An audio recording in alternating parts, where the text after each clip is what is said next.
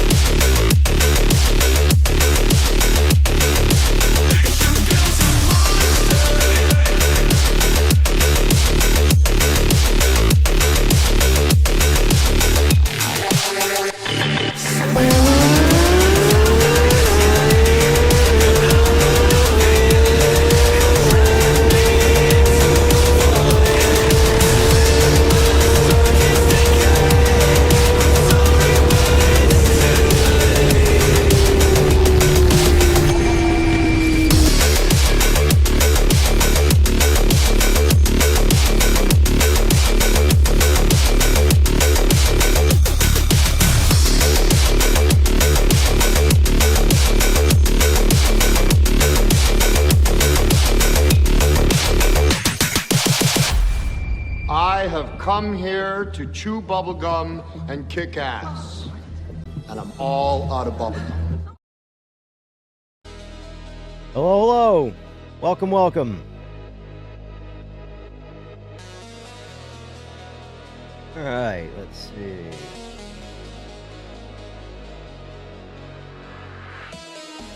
Going on, Slick? What's going on, Texer? Rusty Nail, Anthony Wong, Igor, AJ. What's up, everybody?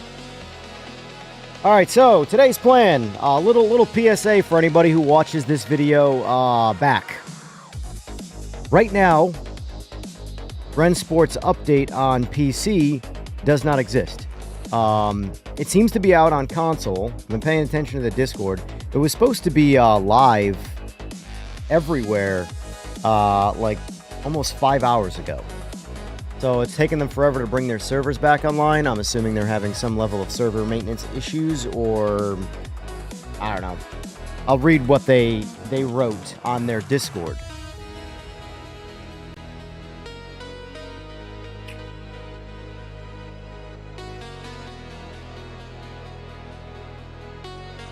Oh, okay, they just updated literally just now.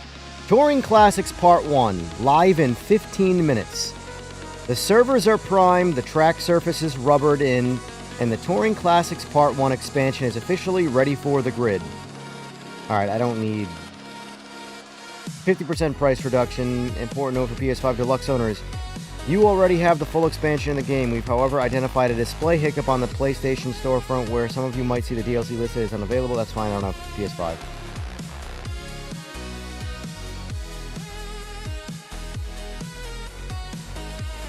On the radar, we've been watching the telemetry and reading early reports since the rollout. Our engineers are already locked into a hotfix slated for next week to sharpen the AI's edge.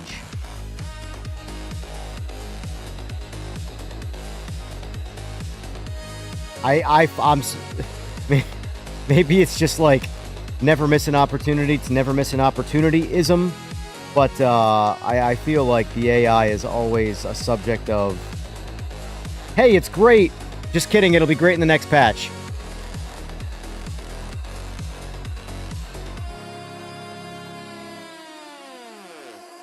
But not have the liveries purchasable. The sounds are alright, but could be better. Well, what we're going to do is to give them time to get their, you know, stuff in order. We're going to start with Raceroom 90s DTMs and just drive them around and stuff like that and give you an idea. Because, now here's the thing. Full disclosure. Even though it says versus Raceroom, this is Raceroom's territory. It's not going to be better than Raceroom. This is where Raceroom is the definitive king of sim racing, is the 90s DTM stuff. So, Super Tours, things like that. That's where Raceroom is the undisputed king of the ring. So, I don't expect Rennsport to be anywhere near as good as Raceroom. But, if they can capture some of it, that's good.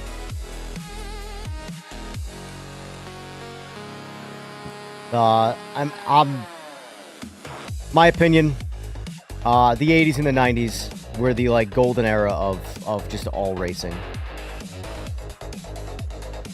It really was just a better time to race than now. Gonna give a damn about AI? Yeah, I know. A lot of people do, though, so it's gotta be, talked about, you know? Alright. Get on screen here.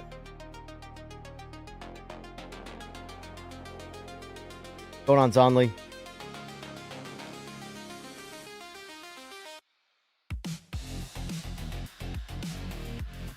Well, for what it's worth, Raceroom, I don't get vibes that they are anywhere near like Polyphony, you know, where they go after everybody for licensing.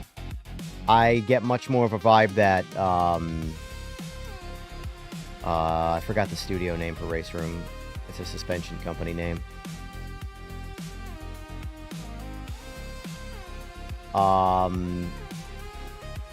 Yeah, going with the win. Anyway, I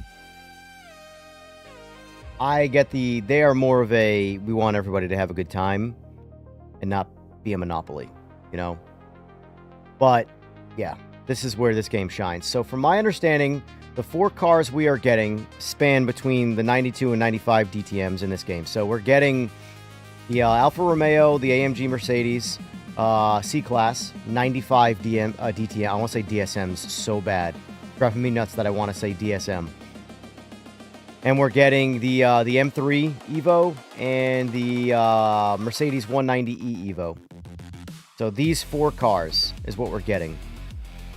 So let's start in the 95 DTMs. I like the Alfa Romeo personally.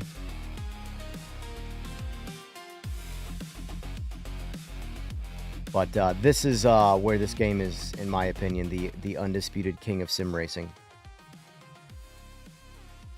Yes, the Porsche GT4 as well. I'm much less interested. As soon as I saw 90s DTMs, modern GT racing became... Nope. Insta don't care. Vera, any of you guys that are on console specifically, gotten to drive anything like this in a video game? These cars? I'm really happy that Rennsport's bringing these out. And not another... Like, because they brought out the Endurance Pack a month ago. And only the Porsche I like driving. The rest of them, in my opinion, are lackluster. And every other sim does them better. So, for me, yeah.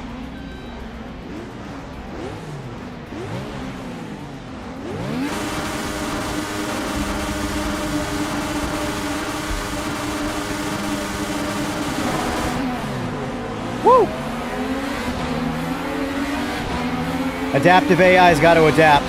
They were just really, really slow, and I turned on Adaptive AI.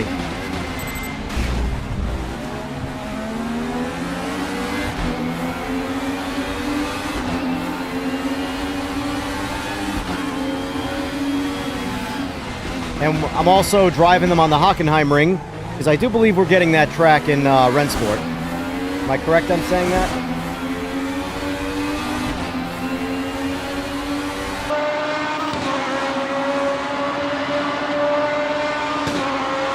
I'd love to see PMR get these cars once PMR is obviously straightened out, of course.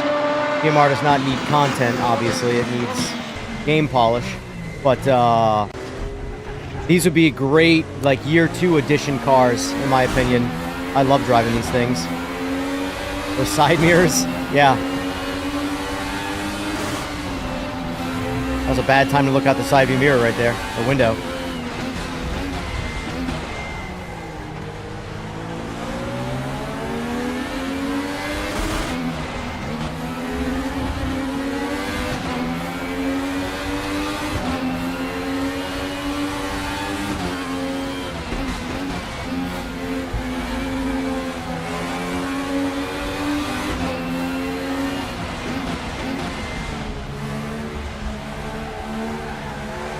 God. Certain cars in these games, man, like I miss Raceroom because of this class right here.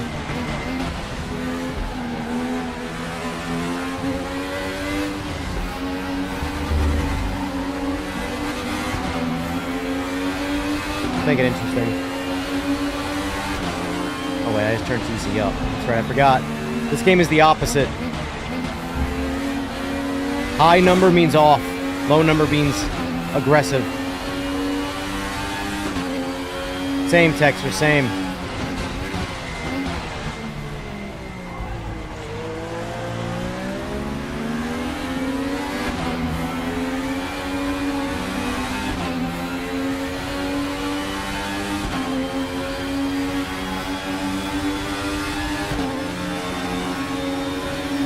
Igor, this is Raceroom. Don't go by the graphics in this. This is not Rennsport graphics, even on PC, trust me. This is Raceroom. This is a gangster. This is what I call the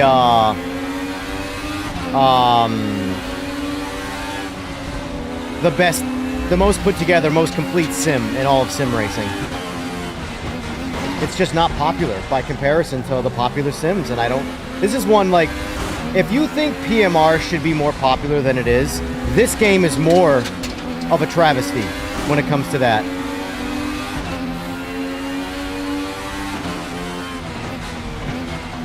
This game, it makes me sad that this game is not way more popular, because these guys deserve it.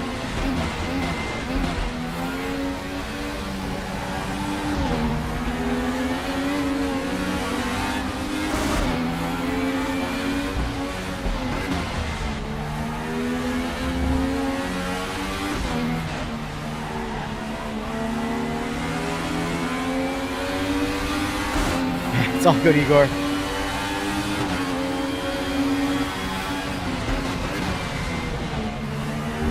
Oh!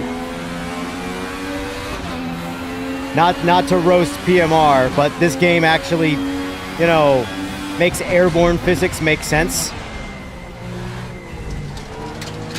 PMR cars freak out the second one of the tires leaves the ground, the physics-wise. It will, supposedly it will one day. That's a big part of their development right now, like priority, is dialing in collision and like collision itself. Obviously, like, you know, netcode and connections and things like that are just always on the forefront, despite how it might feel. Had a long conversation with Sora last night in Discord, yeah. But the as far as like a team effort is concerned, collision physics is like at the top of the list, which it needs to be, because even if you just jump into single player in PMR and drive around with no cars on the road, immersion wise is great. It feels great. And then you crash or something like that happens, and then that's where immersion wise for me, I get pulled out. Speaking in terms of just immersion. Like, not that I want it to be Crash Simulator or Burnout, but I do want crashes to feel like I'm actually getting into an accident and it not, you know, turn into an actual bumper cars at an arcade.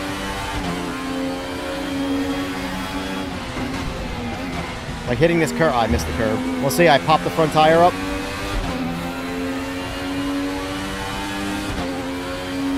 He did. I was watching the ball. I raced in it briefly. Those are fun. I think I got 1/4. Dude, I was so mad. I had so many locked in 113s in the Falcon, and I kept, every time I got out of the 114s, I would hit a track limit for no fucking reason. I'm like, you've got to be kidding me. What is wrong with me? I was like getting in my own head. Oh, hello. Sorry, my bad, buddy. Mr. M. Rooter.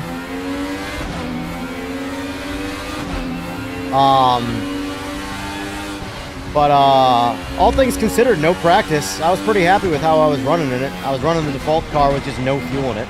I think I would go out with like 2 gallons. That was terrible. 2 gallons, default setup, and just, that was it. What I did in Boris's live stream was basically all the practice I took into that, so I'll probably try and jump in those and practice for them a little bit more in the future, because those were fun.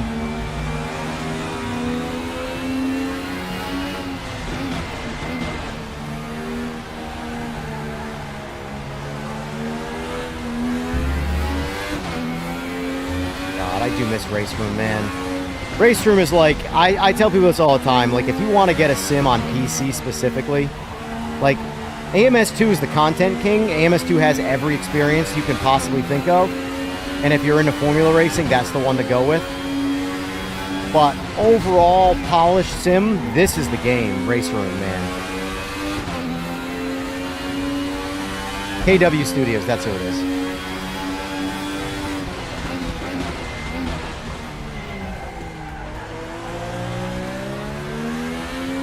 But for the non-PC players, I am excited Rennsport's bringing these cars to their game because it's an increasingly awesome driving experience with these cars. And in the console space, does Gran Turismo have these at all in any fashion? I don't remember.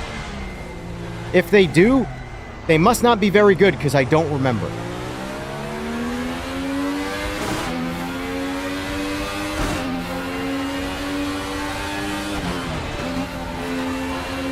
Yeah, I didn't think they did. But these cars are some of the best cars to drive, man. Just super insanely gripped up. Like small engine, high revving cars.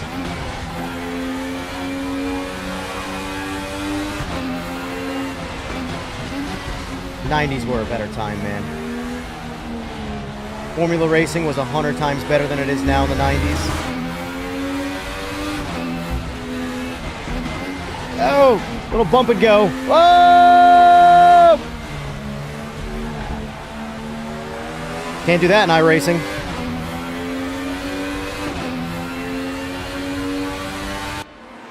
Woo! That's a good time.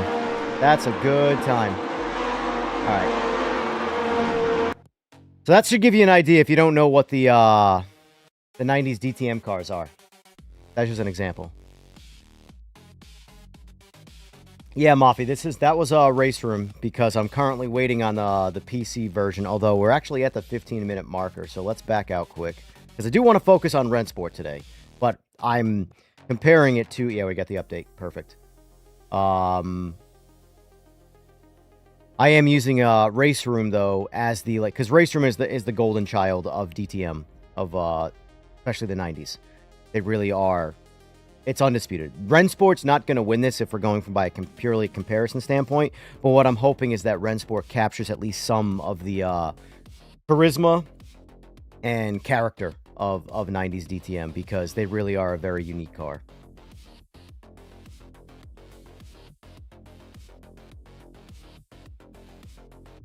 Yeah, I know. You know how I know PMR's ranked is dead? I jumped on one race last night. Because I played a little PMR last night and got a couple guys together to just do some private driving off stream. And we jumped into ranked into GT. And there were 10 people in GT. And I won the race. Now, mind you, the GT cars I'm typically better with than, like, you know, your GT3s and stuff. But still, if I win in ranked out of nowhere, that's how you know no one's playing. That's the reality of it. I am subsequently average on pace. All right, let's restart. We got the update, but let's restart Steam just to be safe. Can't see my bottom dash here over my steering column.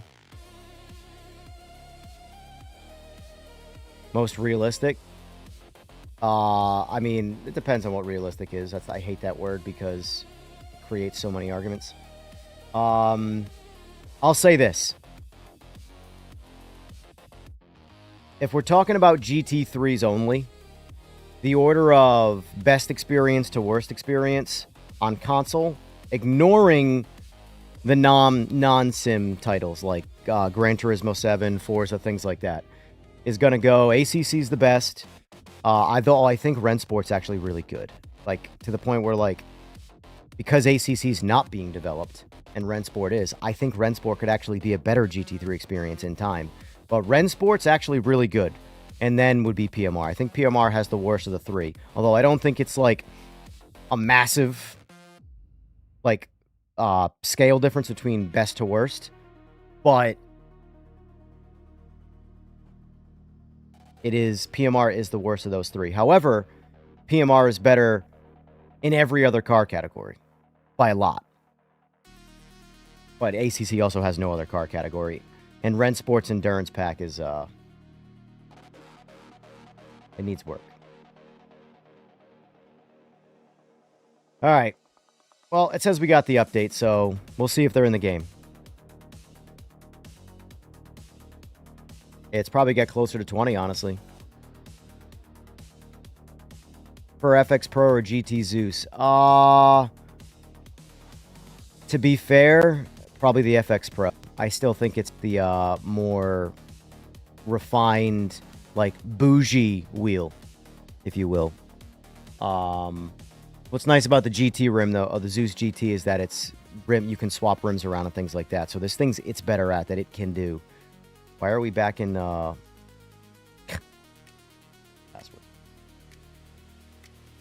I don't remember my password. Find out.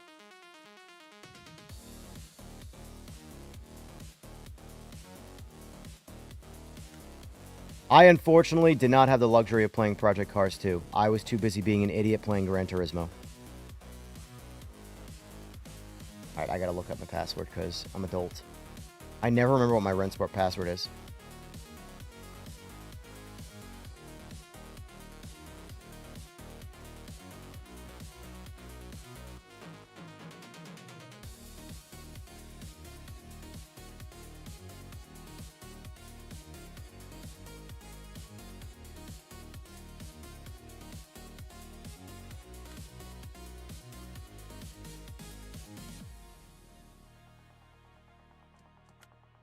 And because I clear all the cache and the temporary files on my computer, this is one of those games that always gets restarted or reset. I have to re-sign in. Let's, why is this?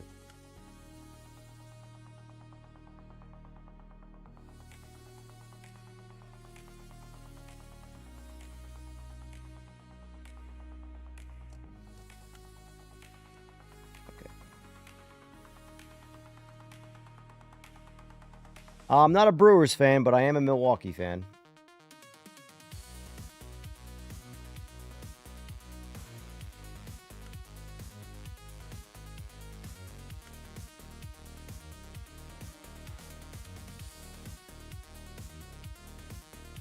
Going over everything here. Okay, save. All right, we're in. Let's see what we got for cars. Select car. Session settings.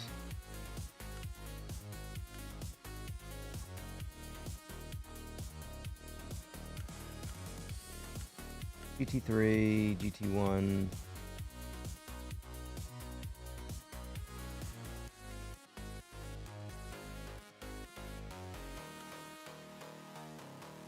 Oh. What the hell are these cars?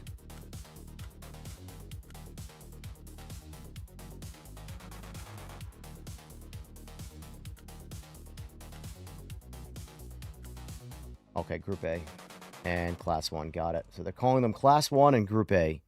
All right, that's fine. As long as I know. There we go. That's what we were just driving, so we're going to jump in the Alfa Romeo first.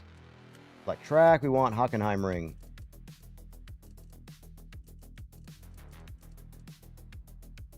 Call me ignorant, but I don't remember where that is. So, here we go. Europe. Got it. Layout we just did. And let's just... Since you guys got to see me driving against the AI, let's see what the AI drives like in this. It's not going to drive anything like adaptive AI in Rennsport, trust me. Not Rennsport, Raceroom, sorry. But, alright, so pro level AI, so as best as they can get. Full grid, which is only 12, even on PC, guys.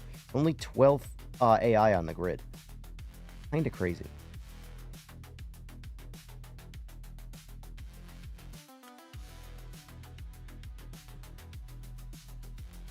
Hypercars, They're fun in both, honestly. They're easier in Rennsport, but I think they're more visceral in Rennsport, if that makes sense. Alright, here we go. I'm a little nervous right now because I want these to be good. This is just all this stuff.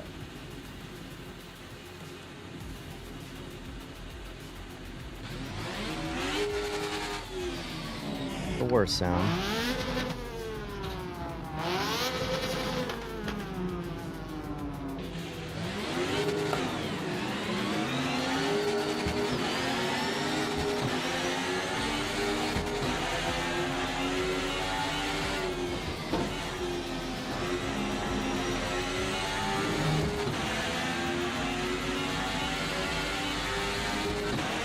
It shifts weird.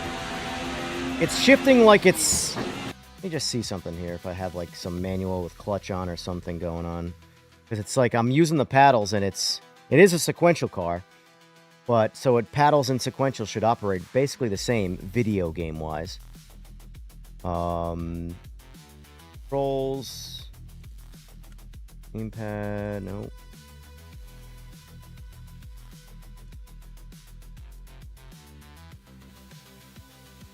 Under assist, I believe. Gameplay, maybe? This, here we go. Gearbox manual, engine starter, lifts, blips. Alright, so maybe this is why. Let's put those on. Activate assistance in lifting the throttle while changing gears. Usually only needed for cars with manual H-pattern gearbox. I thought these were, I thought these cars were sequential, but it's quite possible they're H-patterns. I could be wrong on that.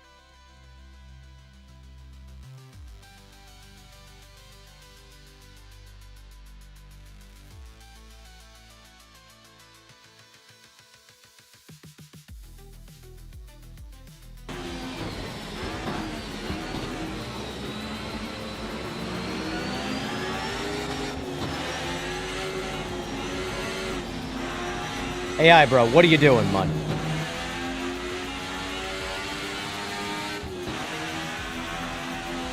I wish the shifts were faster. But if that's my biggest complaint, we're off to a good start, I would say. Oh, Jesus. The brakes aren't nearly as good in this. What the... Dude, the AI's rough, man.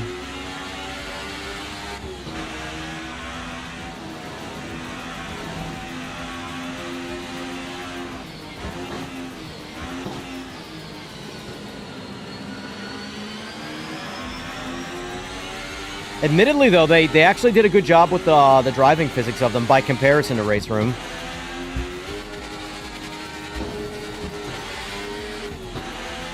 I gotta see if these are H patterns.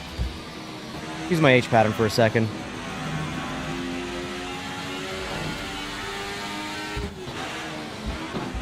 Nah, it doesn't change the shifting at all. Same speed. I was wondering if there was gonna be like a,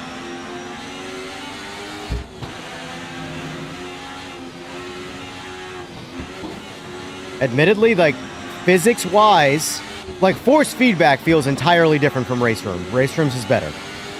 But car physics-wise, pretty good. I'm not really, like, I don't like the way, what they do with the Endurance Pack, like the CLK. I don't like the way those cars drive, the GT1s. I do not like them in this game. But this is actually pretty good. It's good, because this is a much more unique car. So, in my opinion, for Rennsport to have a unique experience, these cars need to be good. Not the GT3s, not the GT1s, these cars. Audio's not quite as good as Raceroom for the car, but it's not bad either. Not bad. My biggest complaint about the experience is the shifting. And that's not that big of a complaint. It's shifting. Let me turn up the force feedback a little bit, because I will say the one thing about this game needs what PMR has. Car for car, independent force feedback tuning. That's one of those weird ones that PMR gets like roasted for. I do agree that a lot of the times the default force feedback setups need to be tweaked on their end, the developer side, for the default setup to be a bit more balanced. But, like, that's a good thing to have a global for all the cars and then an independent force feedback adjustment, you know? Yeah, I know, Slick. They'll absolutely love it. All right, so let's just bump it up to 75. Let's try that. See how that feels.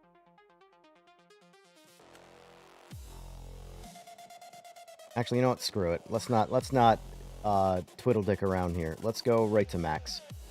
I'm gonna hate this in the GT3s, but it is what it is. So that should be a full 18 Newton meters. Yeah, see, like, this is what I want it to feel like. This is not too much force feedback.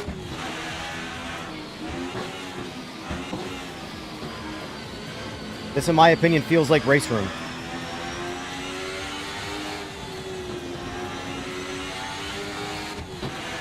Rennsport fans, this is the update, in my opinion. The content.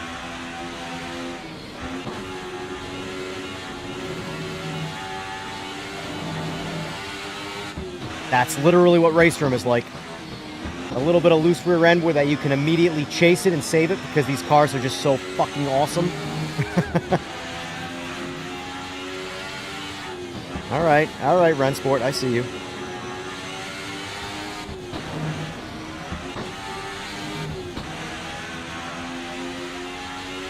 Now, obviously, this is a very limited test, what I've just done so far. But I will say, this right here is the most fun I've had in Rennsport. But I also love these cars, so grain of salt.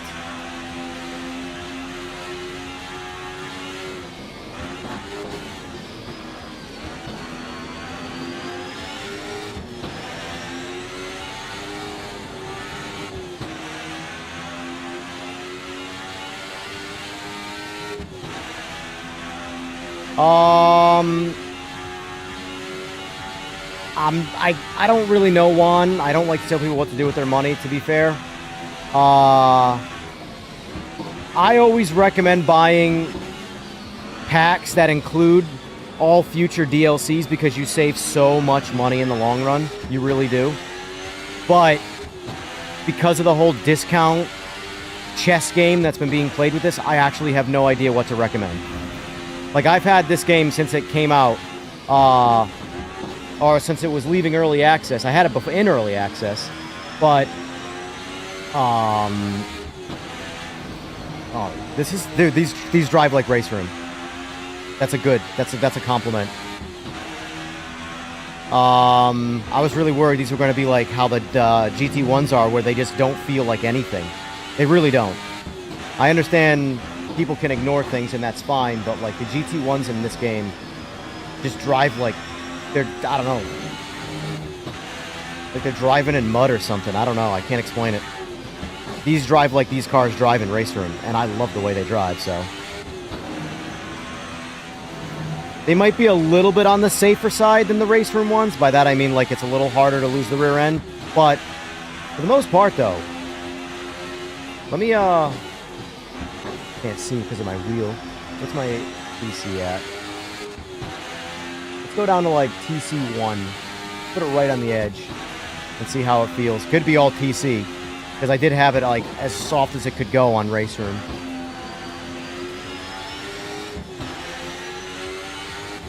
I'm full lock right here, so wasn't really any slip. All right, so let's just turn TC off and see where the limit is.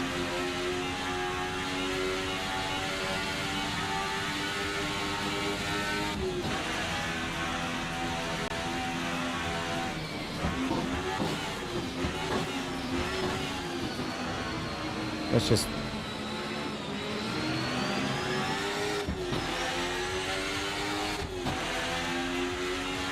Oh, this is maxed out graphics, yes. The side bouncing this, that excites me. Oh, let's try first. Yeah, there's not really any tire slip in the rear, though, I'll say that. Like, I'm full lock right here. I'm in fourth, yes, but... Let's just confirm. I'm pretty confident stability control is completely off in this right now, but I just want to completely make sure. Driving. Yeah, so throttle assist off, brake assist off, stability assist off, automatic headlights is on. Yep. All right, so this is the hardest experience. This is the AI, Dan. I'm racing against the AI. But I'm driving like an idiot to kind of sort of throw these cars around right now.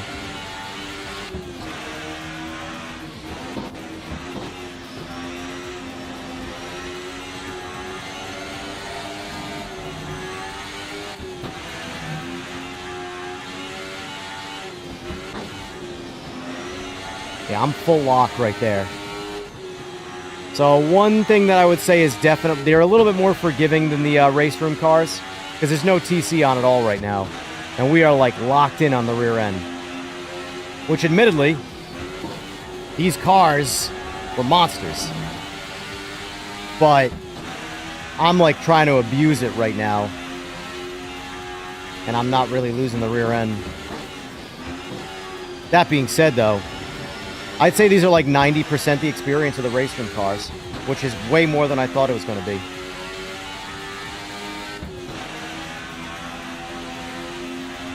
If I could make any changes to these cars by comparison based off of the Raceroom experience, I'd want a better shifting experience. I want snappier shifts, because these cars were very punchy on shifts. And I want the rear end to be a little bit looser. That's it, though. That's really it. These cars are very bouncy, like side to side, like that feels so good, man.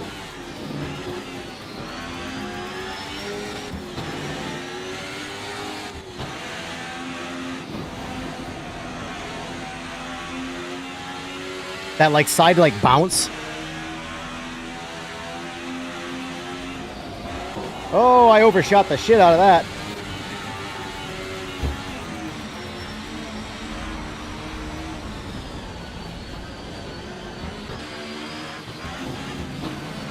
Oh, AI, way to re-enter. I mean, I kind of did the same thing too, but I'm also the only human player here.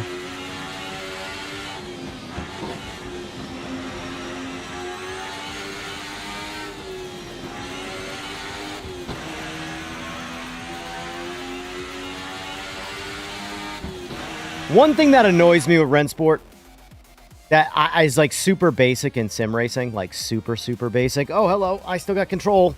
Post finish. Oh, okay, we flipped over. That was a good time. I'm actually that was better than I thought. I suppose maybe I mentally set the bar low. And that was pretty fun. I'm not gonna lie. Complete a race in the Hockenheim ring. Sweet. Got my little participation trophy. Let's try a different car. Same scenario. All right, so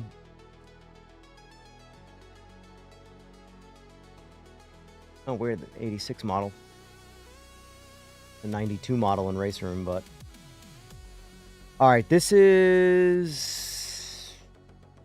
I can't remember in Raceroom if I like the 92 or the 95 more. We're going to try them all, so.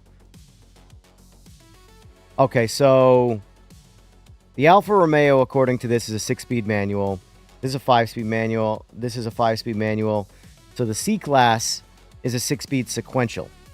So let's see if this one shifts like a sequential does, which should be snappy, snappy, snappy.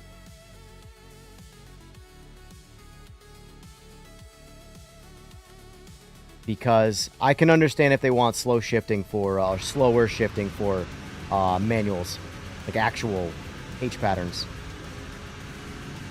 All right, let's see how this one goes.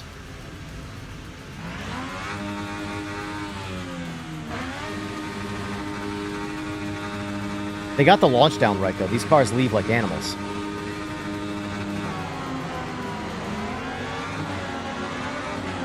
This one shifts faster, yes. Not sure how I feel about the audio in it. Oh, hello. You know what? Let them go do their thing. I'll stay back here and do my thing.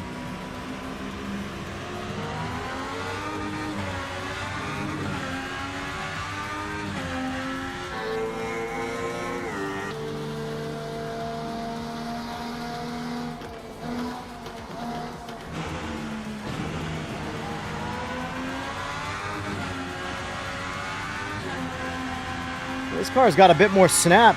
Hold on. Let's see if we can lose the rear end in this one. All right, TC's off.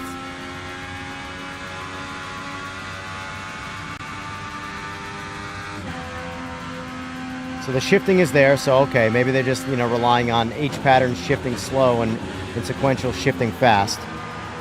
Because sequentials definitely shift fast, whereas H patterns are reliant on the driver.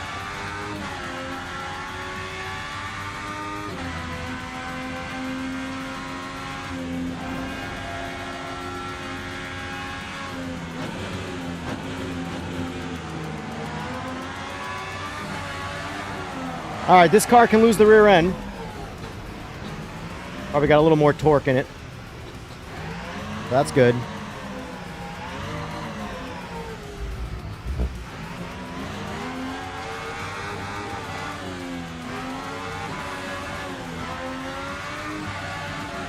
Dude, when this thing shifts, it melts the tires. All right, so go TC1. Helps to pay attention to where I'm going, guys. Let me just start this over. Let's just restart this. Get a nice clean start.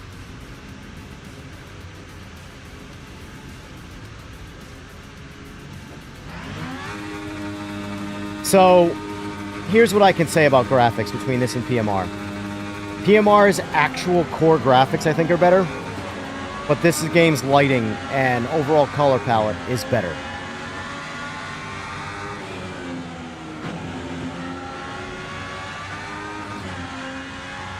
And you can mask a lot of things inside a nice lighting and a color palette.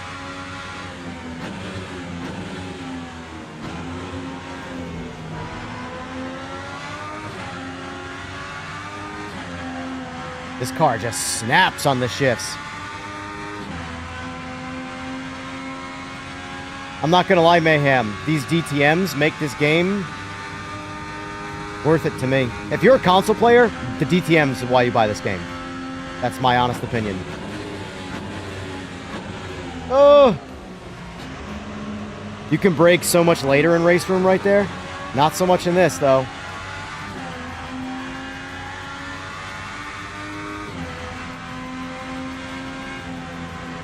This is the fastest AI can be in this game, boys. AI in this game is this game's like, I know people who don't play single player don't care at all, but from a full gaming experience, the AI in this is like their Achilles heel in development. They just cannot get the AI anywhere near. Like, don't get me wrong, this is probably the best the AI's been, so in that regard, they're going in the right direction. It's like they're just crawling up Mount Everest, though. They'll get there. Maybe.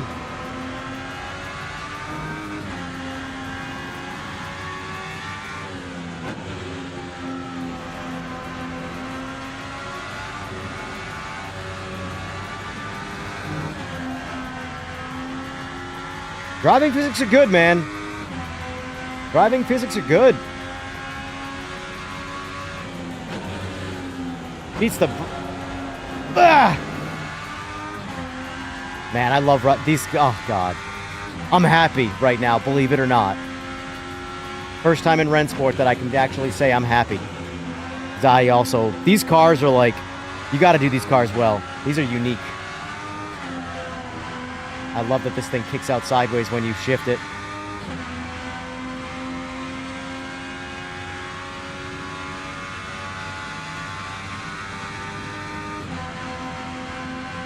Yeah, these cars, I would love to see PMR's eventual, if they did it, I would love to see their variant of these cars. Because not a lot of games do them. Which is why I'm happy Rennsport did. give the console space a taste of what Raceroom does, you know?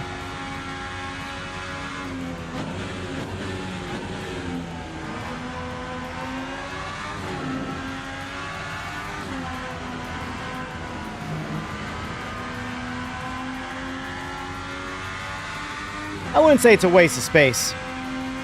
I'm into all the games, every one of them, so for me, I invest into all of them, hoping that in some way it does help. Because here's the thing. I am very much in real life in all aspects of everything, super anti-monopoly. Everybody should be, but people get very brand loyal. And they shouldn't. You should not. Brand loyalty is poison. Like, even though I'm a massive Milwaukee fan, you know, the thing is, Milwaukee's still an underdog, so I'm okay with being the one thing I'm kind of brand loyal about. But when it comes to these, like, games, you want them all to do good, so they keep everybody fair. Like, at the end of the day in sim racing, iRacing is still the corporate monopoly. Regardless of how they're doing financially, their entire ecosystem and player base, it's a monopoly. Even LMU is, and all of its success right now, ain't even nipping at the heels of iRacing. I mean, I'm going by comparison to the Snap-ons of the world.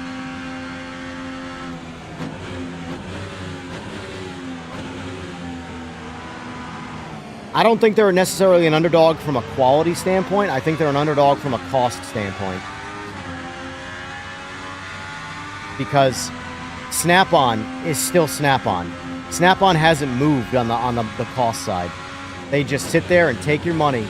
And people, the thing about Snap-on is most Snap-on people go, well, they're expensive, and I'm in over my head, but it's all chargeable to my Snap-on credit card, so I'm Snap-on for life. I've broken more Snap-on tools than I have Milwaukee tools. Actually, I've broken more Snap-on tools than I have Harbor Freight tools.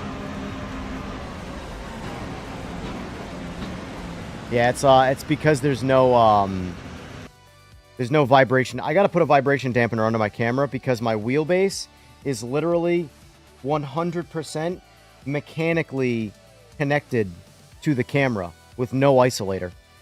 So, a Harbor Freight Icon stuff is actually really good. Like, full stop.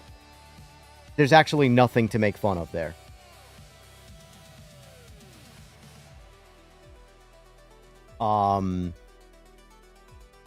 Be right back, pause the entire stream. Okay, we'll sit here, hold on.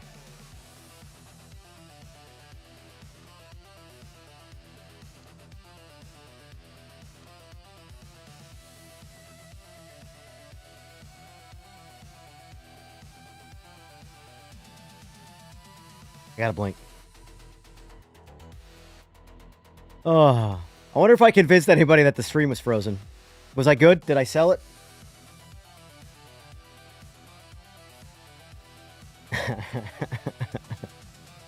All right, let's see what's oh, no, we got two more cars to check out first. Hold on. All right, so exit the main menu.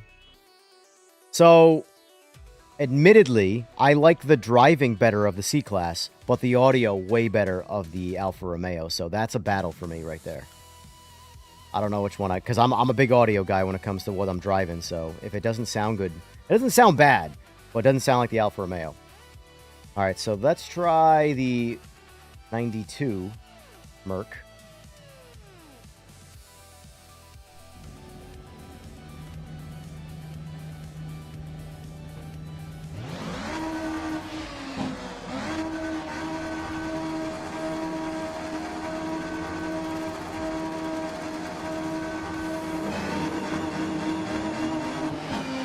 I agree with you, Mark.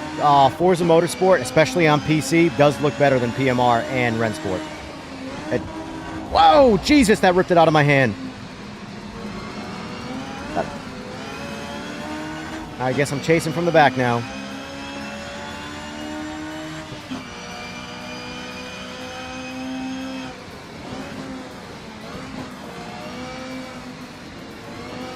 Ooh, this just... Yes! All right, this car does not have TC, that's why. All right, okay. I'm sitting here, it feels like we don't have any TC. Yep, this car does not have TC. I didn't think it did. I actually didn't even think the 95s did too. But I guess they do. Because it's like that in Raceroom too. I think I was just thinking of the 92s. Because I know the 92s don't. But I wasn't sure if they had it in this one because why not?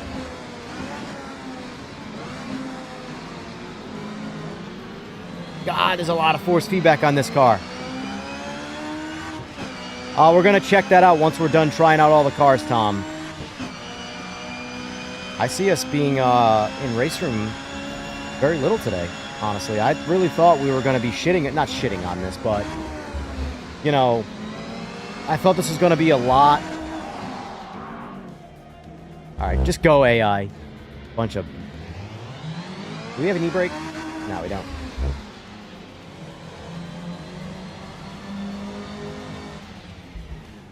All right, guy, come on. Come on, let's go.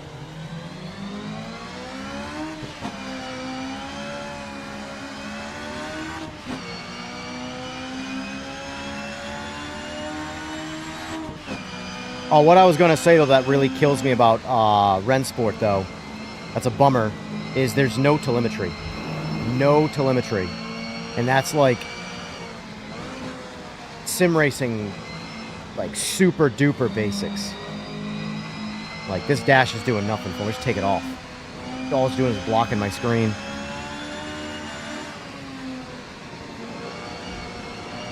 This car has got the most force feedback out of the three so far. By, like, a lot.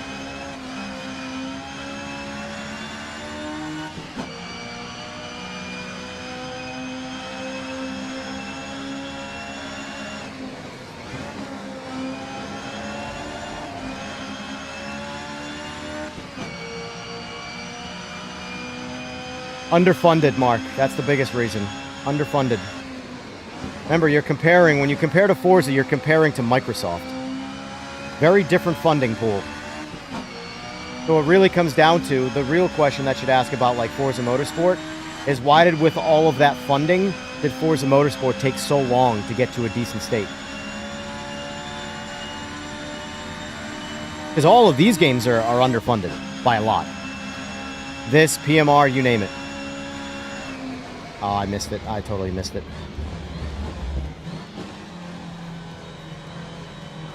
No, this one's rear-wheel drive. Oh, I'm being lapped now. Look at this shit.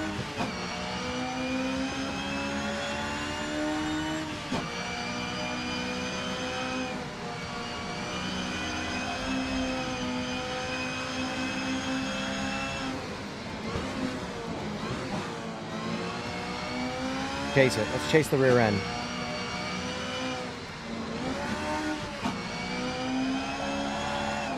Nope. I tried to just send it. Oh, the AI is still terrible in this. AI is still dog shit. They're the best it's ever been, but when it's... the bar is real low, you don't really notice it.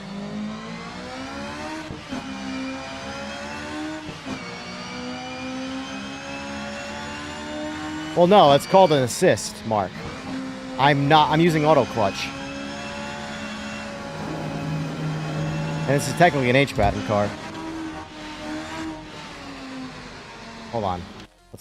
Let's please the H pattern, guys.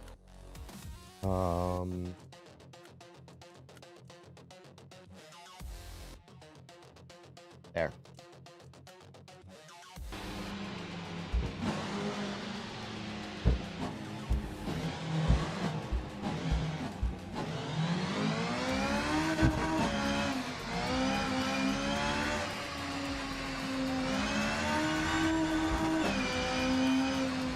Oh shit, I have the clutch mapped on my pet. Damn it! I forgot I have the clutch mapped on my wheel. So I gotta pull the wheel. Ha! That's gonna be really hard to do. Alright, hold on. Hold on. I'm sitting here like, why is the clutch not working? But it's on my wheel, I forgot. So bindings. Could be a secondary for that.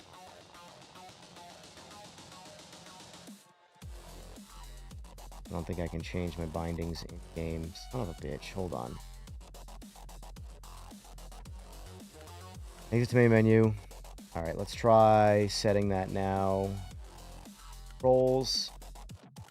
Bindings. Not?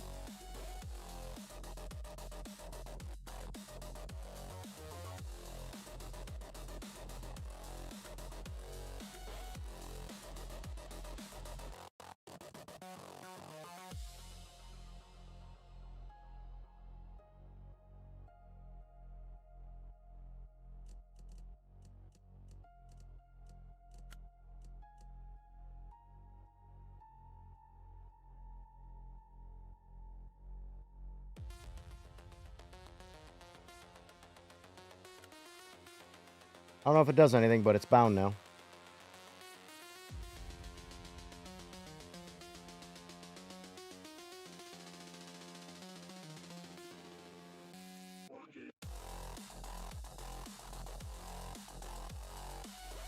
Secondary clutch.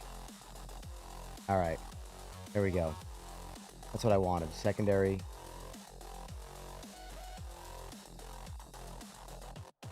Alright, let's jump back in that now.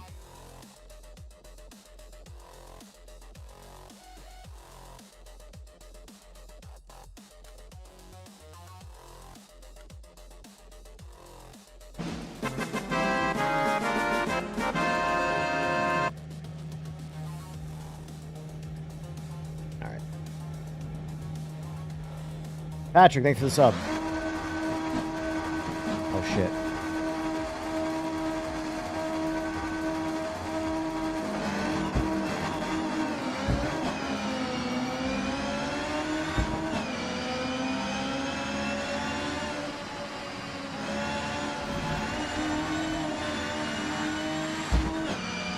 I don't know if how the clutch works, though. Like, hold on, let me see something.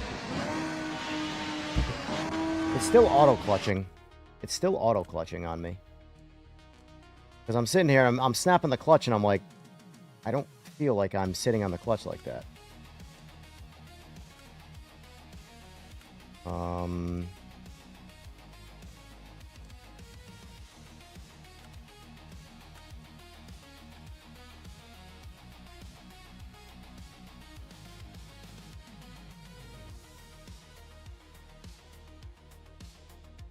Yeah, I don't think the H pattern, the clutch works proper, if you will.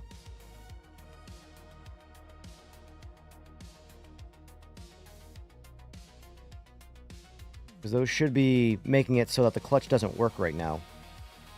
Even though, like, watch. Jesus, that's some vibration. Like, it's auto-clutching right now. Right now, even sitting here in neutral, it's auto-clutch. See? It's shifting super slow because look how long the clutch is pushed in.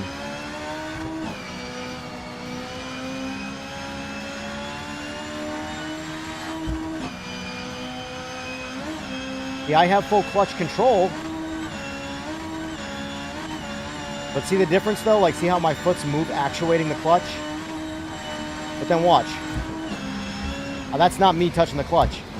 And it's doing a very stagnant on-off to engage. So how do I...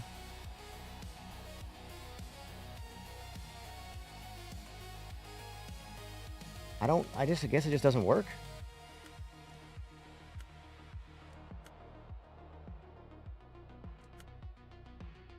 It's 100% on manual right there.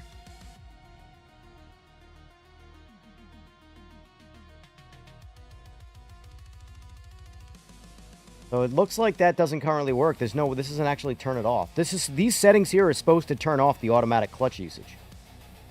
So unless I'm automatic downshifts, and there's nothing past that.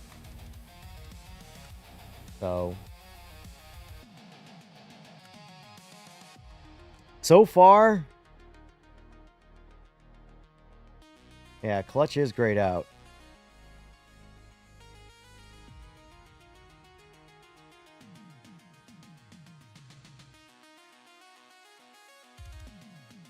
I guess someone can start reporting that. Really? That's the answer then. Good job. Good call, Igor. All right, let's try that. Let's try that. Let's see if the clutch works automatically. So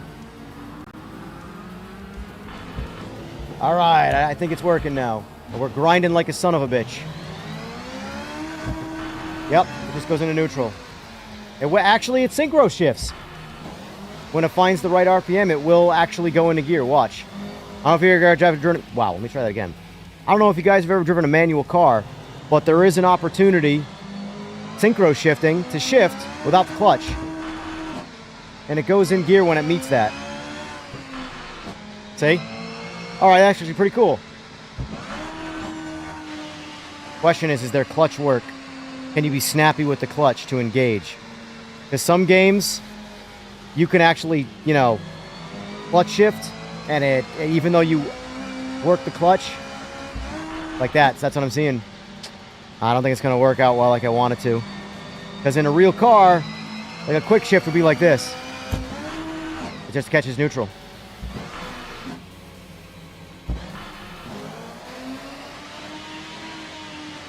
So I think it's just going to need more work there. Yeah, like, I don't understand. What's taking...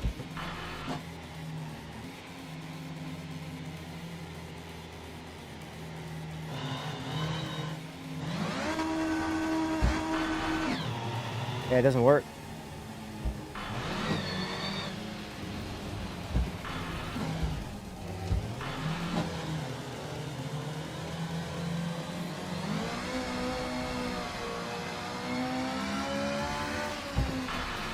See?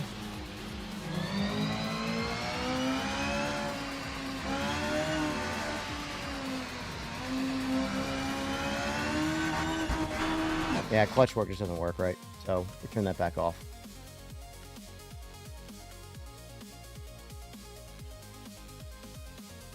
Doesn't work right. Why is that a thing? Why does so few games get clutch working right?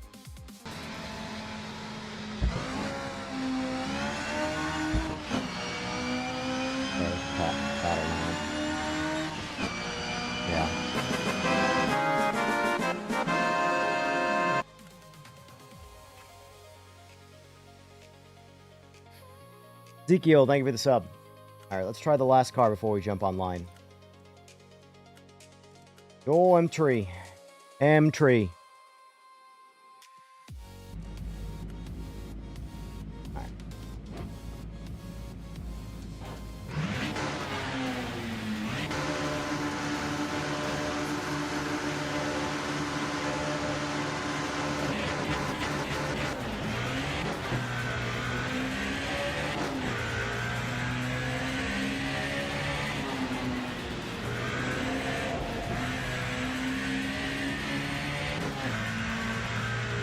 Oh, it is on Unreal Engine 5, yes.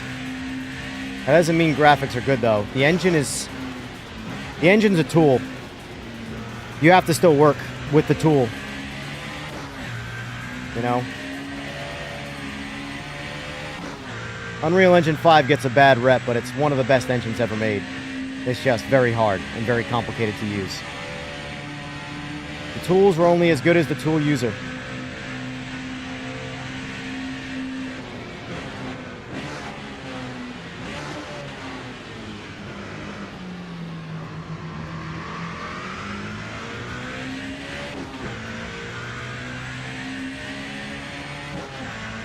I definitely like the Alfa Romeo the best, though.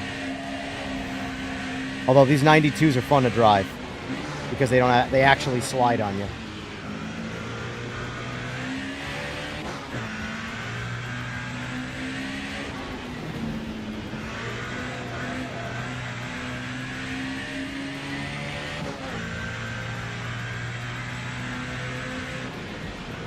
Essentially, yeah, Rob.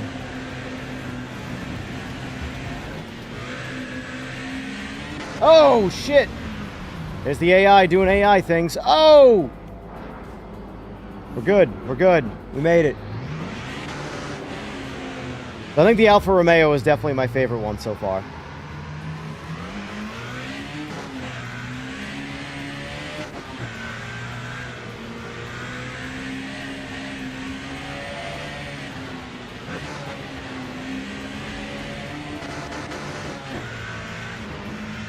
Let's drift it. Let's drift it. Oh, too much.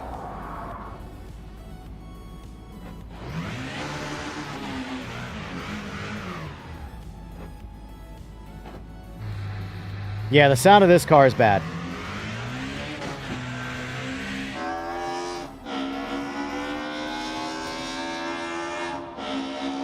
The Alfa Romeo, though, sounds decent, admittedly.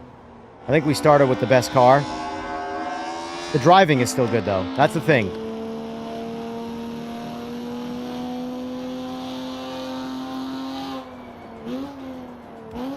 That's actually not bad. The exhaust, the exterior exhaust is not bad.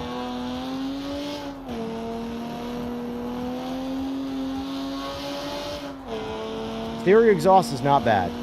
The interior, the cockpit one, the bonnet's pretty decent too. You hear a lot of induction sound, but cockpit view is very...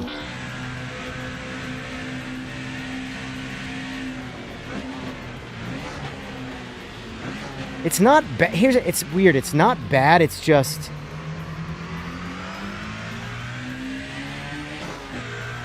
It sounds like I'm listening to the engine, but I'm underwater. Like I got water in my ears. You know? And I know they're probably trying to go with this to duplicate the sound of, yeah, speaking of that, Eagles. Yeah. That's pretty good, admittedly. But, like, in this particular instance, like this audio part, there's zero car audio off throttle. Like, the car's not on. But you hear the induction. See? It's like the microphone for this view is on top of the airbox, or the air intake.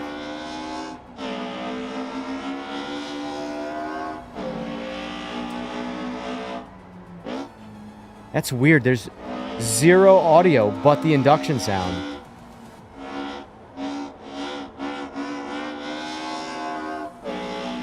Not bad on throttle, but it's clearly missing some stuff.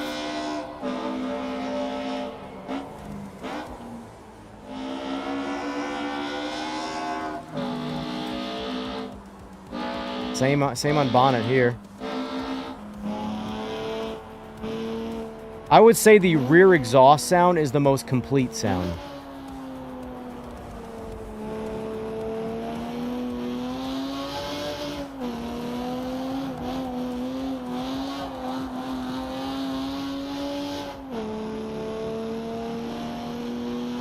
They're fun cars, though.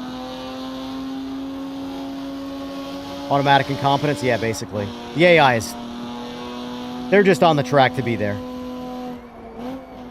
I was most interested with these cars, like the driving of these cars, because these are some of the greatest cars to drive in Sim.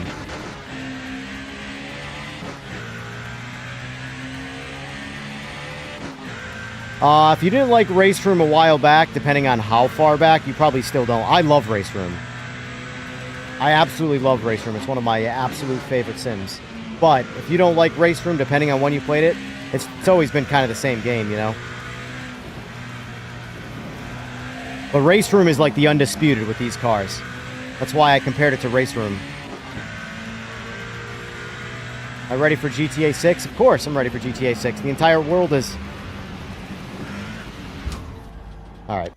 So, let's, real quick, I want to jump back in the, how's the new Porsche mod track? Oh, we'll get there. I'm not worried about... Fuck a GT4. GT4s are weak. These are so much better. But we'll get there. We'll get there. And I will try... I do want to try the other track, yeah, the mod track. I think this is the best DLC car of this pack. The Alfa Romeo.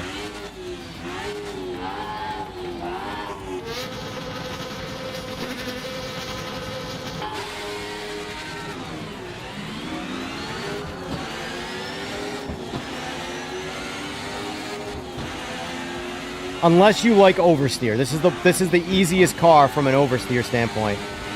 You can really, really crank on this thing. God, this is the AI at max, by the way.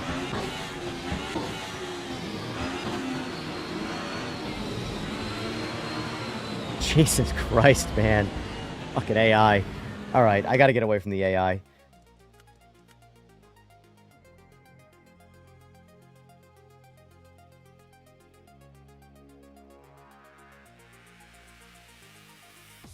which has better graphics. They have different graphics. I can't really say which is better. They do different things better. I'd say Rennsport does lighting and shadows better, which I guess is one and the same. But this game has a ton of aliasing that drives me nuts. And it has DLSS. It's not implementing The thing is, this game is not implementing temporal anti-aliasing correctly. All right, let's try multiplayer out.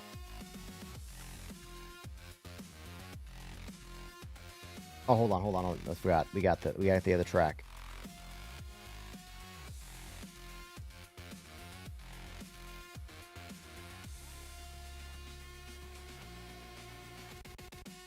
Grumps. I personally think the GT3s in this drive a little bit better than the PMR ones. But I'm not caring too much about the GT stuff right now. I'm into these 90 DTMs because these are some of the best cars in Raceroom, and honestly, they drive very, very, very parallel to Raceroom, which is good. That's a compliment. Select track. What's the new track? Oh, I could try these on Laguna Seca. That might be fun.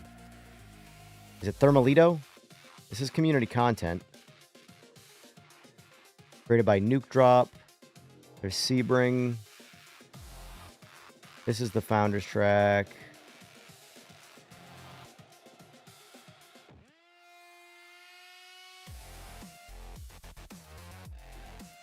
This actually is an incredible... This Crest to Chorus guy, whatever. This track. This is actually, I think, the most fun track in Rennsport. And it's a fictional track. Why are people making video games better at making racetracks than... Well, I guess you need Planet Earth to cooperate with making your racetrack as well, but... Oh, that's this one, too. This came in with the last one. I never tried this one.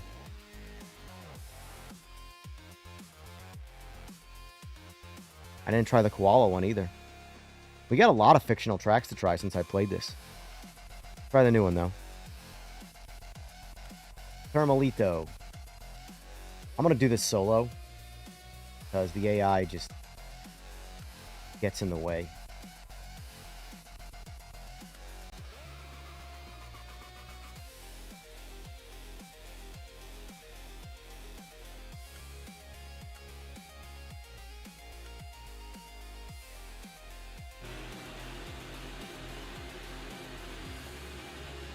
I don't, respectfully, guys, I don't want to answer the questions of which you should buy, like Rennsport or PMR. Because my answer is going to be buy them both and figure out which one you like better. That's my honest answer. Sim racing is so subjective, honestly. Like, I am but one opinion. For me personally, I say buy Rennsport for this DTM. Or these DTMs. But...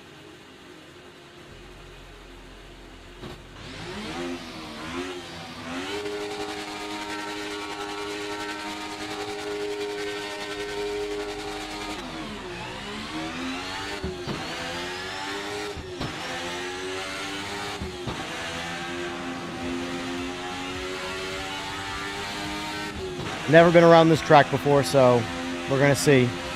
There's so much visual noise. That's the one thing about Rennsport that kills me. Hello.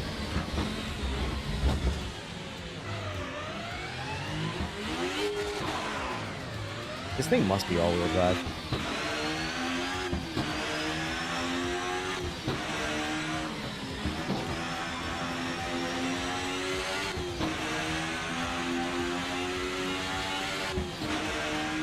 Like, that's where, like, look at all the noise and, like, the lines and the fence and stuff. That's where the graphics in Rennsport really suffer. Really suffer.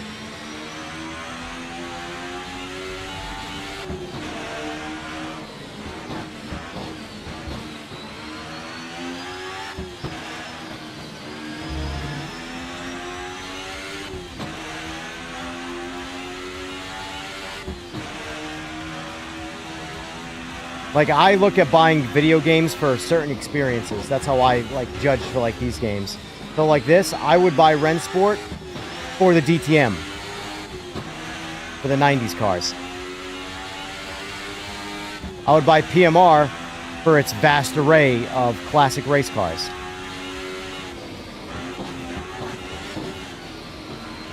guess I could look at the map.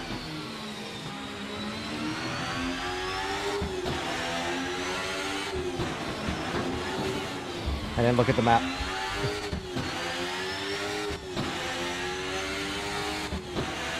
Both games are going on sale, so I recommend buying both games.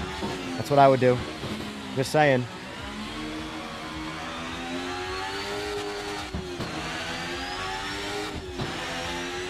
Although I do not think Rennsport has the connectivity issues that PMR has, and that's like, right now, that's PMR's Achilles heel.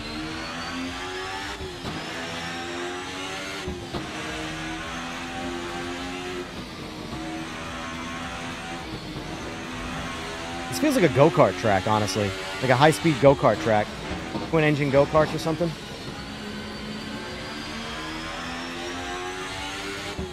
Fun little track, though.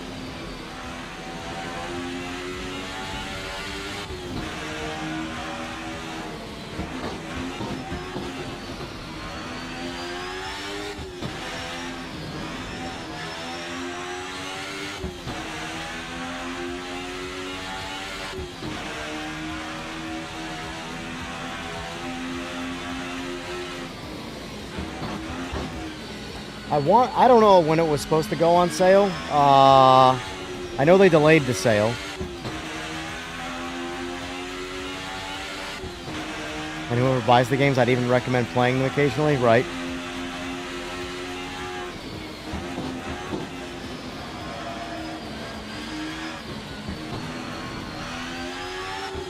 It's a fun track.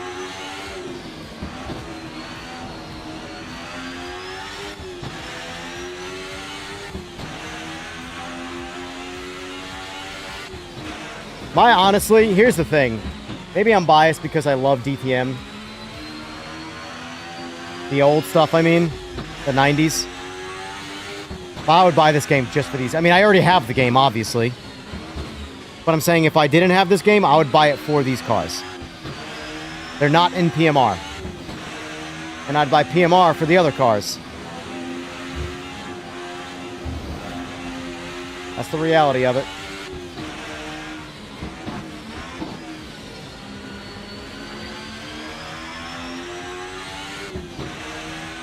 What's the sale price tomorrow?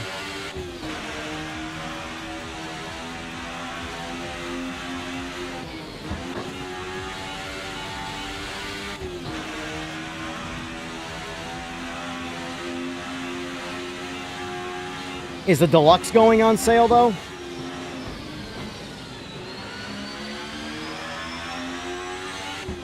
Because I'm pretty sure this pack is not included in the standard, correct?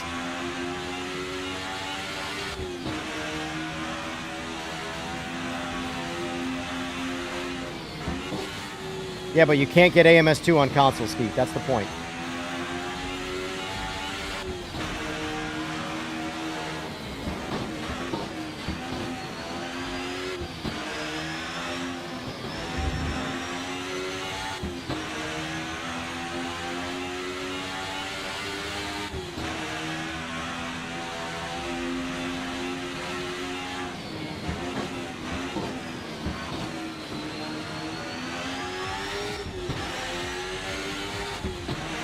This is fun, guys. Guys, this is good. There's a reason why I haven't backed out of this yet.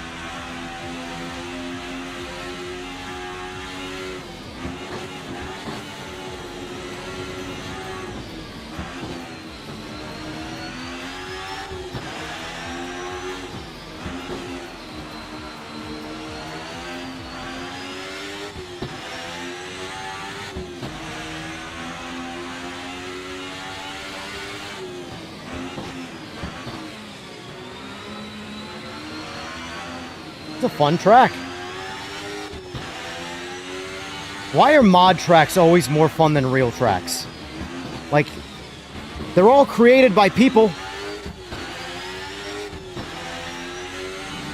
But I guess in fictional tracks, you don't have to rely on planet Earth to cooperate with giving you the landscape.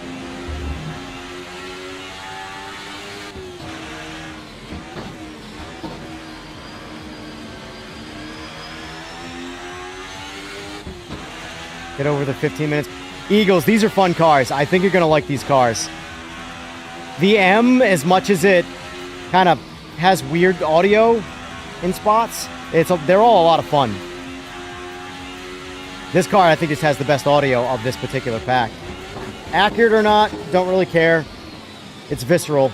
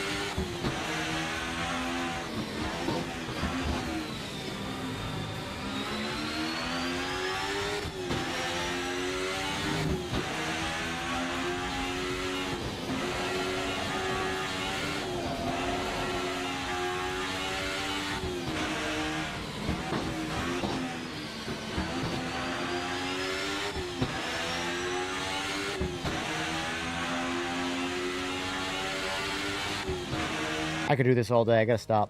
All right, let's change it up a little bit. That's a fun track. Great job. Whoever made that track in their spare time or whatever from the community, great job. That's a fun track. That's a fun-ass track. You know, just like High Rock, super fun track. These mod tracks, man, in these video games are just so good. Like, they know how to capture dopamine racing. I'm doing solo laps. Like, that's what I'm talking about. Like, some random person, maybe a developer or whatever, but the point is they created that track. I'm soloing around that track, having a blast. Yet, everybody wants to race on Monza. The track that will literally put me to sleep. Me there, I want to keep doing laps. Anyway, let's try the C-Class again, because it's the only sequential car. And let's do...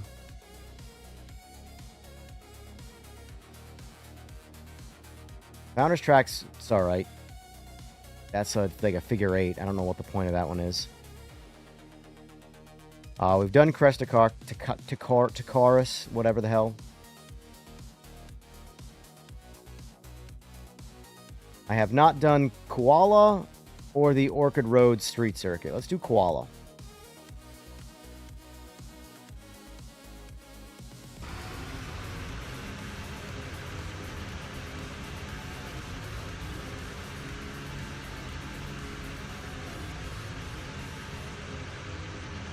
I'll do that after this. I'll probably jump in multiplayer after this. I do want to do that.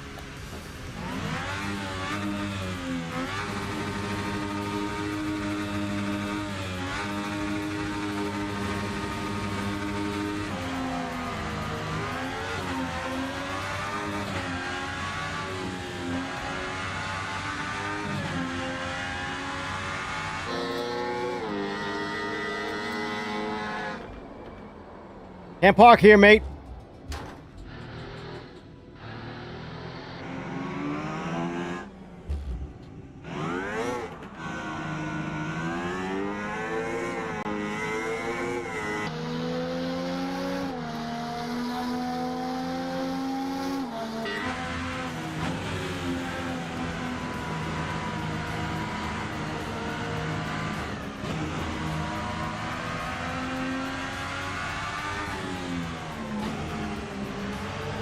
This is a short track.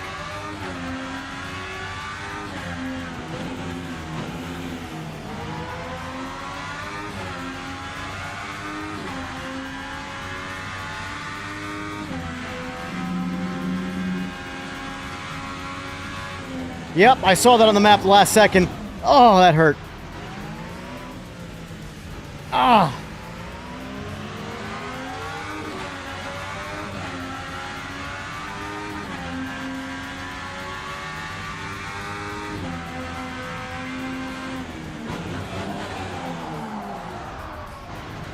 Meant to do that.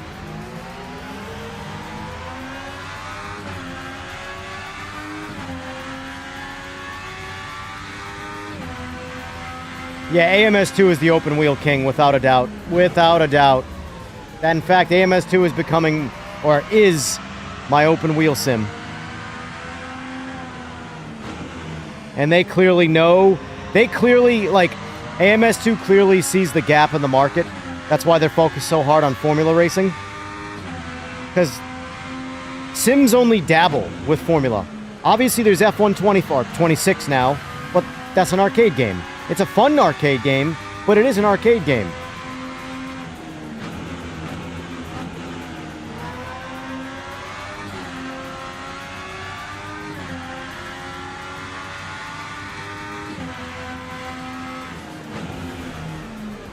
Oh well. Corner cut.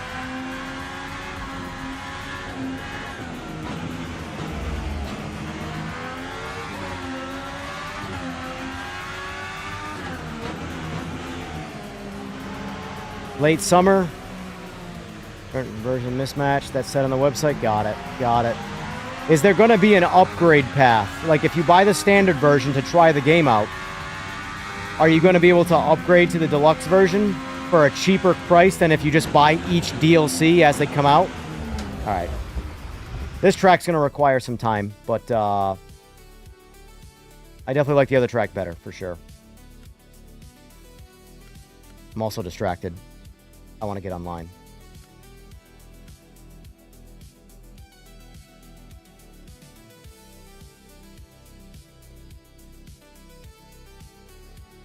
These are all their races. I go back. I want to get in the customs.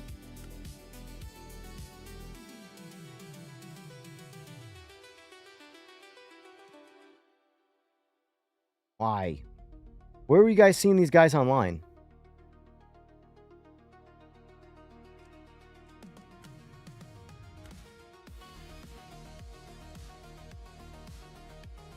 There's obviously these cars online, but I don't want to race GT4s and shit like that. I don't want to. What is this SPX contest? Oh, that's that. Class 1 contest right here running. Damn it. Missed it. Missed it.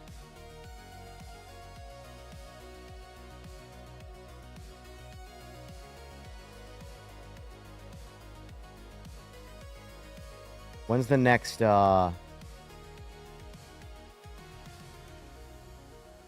Class 1 contest?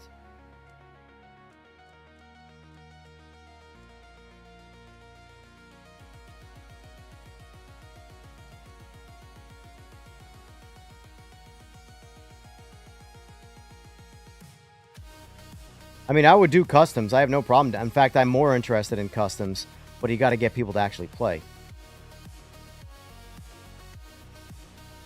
Group A contest right here on Nürburgring GP. And that's at 12:55, so we got 35 minutes for that.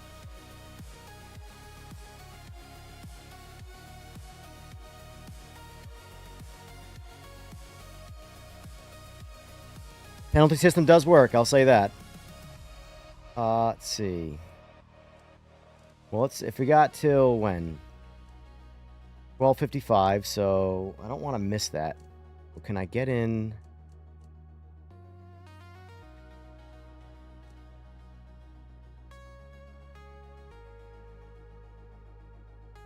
How long is this race? 2-minute practice, 7-minute quali, 10-minute race, so 19 minutes. I think we can get in if this does actually start then.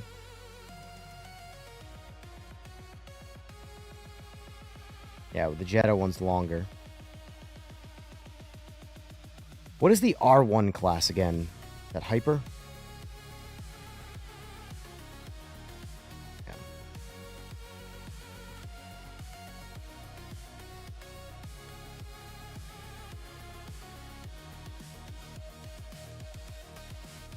What's the new GT4 car they added?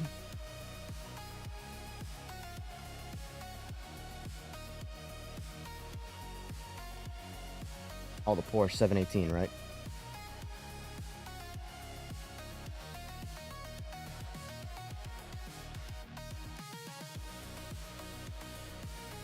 Makes sense, Mark. Makes sense.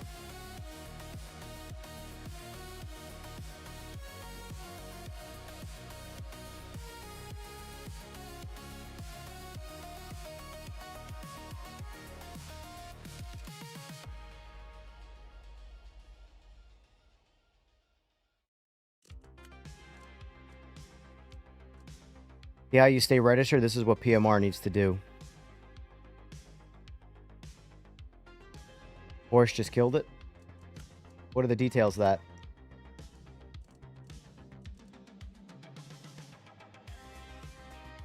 Why is it saying no contest found when I go in here now? I'm just confused what's happening here.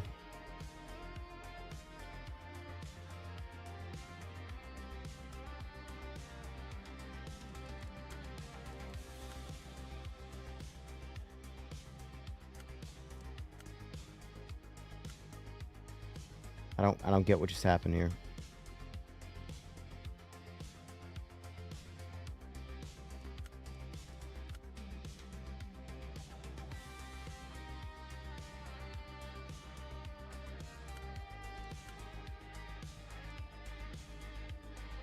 I don't get what's going on. Whatever, I'll see what happens with this, I guess, when the timer runs out. Yeah, crossplay's on.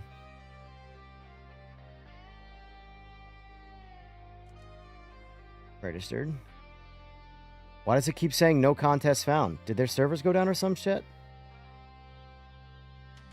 Oh, click crossplay on and off. Got it.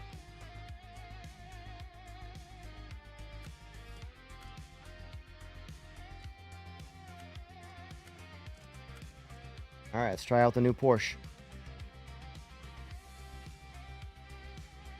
I'm gonna use the bathroom, make a G Fuel. Let's get going.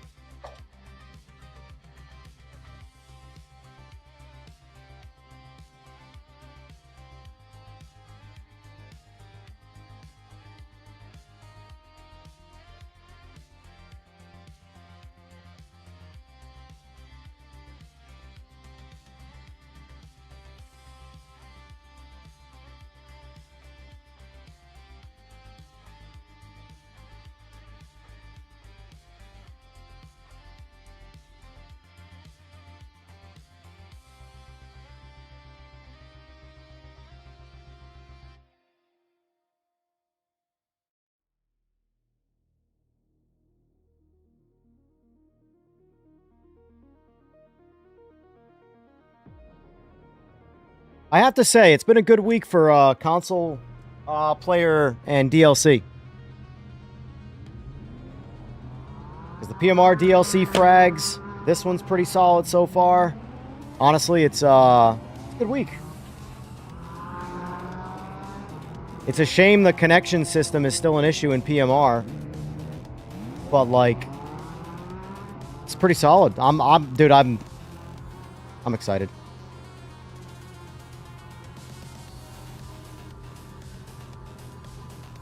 All right, what track are we on again? Oh, this is the new one. Oh, wow. Wow, wow. This is what I'm talking about with the force feedback. I'm just going to deal with it. Oh, I definitely just sped my ass off in the pit. Ah!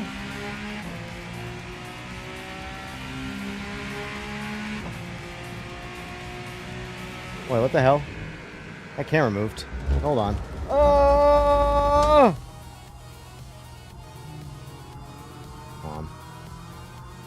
Gotta fix that camera. I don't want my...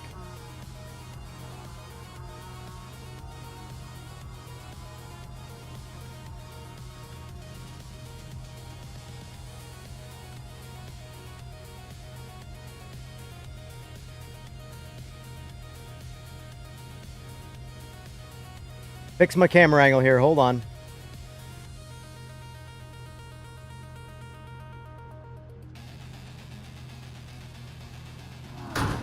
Oh, someone just smoked a wall near me. I heard that.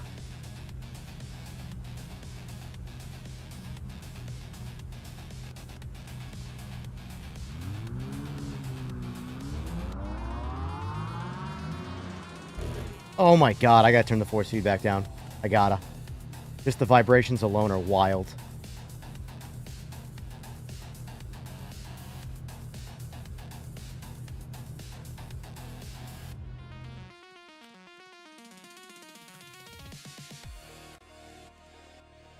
One thing I don't understand about the practice sessions in this game, what's the point? You can't even do a lap.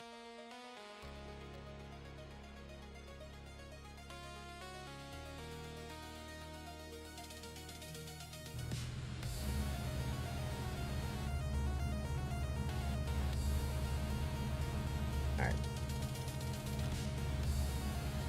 Quali time. I have no idea where I'm going. I'm absolutely not going to qualify.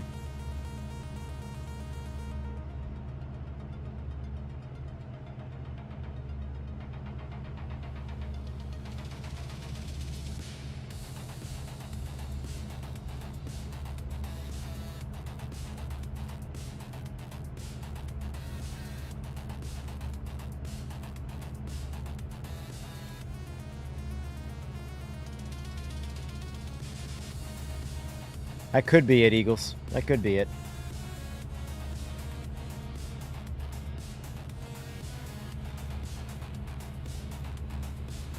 So, speaking of Mark with the heat comment, I've been wondering, does is it not a thing in the UK and stuff to have AC?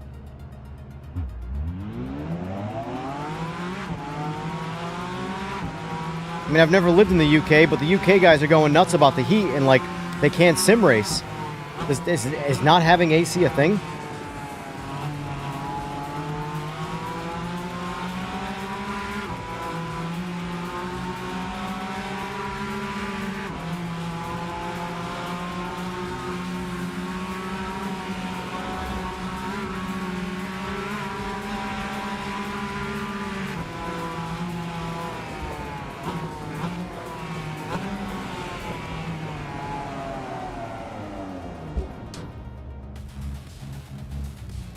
That's a hard turn on this track, I'm not gonna lie.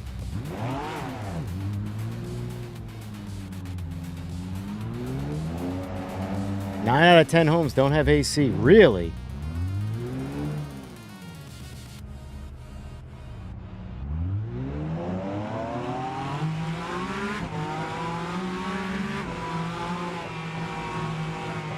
I see Art made it in. What happened, Igor?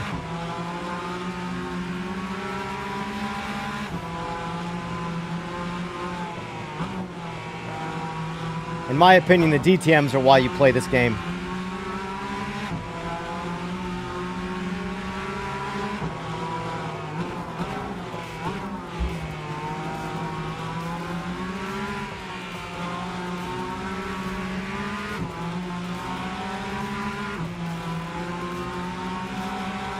Is it just normally a cold climate?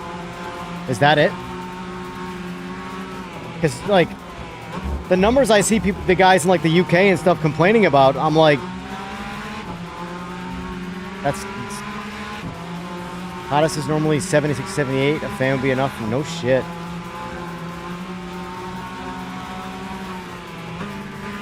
Yeah, it's commonly over 100 here where I'm at in the summertime. It's been like 95 to 100 all week. But we have AC, so... And it's like AC is standard. Central air.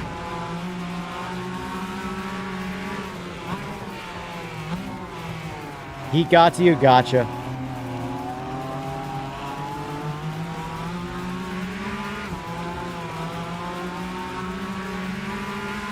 Oh shit, I'm looking at... Meant to do that.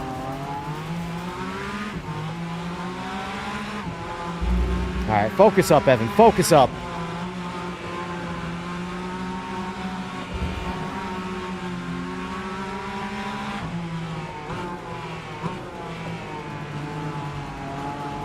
A lot of Rennsport's audio needs work. Some people love the audio.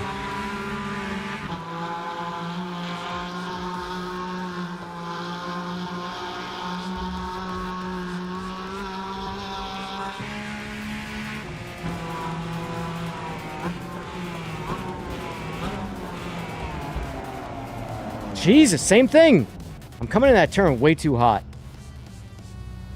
And I'm losing the rear end. What I feel like I'm saving it, and then the rear end doesn't stop.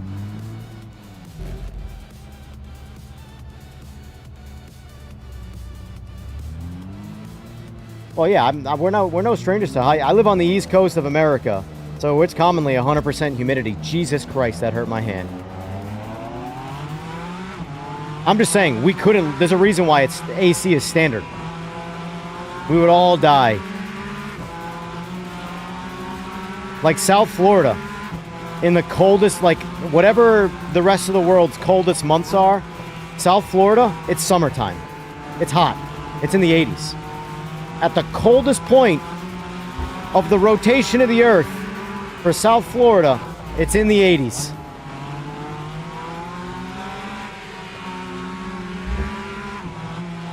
It's really just a lack of AC. Because that's the part that I was very confused about.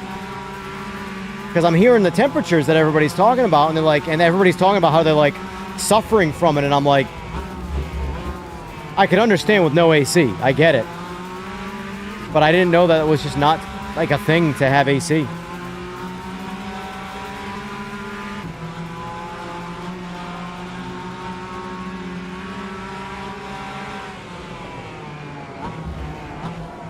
Oh God! All right, for everybody else's safety, I gotta put the line on. Oh, wrong thing.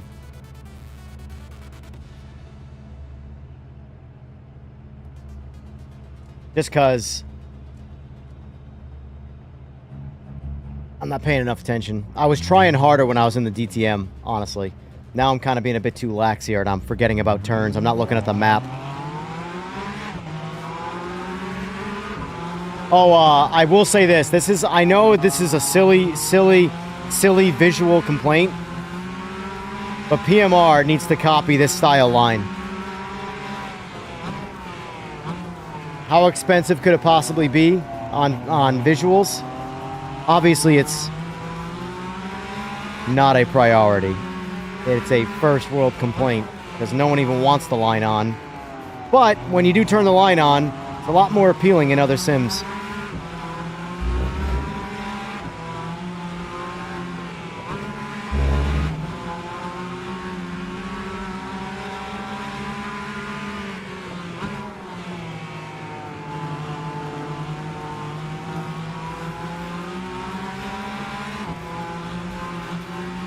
You must melt.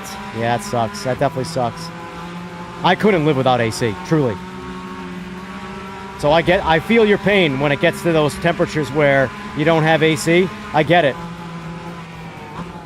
Because I would not be able to survive where I live without AC. Hell, when I lived up in the north, where it would actually be, you know, below 0 temperatures. Fahrenheit, that is. In the winter times, I still couldn't live without AC because the swing, it still gets crazy hot in the summer.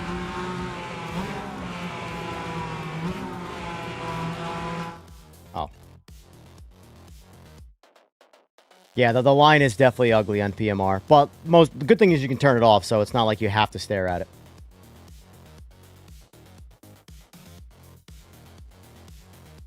Built to keep heat in? Yeah.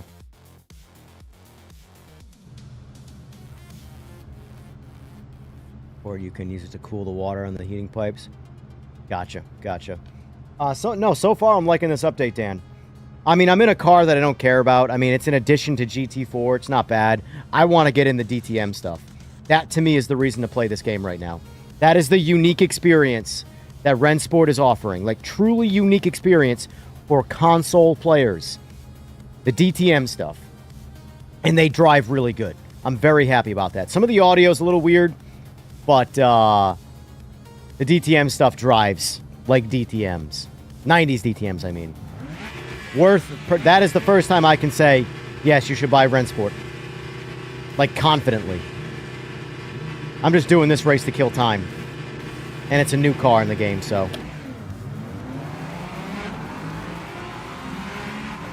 It's good to know I can still tree people even in another game.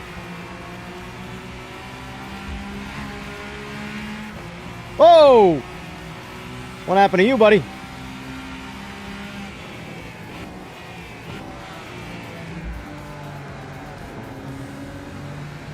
All right. Oh, it's rare when it goes my way, but it did. I'll take that, boys. I'll take that, boys.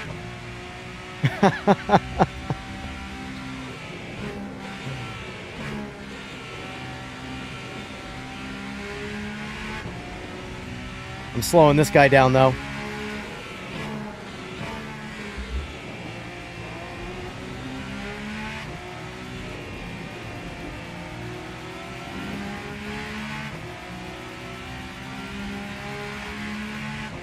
All right, buddy, go off.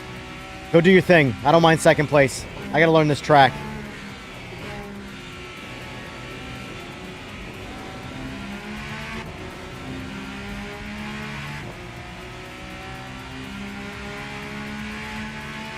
Oh, yeah, you were, AJ. You were crushing it.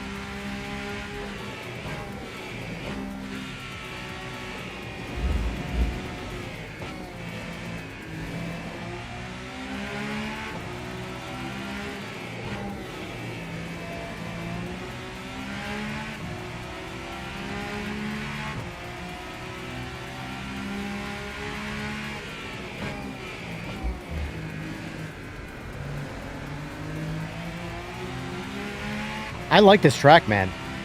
God, these mod tracks in games. I know I keep harping on it, but like, I couldn't care less about this car that I'm driving right now. But the track is keeping me entertained. Put me in the DTM again on this track.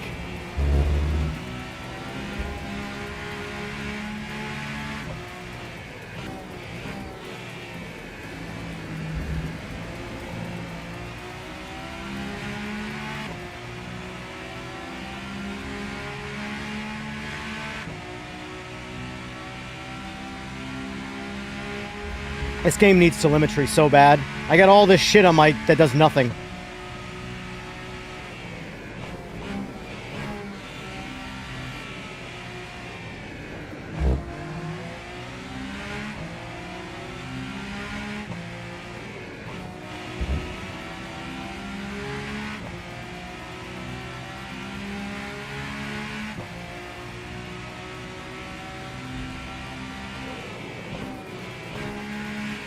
Oh! I didn't mean to do that, obviously.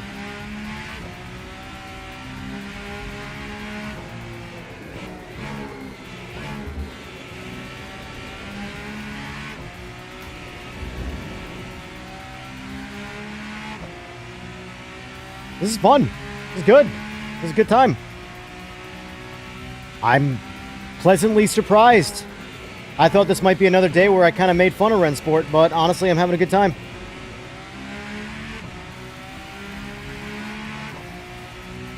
This GT4 feels good for what it's worth.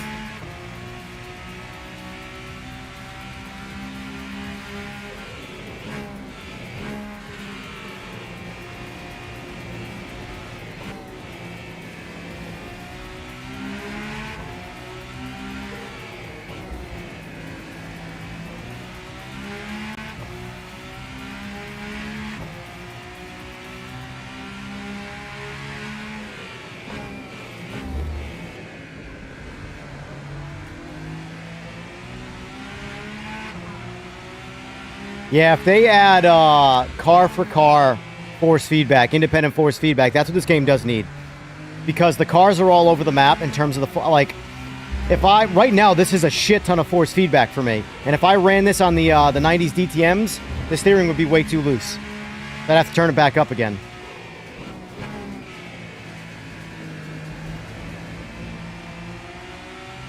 Just bought it? Nice. Hopefully I didn't steer you wrong.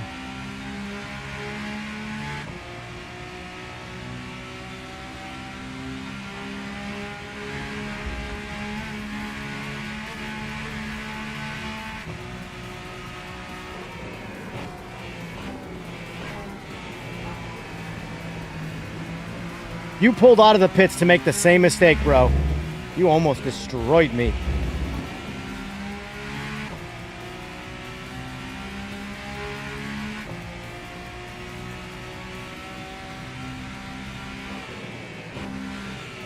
I don't like this guy behind me one bit. Especially since he's a lap down. Just go. Just go. You are a danger to me.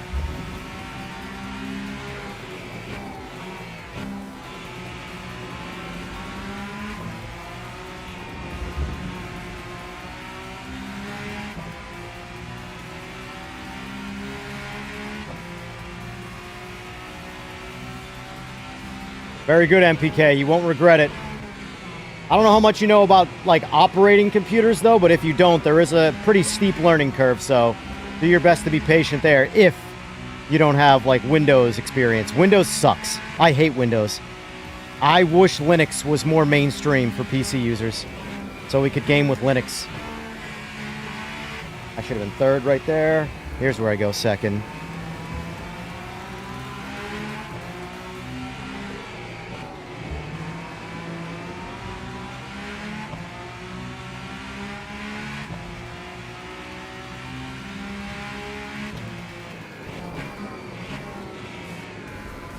Glancing at chat. Don't do that, Evan.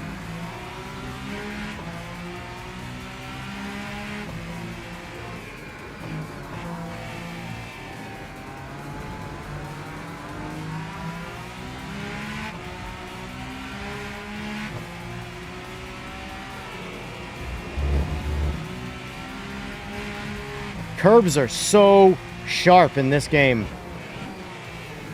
Like, so sharp. I like it, though. This is trampoline. It's another fictional track, community track in Rennsport. Thermalito. There we go. It's fun. I like it. It's really fun with the DTM stuff.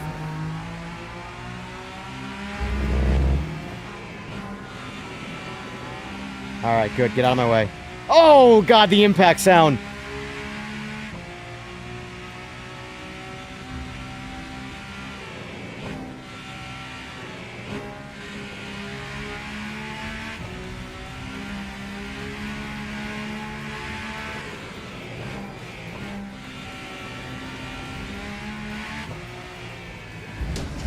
Whoa, that was interesting. I guess I don't know how wide my car is.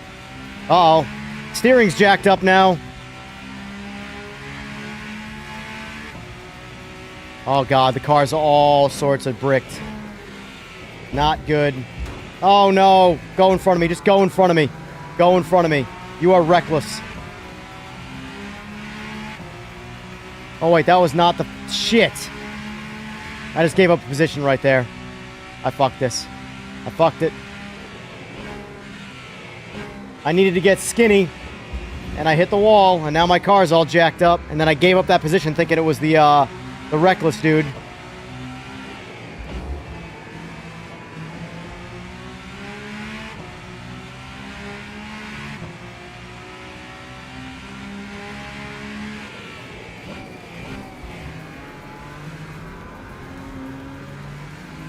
I don't trust the car one bit now. See, damage in this game feels like damage. I'll give that credit. PMR's damage is just mostly like a steering issue, but it doesn't actually affect the car's driving. My car is shit right now.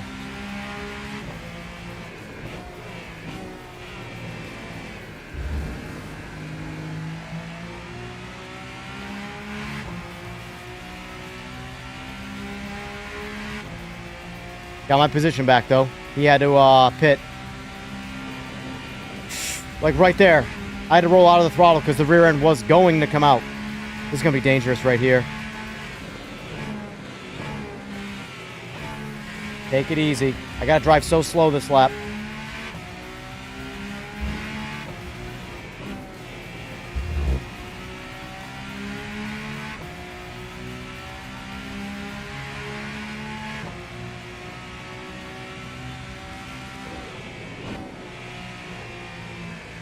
Well, I think a big part of this game right now, probably having more players online than PMR at the moment, is because PMR's struggles have left console players wanting. Then again, you're probably referring to Steam members, or Steam players, which has nothing to do with that anyway, so I don't know.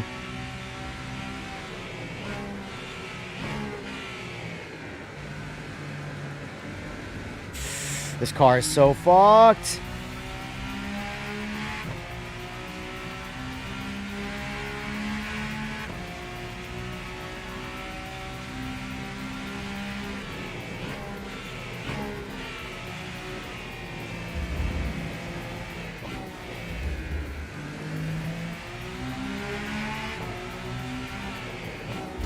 Dude, you're the reckless one.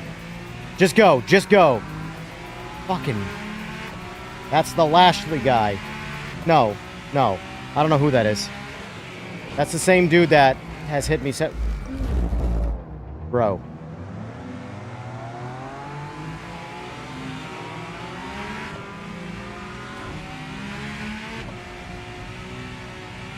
What the fuck is wrong with people? Good, get the fuck out of here, loser.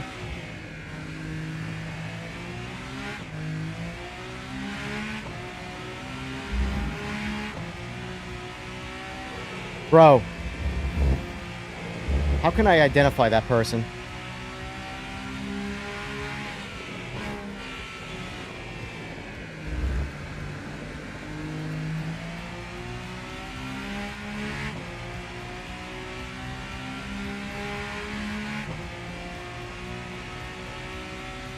Congratulations. Whoever you are, you had no effect on the outcome of the race.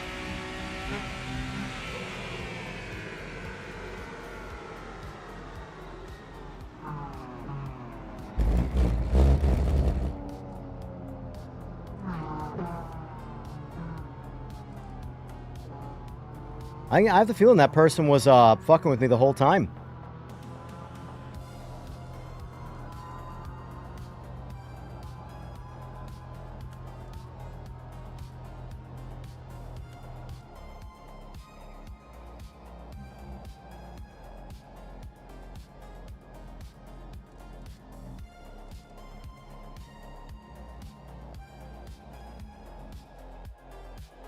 I really wish we knew how to tell who that was.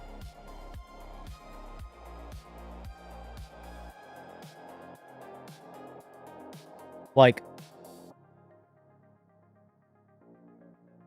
it was pretty obvious that person was a stream snipe. It's rare to get stream sniped in racing games, but that was a stream snipe if I ever saw one.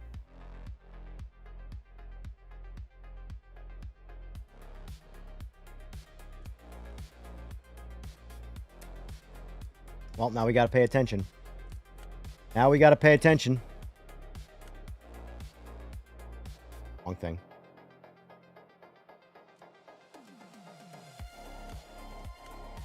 Official contests. I don't know. I didn't even look, honestly. Coupe contest.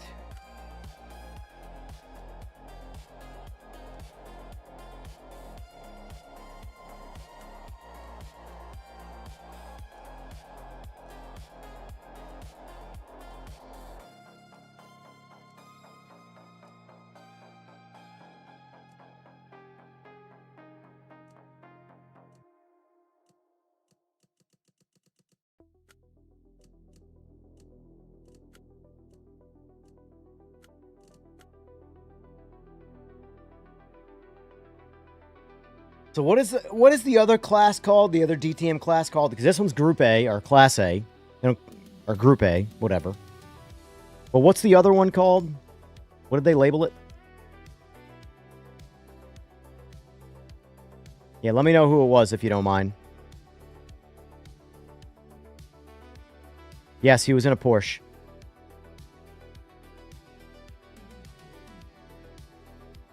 In the shop are many liveries for DTM. Perfect. I'm going to buy them all.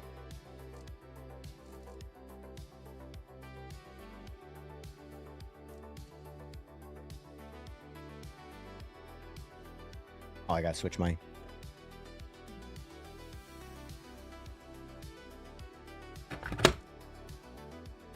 Free? Even better.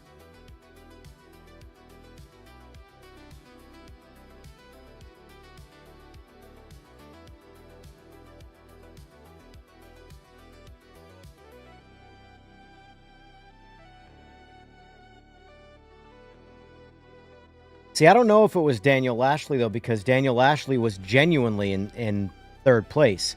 This person was a lap behind, so they would have been at the bottom of the list. Daniel Lashley was in third place.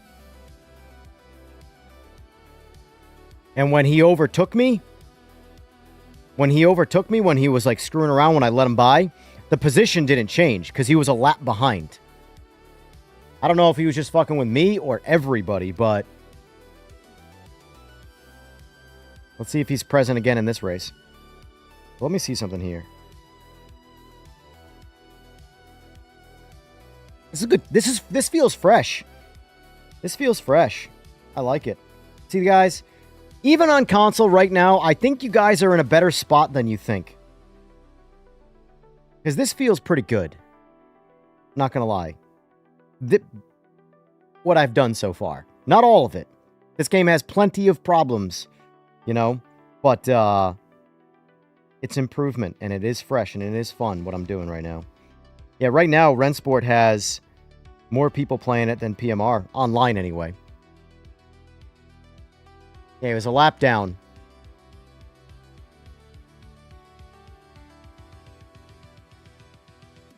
Here's the thing. If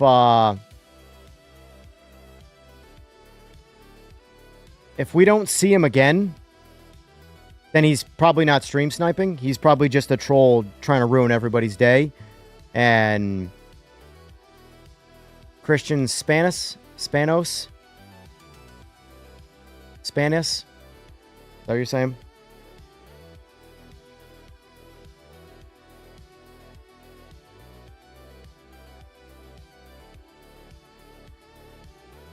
Where did I go? What do you mean?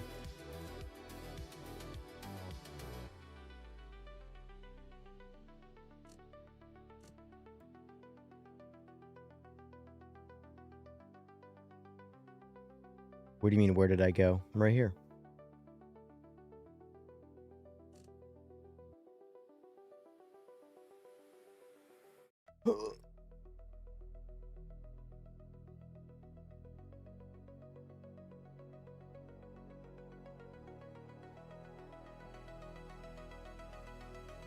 Damn.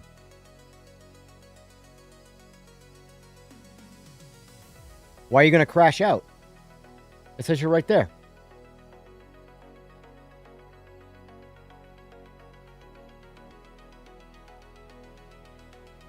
What's crazy is that we got 4 of the 6 people in this lobby are on PC. I'm telling you guys. I'm telling you right now. I understand PC has more things to do and more options, but PC base is just as starved for quality racing as the console space.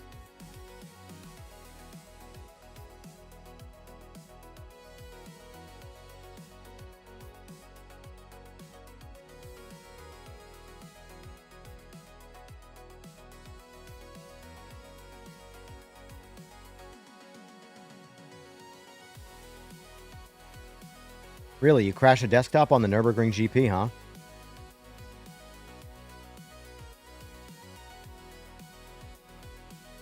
Oh, you have the bug art that I just had, where you got to disable and enable crossplay. So disable crossplay, re-enable crossplay, and then jump in the game. Unless I have a problem too. Waiting for contest to start. Okay.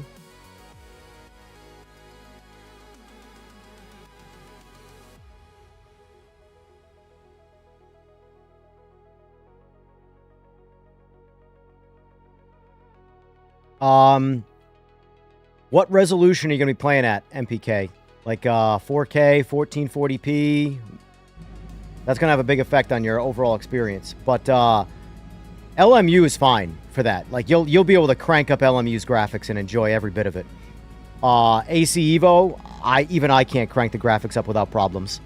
But that's an AC Evo. Yeah, AC Evo has more of a frame rate problem than PMR. Much more, actually. All right, you'll at least be in a better spot on 1440p, but you are going to have to play with the graphics in AC Evo. LMU, you're going to be able to crank it all the way up. Ooh, this lighting looks pretty good. What is this?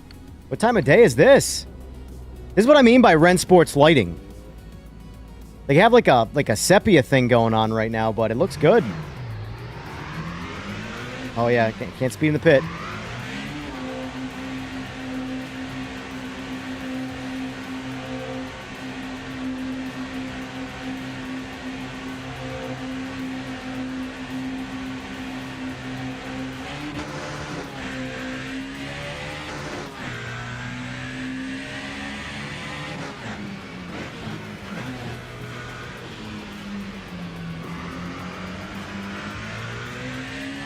I knew something was wrong. I knew something was wrong. That's what I was talking about. This is why this is beneficial. I don't know why people don't like this shit in PMR. Because now I gotta do this for the DTM stuff. I need my force feedback back.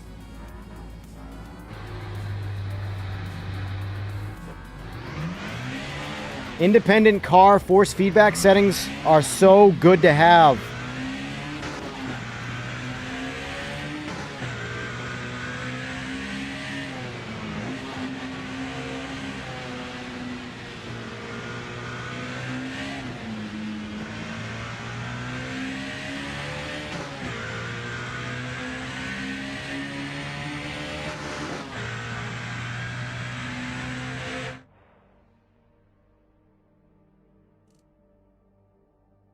It does look, yeah.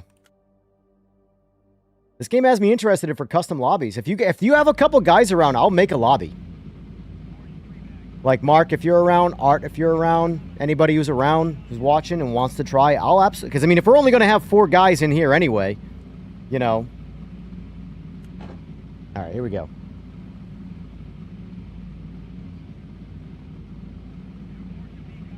Hey, look, guys, solo qualifying.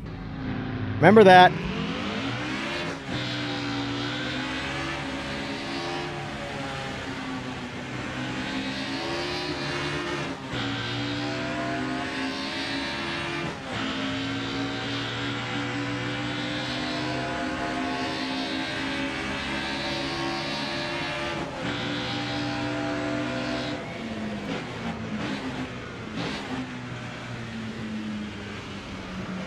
Maybe I'll pick this up on PS5 now and try it, and that way I can get for the, because I have an RS50 for my PS5. So if I get this on PS5 as well, I can figure out a force feedback setting for those guys. I mean, I could hook my RS50 up to my computer, but that's a lot of work.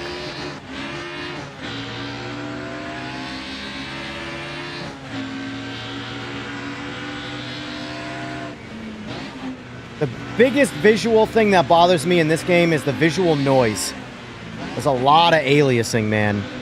And that's with DLSS on, which tells me that they're not implementing it correctly. Because DLSS should, like... DLSS is so damn good, there should be zero noise.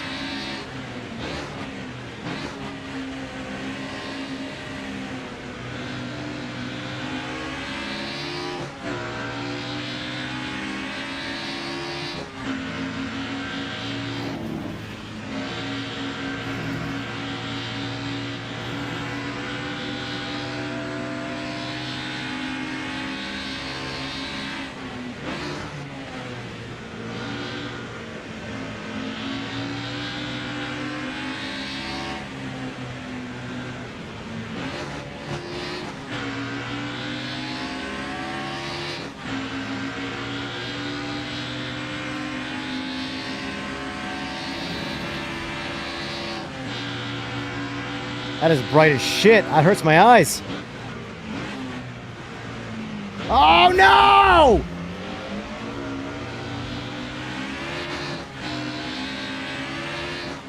And I get punished for that?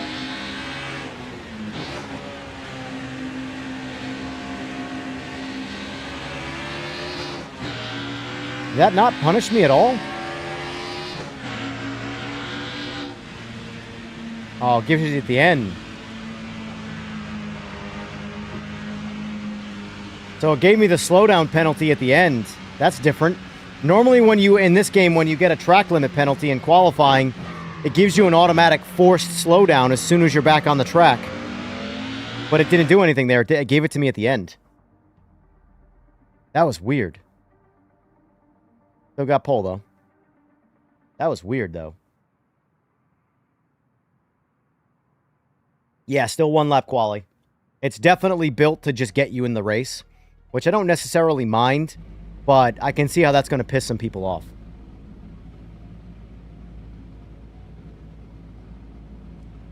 It does sound like when I was talking to Sora last night, they might implement, they were considering it, doing what Raceroom does and having stored lap times. So if you go out and qualify, hold on, let me focus up quick.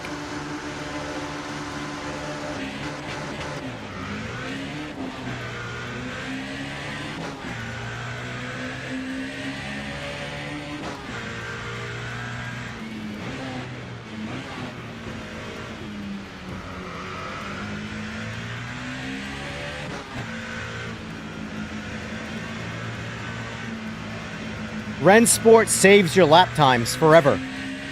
So if you qualify one time for a race online, that is now your whatever your fastest lap time is, that's now your permanent qualifying time. So you basically don't have to, you can go out there and keep on qualifying and try and getting a faster time, but your default qualifying time is always your fastest time on that, with that car on that track, which is something that I like in Raceroom. It just saves you a lot of time, you know? But if you want to go out there and keep on doing it, you hate that? See, I love that.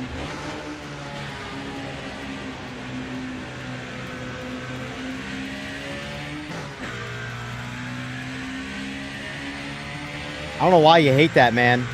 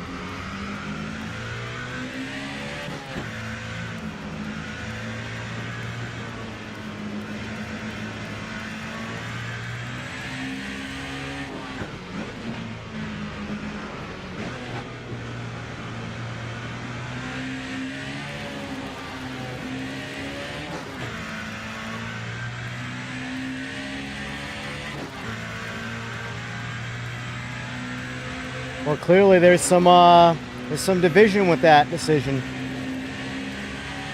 I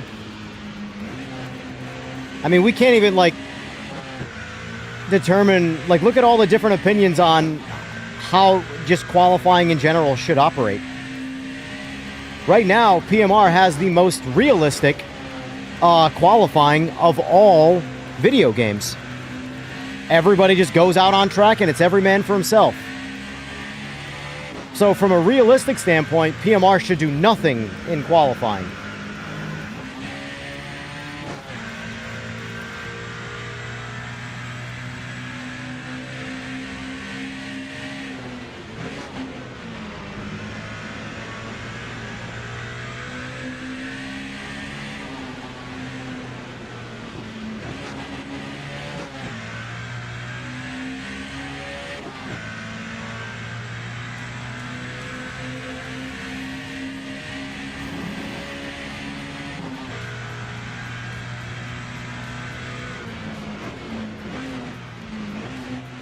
I hate not having telemetry, man.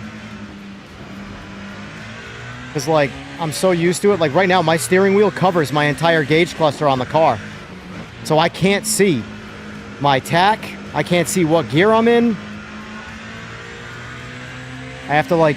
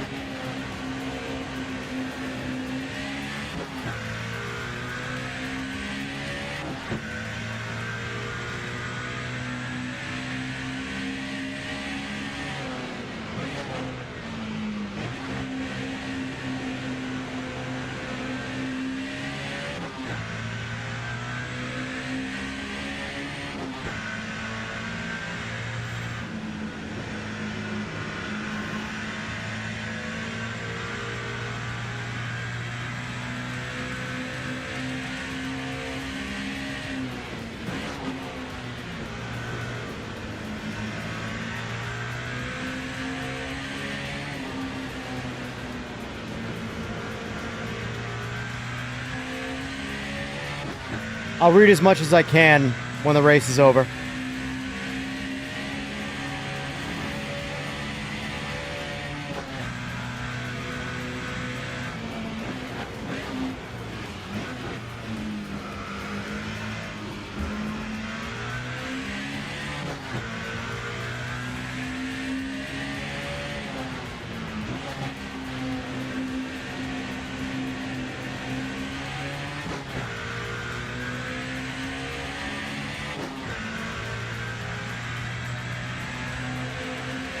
I'll get it on PS5. If you guys are in my Discord, I'll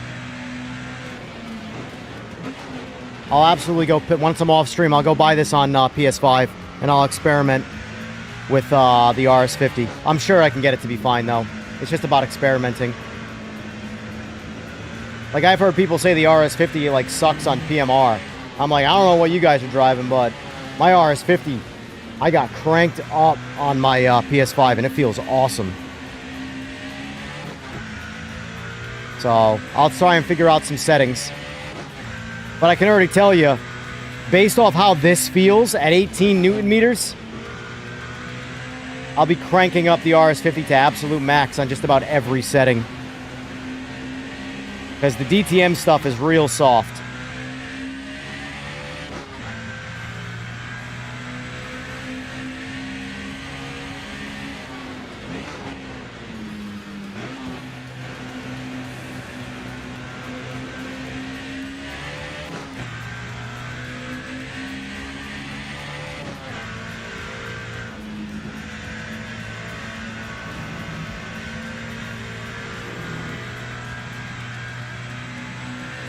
In my opinion, these DTMs don't shine on Nürburgring GP.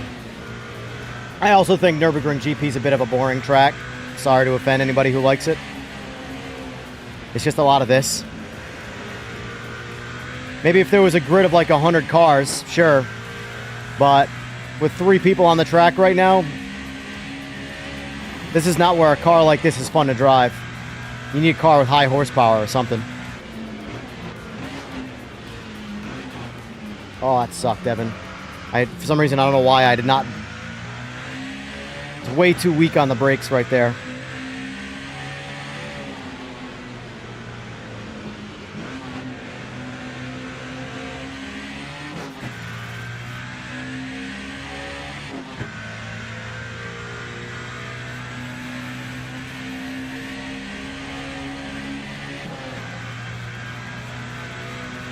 See, I have so much force feedback on mine. I mean, I run my low force boost in PMR on max, though, with RS50.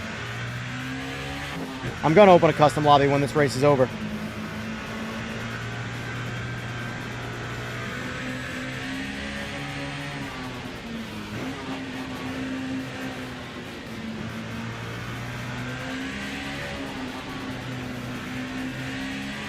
It's in the in my video description, MPK. All my links to like all my like affiliate stuff is. The Discord's in there. I can't remember if it's above that one or below them, but it's in there.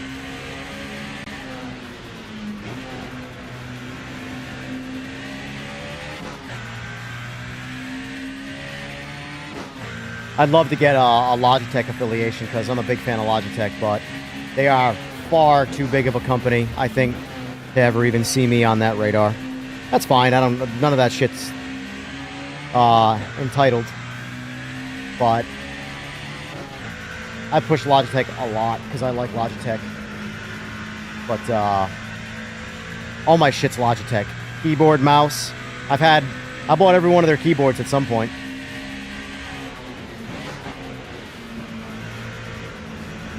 I look forward to, I hope they do like a V2 version of the Pro Direct Drive, because it's old. It's got a lot of old tech. Like the RS50 is much more modernized over the Logitech Pro.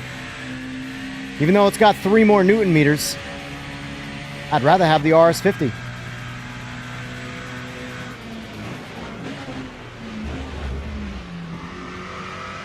Been messing that turn up twice in a row now.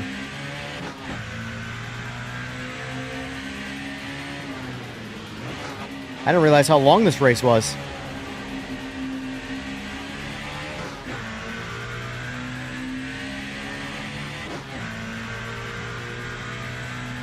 True Force audio is definitely like Logitech without True Force feels so, like if you're used to ACC with a Logitech, which just cranks out the True Force, like it's good on ACC. And then when you don't have it in PMR, you're like, where'd my force feedback go? The reality is they are not the same thing. True Force is not, like, I hate that it's called force. It kind of like, it's deceiving. True Force is audio-based vibrations. But it feels like detail, because it is technically. Curbs and stuff like that are all transmitted through audio, things like that. But the force feedback is what the car is actually doing from physics. Tires, things like that, the road, all that stuff. None of that's actually audio. True Force is specifically audio.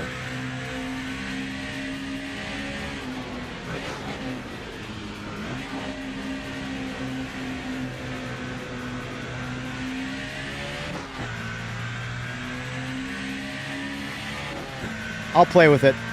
I'll play with it, MPK. I'll get it figured out. The problem is force feedback is subjective.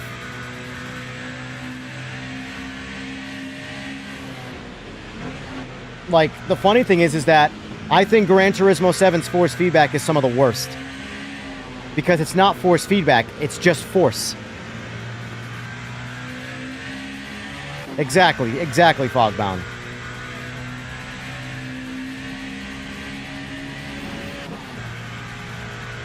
But that audio, that vibration makes you, it's from a visceral and like immersion standpoint, when you don't have it, your shit feels broken.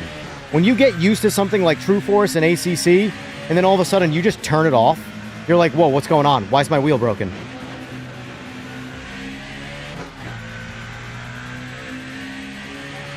The M2 sucks in general, in my opinion.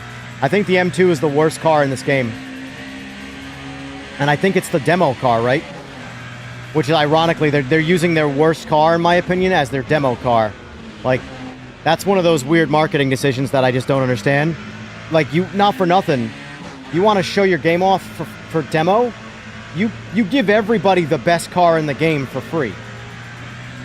Or at least top 3, you know? Something that's going to pull players in. Not go, oh, this car drives like shit, I'm good. The M2's terrible. I don't know why anybody would want to drive the M2 in this game.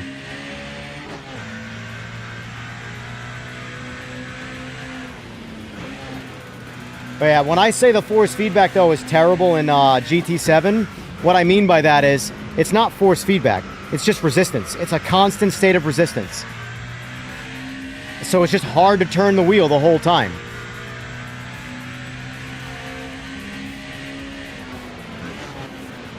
Mark, how's your RS50 on Rennsport right now?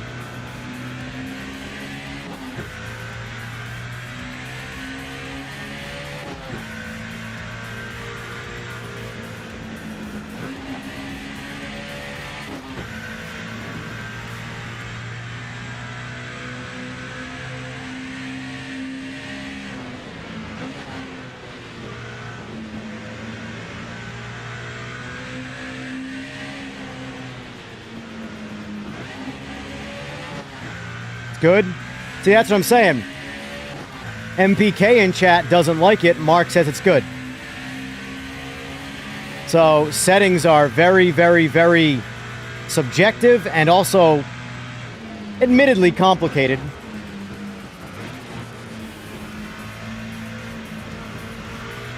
But I already know that from the amount of time I've spent with it that the right settings will feel fantastic and the wrong settings will feel like shit. On this, with the same hardware, the same game, you know. So yeah, I have the RS round wheel and the Formula wheel, McLaren Formula One. Admittedly, though, the MPI wheel made by MPI, the actual wheel company, I think is the best wheel for the Logitech.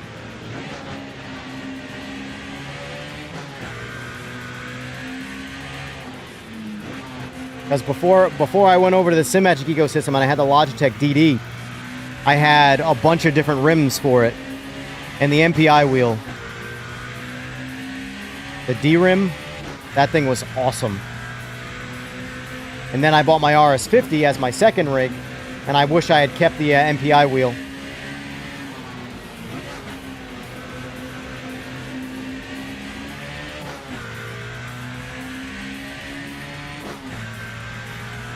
Look up MPI Logitech. It should bring you right to MPI's website. They make real wheels for real cars.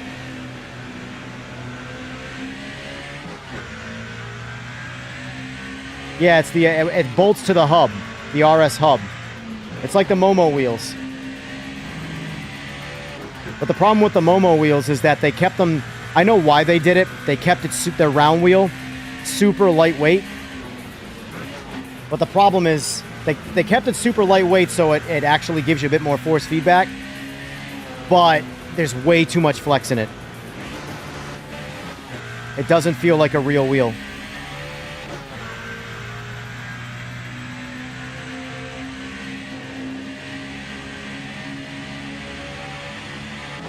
Like I said, MPK, I'll play with it. Join the Discord, and I gotta make a Rennsport section. I used to have a Rennsport section, but I deleted it because at this point I was like, ah, this game's DOA or DOD, whatever.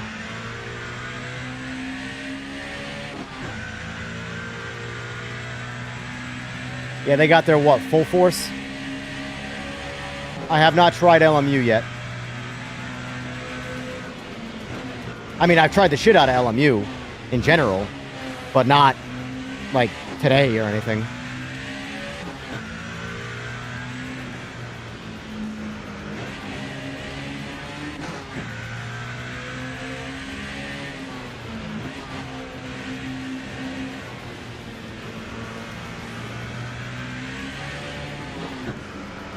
I'm getting sloppy now.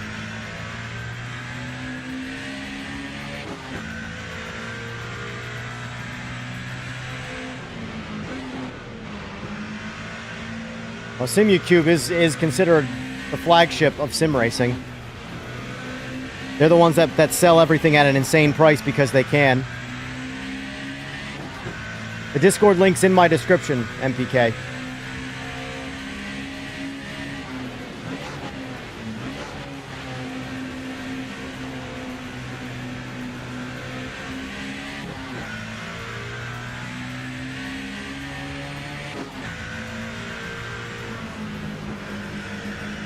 See, that's something I like about Simagic. There are a lot of their like audio style vibrations, at least with the Evo wheelbases, come through the actual force feedback. So you're not reliant on like a game to enable true force or full force or anything like that. It's just built into the wheelbase and the actual firmware. So like my Simagic buzzes on curbs. Like will make your hands go numb from the buzzing. Similar to how True Force and stuff works. But I don't need the game to have True Force. So for me, PMR feels like I have True Force. And I don't. It's just built into the wheelbase.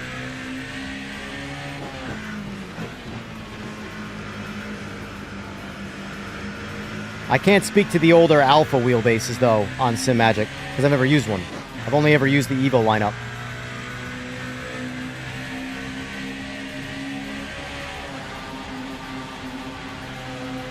That was an easy race.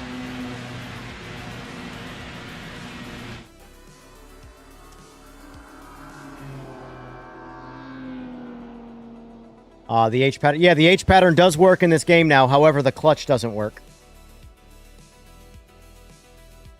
If you disable, like, it doesn't... It's still... Hey, whatever. It's baby steps, right? You know?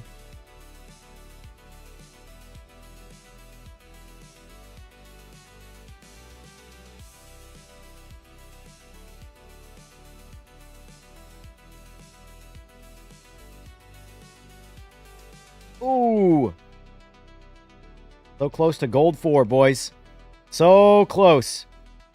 That's one more win. One more win in a ranked race, and I'm gold. That's how... Here's a note. Hey. For what it's worth. That's how you know this game isn't being played a lot. 33 hours in this game. And it's been mostly comparison and experimental stuff, not trying to, like, get good on ranked or something. Oh, Sim... How much is Rennsport? Too lazy to look it up? I actually don't know. Let me go look what it is on PS5 right now. I'm gonna go buy it and get it started. Be right back. Let me hold on. Actually, real quick, I'm gonna put up a custom lobby for anybody who wants to join. Alright, so I have not done this yet, so let's see. Crossplay on. Create new contest. Evans custom contest. Okay, oh.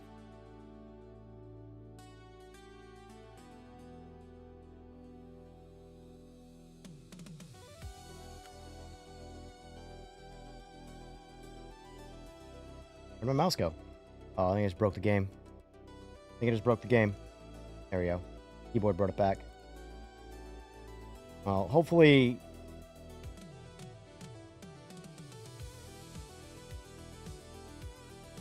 How does it do that? Got a UI bug there. I gotta piss. I'll be right back. I can't hold it.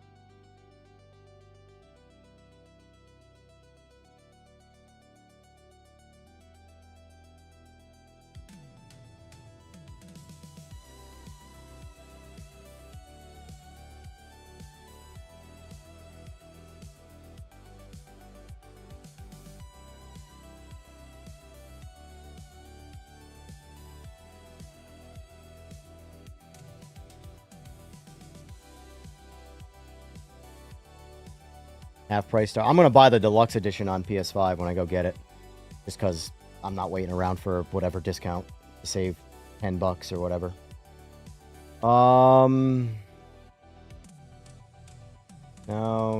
No. Crack. I really like that, man, I do, part of me wants to do on Laguna Seca, though. But this Thermalito track's a lot of fun, guys. Let's... Man, I don't know. Let's do Laguna Seca.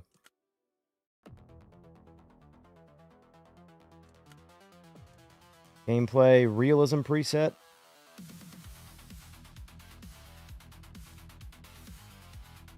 Yeah, it's fine.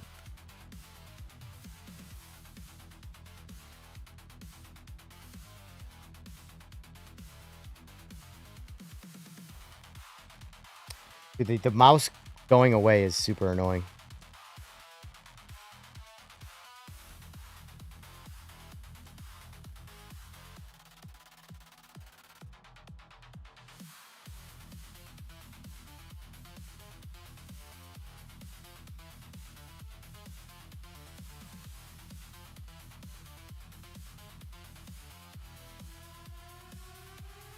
Hey, look, they have forced cockpit view. They call it interior camera. It's a little weird choice, but...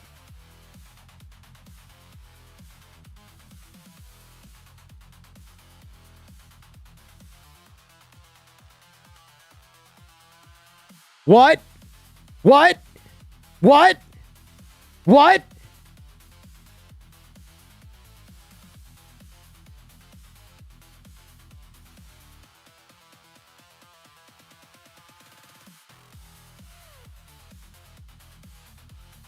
My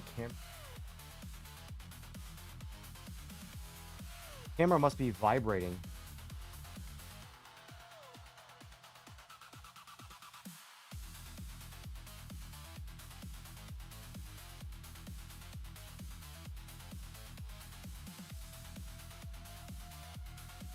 I'm pretty sure my camera's vibrating its way to... You already know we're doing fixed setup, boys.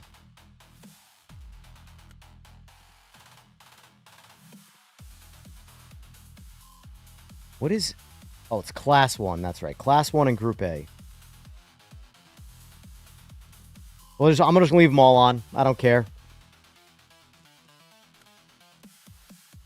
Minimum drivers 2.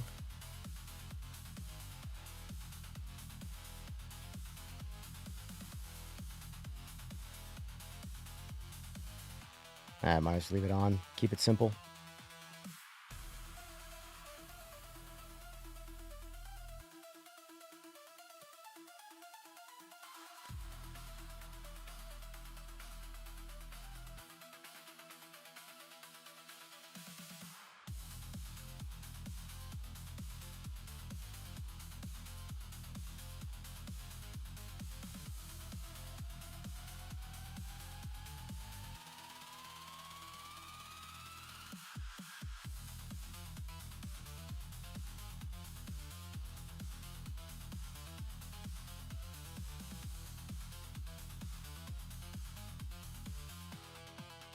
I'm making this entry level, by the way, guys, if you haven't figured that out.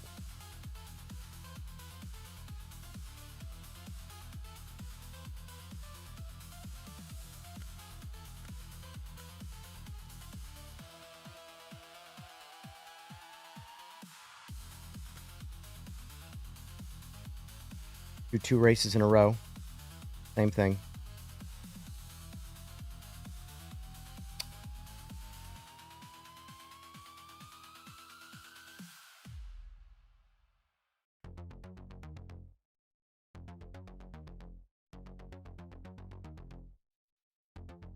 Dude, if you click on an area that doesn't have an arrow, the mouse disappears.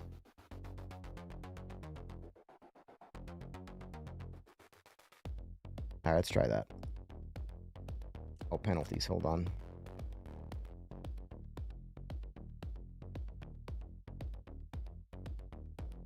Do moderate, just to get everybody in the habit. The mouse is gone right now.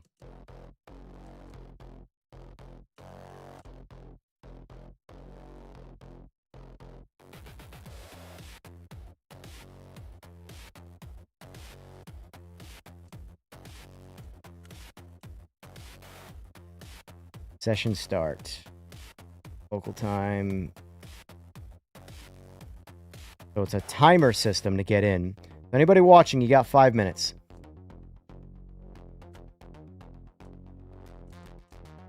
All right, get in.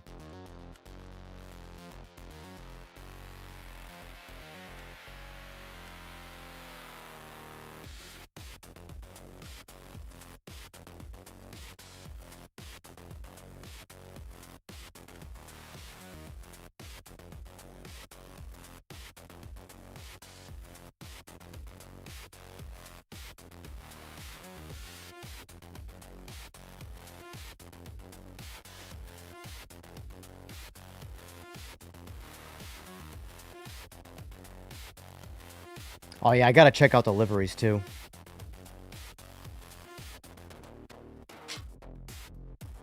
All right, let me go see if I can get this game out on PS5 quick.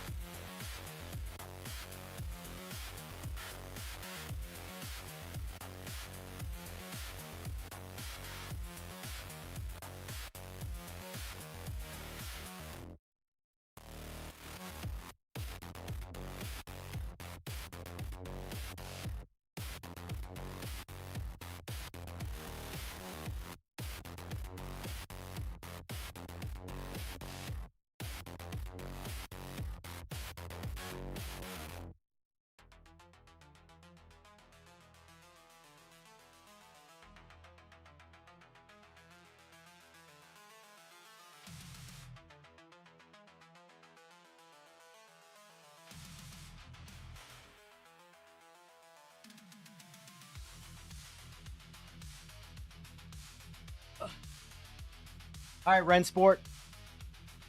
You did good with this update. You officially earned my business. I bought the deluxe edition on PS5 too. I did that with PMR before the game even came out.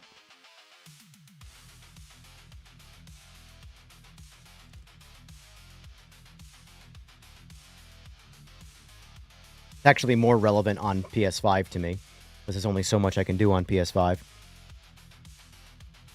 But,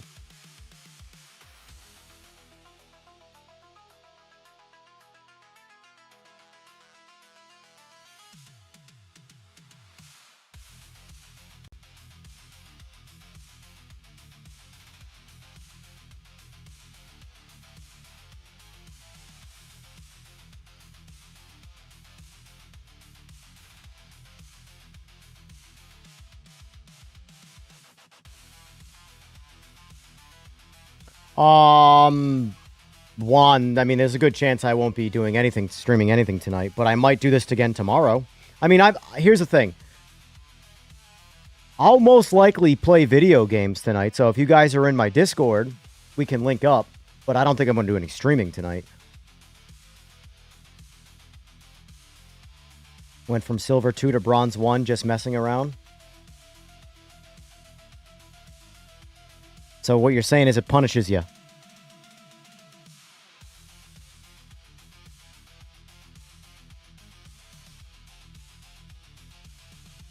Yeah, I got one more race win and I'll be gold. Gold 4.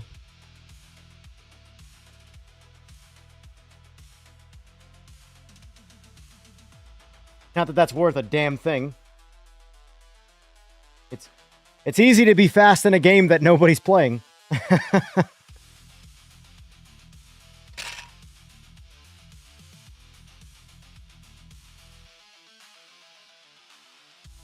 I don't think this is going to affect your rating of any kind.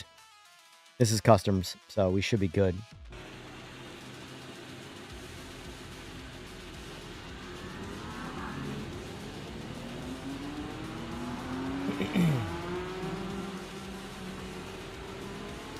Yeah, see, it's not doing what I thought it was going to do. So the custom is kind of messed up. So it's practice for 5 minutes, practice for 5 minutes, race for 6... Wait, what? Whatever. I gotta mess around with the custom stuff to figure it out.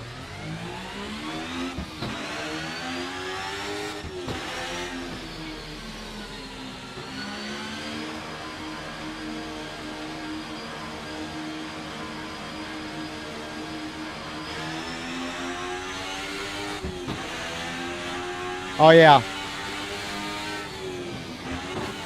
I forgot pit lane on Laguna Seca goes all the way till there.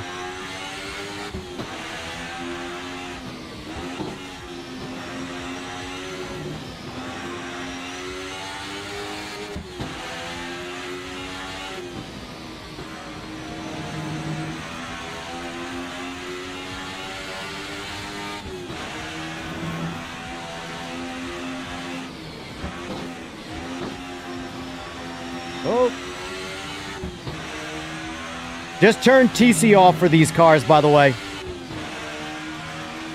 I saw them, I just forgot. It's been a minute.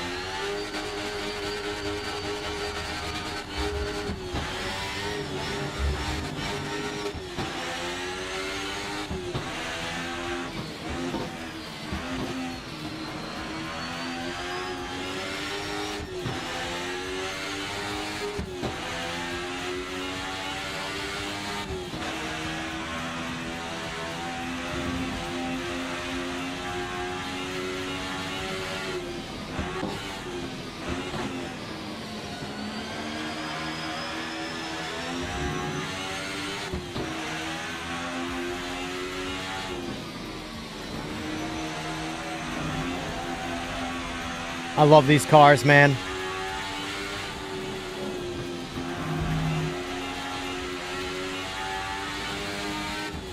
I'd say they're 90% the cars that Raceroom are, which is a lot higher than I was expecting out of the gate. Truly. I was expecting like 75% on the best possible scenario.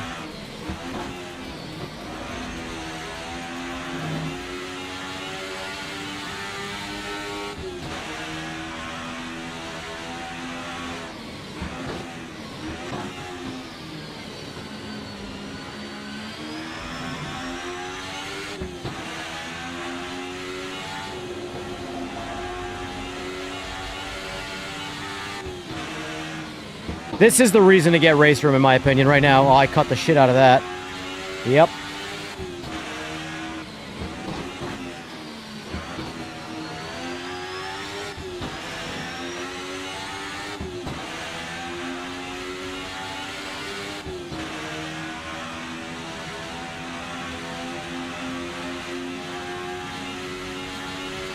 Will do, JD. I'll read that a little more thoroughly when I'm...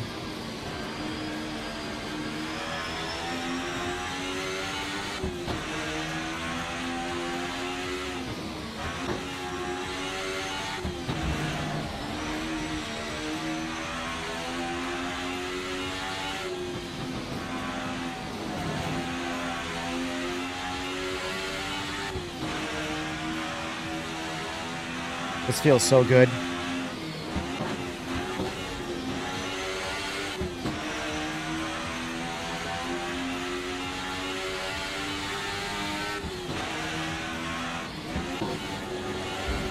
Oh.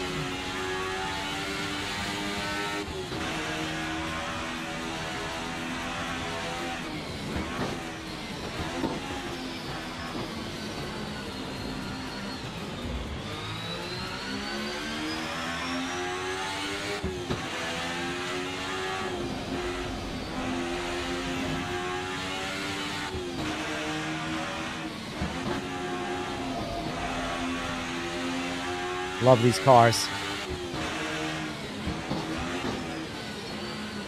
This is one of the main reasons I like Raceroom is these cars. And now they're in a much more accessible game, which is nice.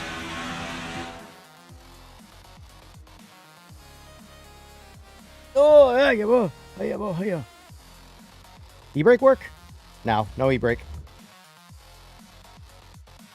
Whew! That's fun time.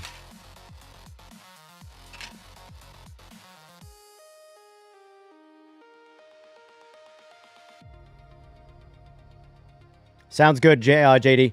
I'll most likely be much more into the DTM stuff. Like, for me, I look for reasons to play games, right? The DTM stuff, the DTM 90s, I don't know why this is doing it like this, guys. I clearly got to figure out the custom lobby layout stuff. Because if we're going to do practices, I'll just do like a 20-minute practice. But, yeah, I got to get back into AMS2 and try their DTMs just to compare. But I compared these to Raceroom because I know I like Raceroom's DTMs better than AMS2. And these are, like, done really well. I was actually quite surprised. I was not expecting to like these cars as much as I do in this. But, like, this here gives me a reason to play Rennsport. Because everything's got GT3. What has DTMs? The 90s stuff, I mean. Raceroom, AMS2, and now Rennsport. But from a console player standpoint, this is the only game. Now, I could be mistaken on GT7 and Forza Motorsport, but I don't think they're in them.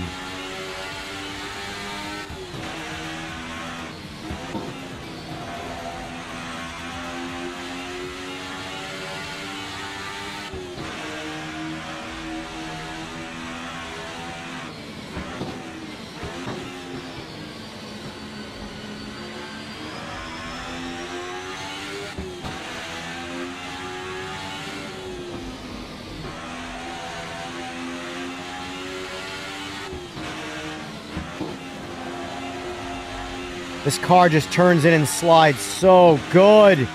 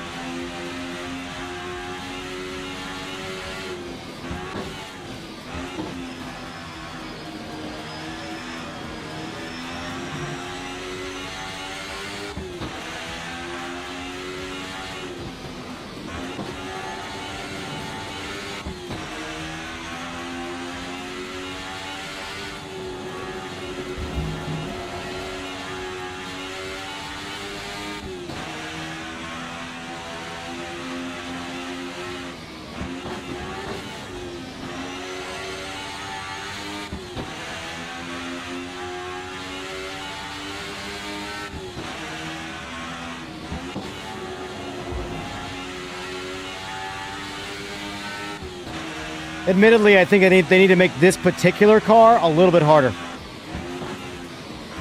You can throw this car around, but this is like I'm mentally throwing this car around right now. It should have a little more oversteer. Not much, because it's an insane car, but I'm definitely abusing it a little bit.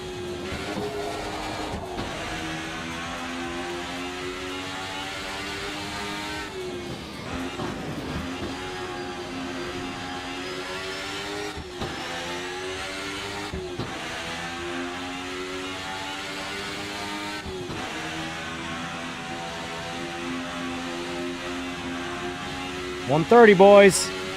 Get a 29 out of this thing. I don't know if I'm going to be able to. That 130 was pretty quick for the way I'm driving anyway.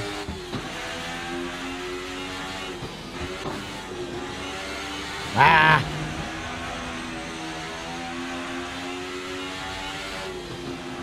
All right, let's experiment.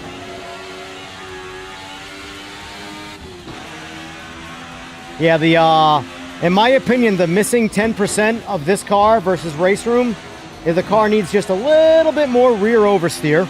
Because notice, oh, I have TC still on a little bit. There, it's turning completely off. I want to abuse the slip angle. Oh my god. Oh, it drives like a drift car that you can just control.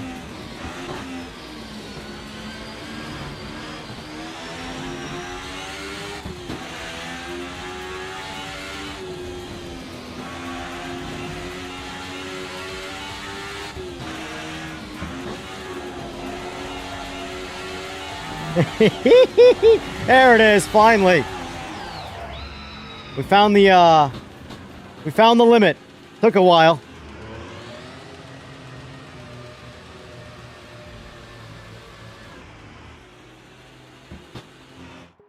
I got stuck in the pit. All right, now it should be a race, right?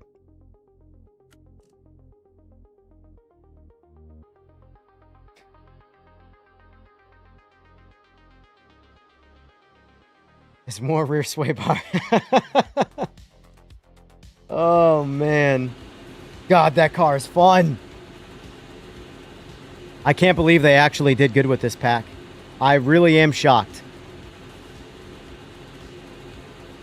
I really am shocked. I did not expect them to do as well as they were going to do on these with the physics. I really was expecting just a... Well done. Well done, Rennsport. Well done. You got me. You got my business with just this class. Uh-oh, I saw that.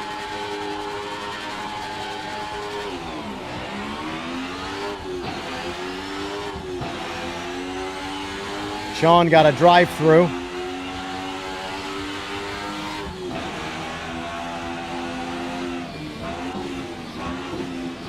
Another game, though, without rolling starts.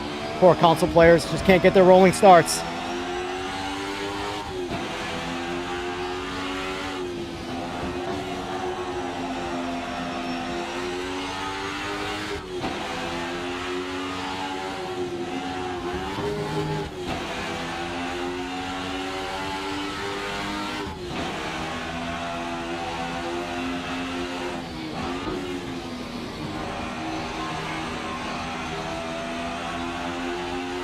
Do yourselves a favor driving this car, turn TC off.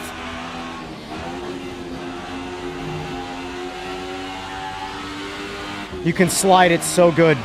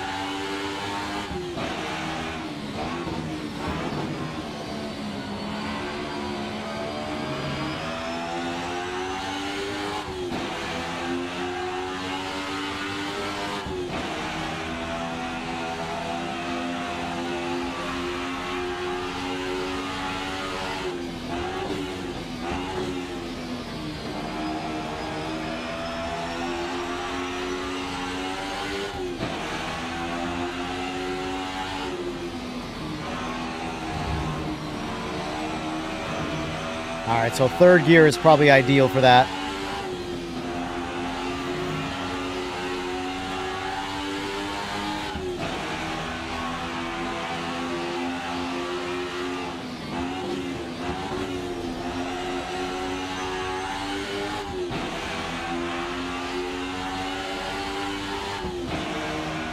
There's already a meta ABS. All right, I'm at 6. I'm at the meta ABS. I've had no problem braking, so I don't...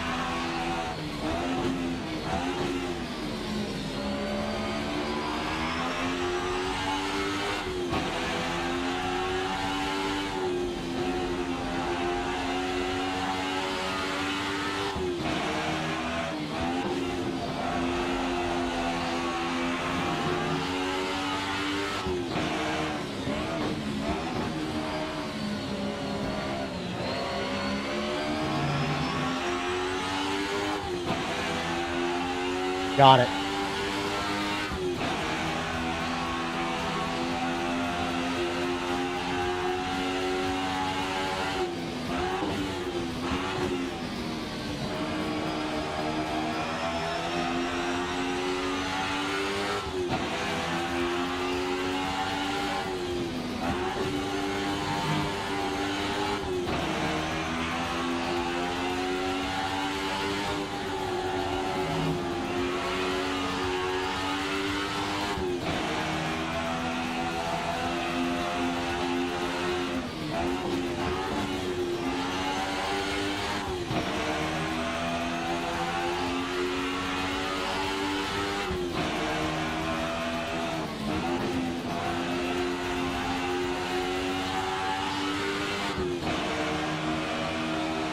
Robert's got the lap time, though.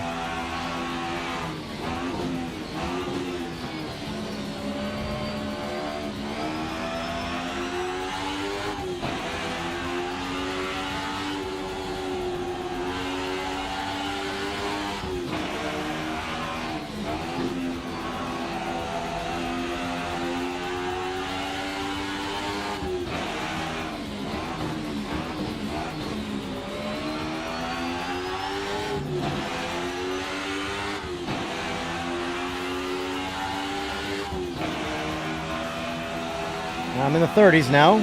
Want that 29, man. That 29's there. I just gotta find it.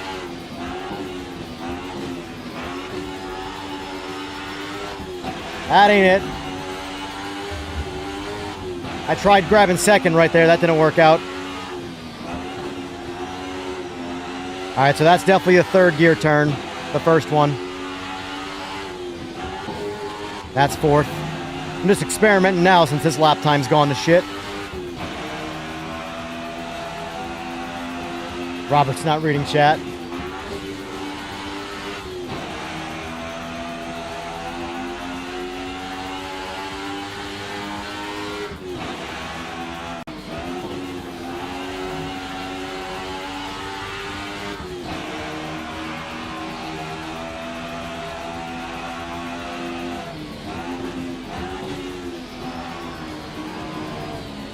Oh, too much.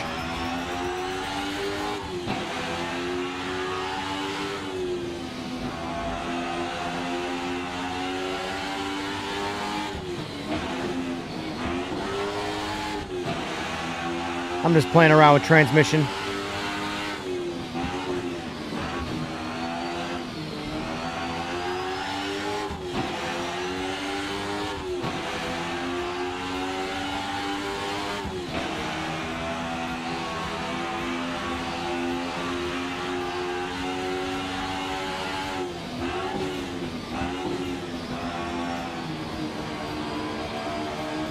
One thing that does feel a bit more simmy about this over PMR, which is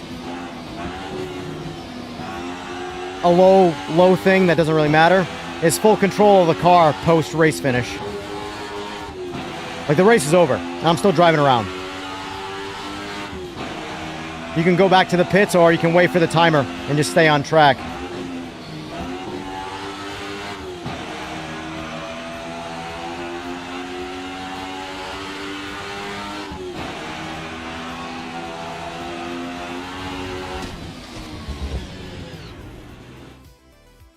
Ugh. All right, now I'm curious what happens when we exit session. All right, so it completely abandons the lobby. Is that correct, JD? Is that what it's supposed to do? So it's a one race wonder, essentially?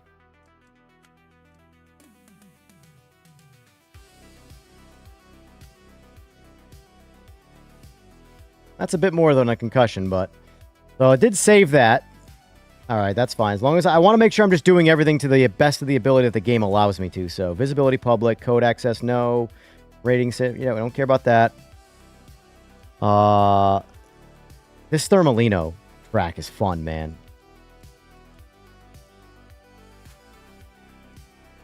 Let's try Sebring. I know we've done Sebring a billion times in PMR.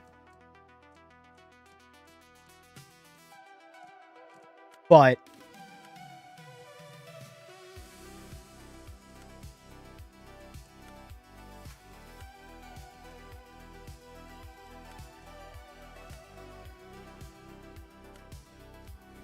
All right, so let's set this up correctly this time.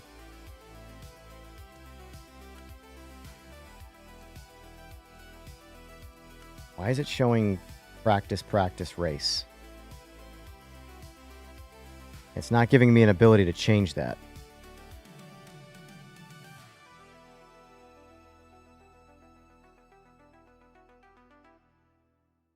You know what I'm saying? What am I doing wrong here that it's setting it up like this? All right, so I can edit this one first.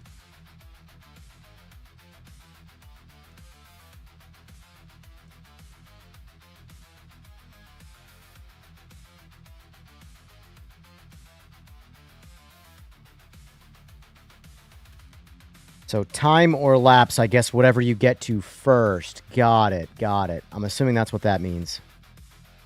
Define the condition that triggers the end of the stage. So timer or laps. Got it. So let's do a longer one. Timer, will just make that max at 30 minutes, but 10 laps should be faster. Qualifying. Do 10-minute quali. I just want to get some time in the before, since it's going to boot everybody out.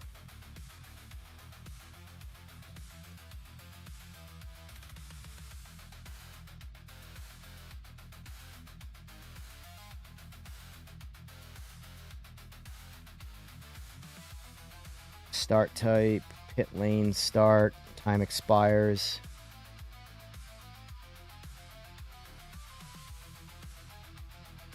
Yeah, so it looks like qualifying in this is normalized, and unlike ranked. Ranked is very to the point.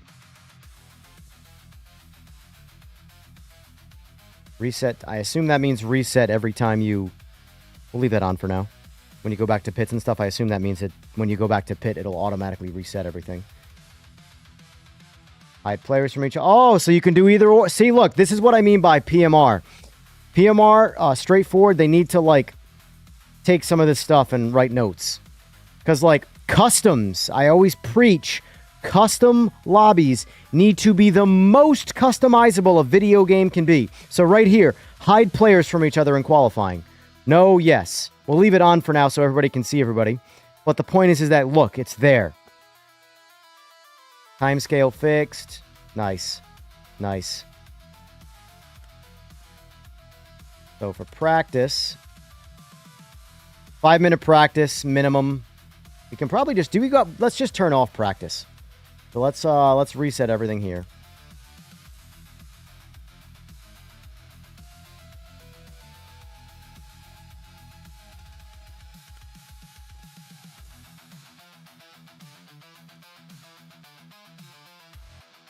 I want to eliminate stage 3. Delete stage. There we go. All right. Stage 2 be race. Grid start.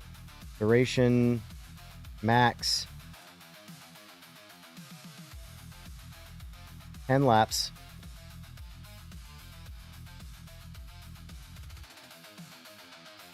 You can hide players from each other in the race, too. Interesting. Cars in reverse order. I don't know what that means. No idea what that means. Set DNF for wrecked players. Leave that on for now.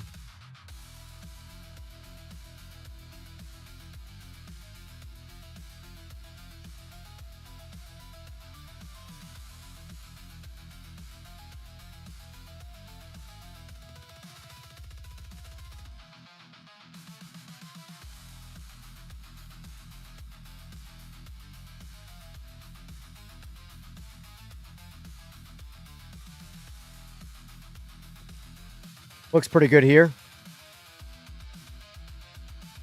For race, you turn off reset temps. Well, doesn't it reset? It says resets at start, no? So it would just give you fresh tires and fresh fuel for the start of the race, no? Reset temperatures and wear on... Let's see when it scrolls. On start of new... Oh, start a new lap. Never mind. Okay, I thought it was... Okay. I gotcha. I'm going to turn that off in quality too, actually. I didn't know that was per lap. Let's say the same thing on here. Start of new lap. Yeah, all right. So I'm going to turn that off completely. I don't like that setting. I want it to feel authentic to a degree, you know. All right, everything looks good here. All right, let's get this one going. Confirm contest. Why does my mouse keep disappearing?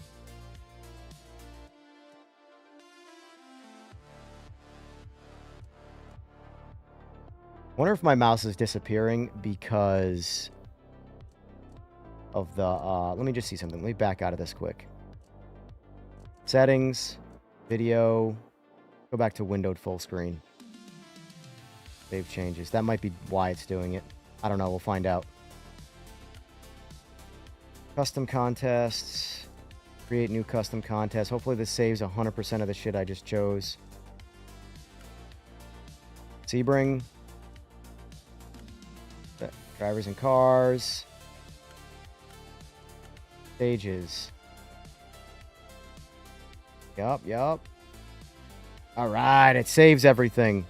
Thank God. I will say that that speeds things up quite a bit. Yeah, my mouse disappears again. See? Mayhem. My mouse disappears. Like I can still get to the things like I'm over here, create custom. I just got to it. I'm using the mouse, and then the mouse comes back. Weird. Go to contest. Select car. All right, lobby's up, boys. I'm gonna piss. Lobby's up. Jump on in. 5-minute start. I like how you can set a timer and walk away.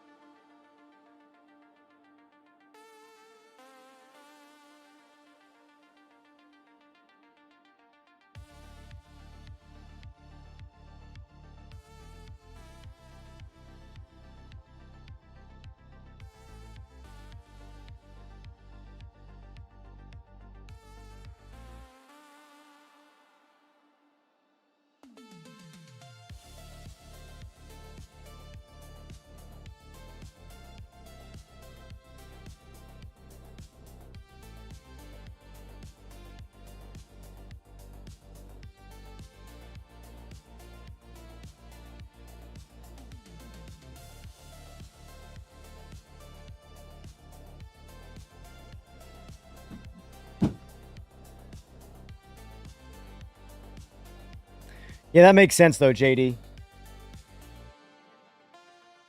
For the leaving it on for qualifying. So I'll make that change later. See, the mouse disappears in this particular one right here. It has to have something to do. Do you, Mayhem, do you run yours in full screen, windowed full screen, or windowed? Because I think that's going to have something to do with it. Because like right now my mouse is on my second monitor. And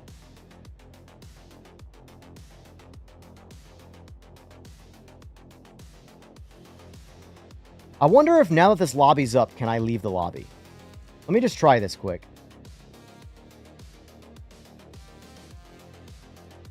Look at that. It puts up an actual lobby so I can leave. Nice. I like that. Try full screen.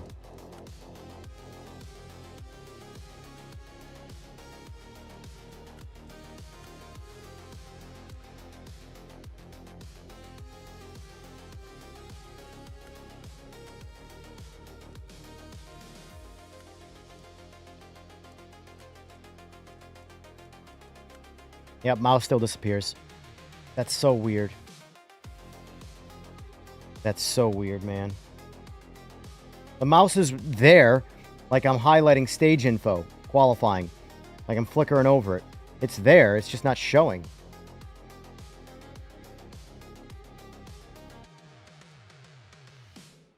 But then it's here.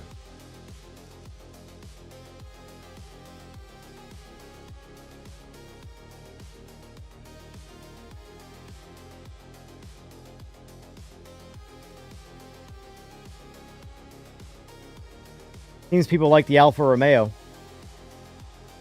I'm gonna change cars then. I'm gonna switch it up. I like that car. That car is so much fun to throw around.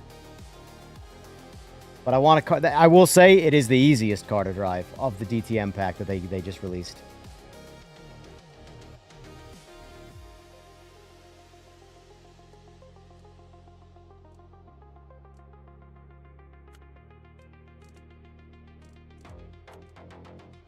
How much time we got left? 33. Yeah, I can't. I was gonna go see what I can get for liveries quick.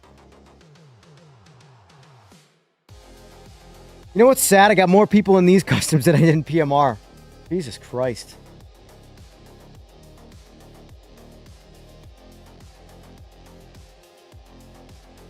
Good time.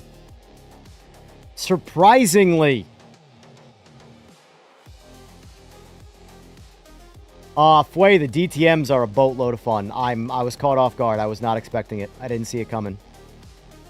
I started with Raceroom. Then I jumped into these, and I'd say they're 90% the Raceroom cars. And Raceroom is the poster child for the DTM stuff. The 90s DTMs. So, they did good. So far, I've been having a good time. The AI still sucks. But I saw that one coming a mile away.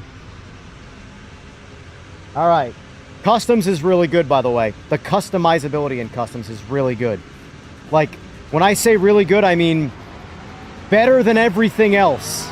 Not just PMR. You can completely create the lobby, set a timer before it starts, and you, the host, can leave. I can just go fuck off and put a lobby up.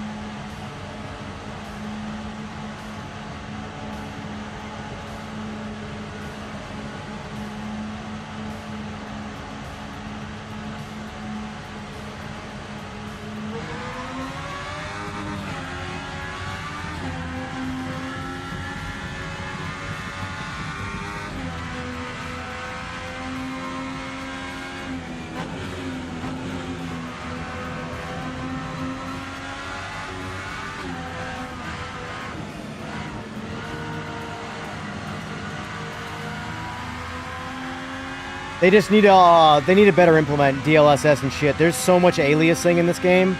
That to me is the most visually painful thing to see. I totally was not paying attention to the braking zone. Hey, you know what? Speaking of which, let me see if I doubt they fixed it, but let me see if DLAA makes it better.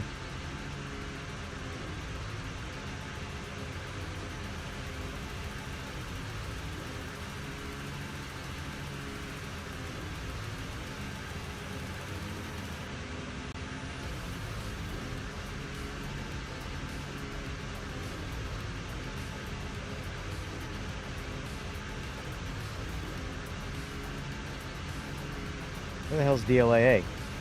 Oh, at the end, of course.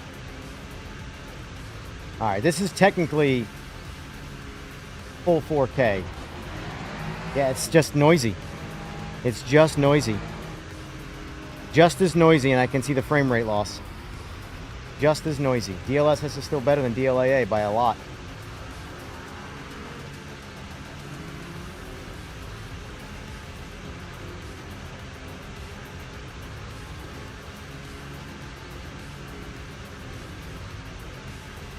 Right, let's see what DSR looks like.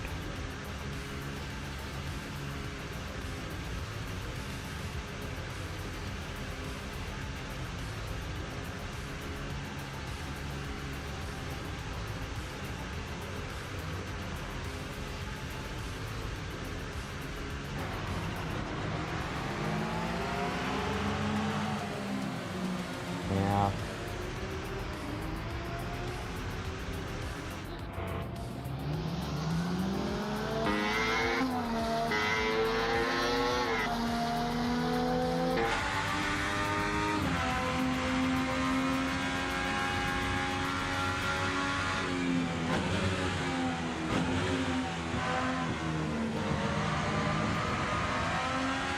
Yeah, DLSS the way to go still. Yeah, they have to implement anti-aliasing a lot better than they're currently doing. That's my biggest visual complaint about this is is just noise. Just visual noise from all the aliasing. But DLSS looks the best and gets you the best frame rate.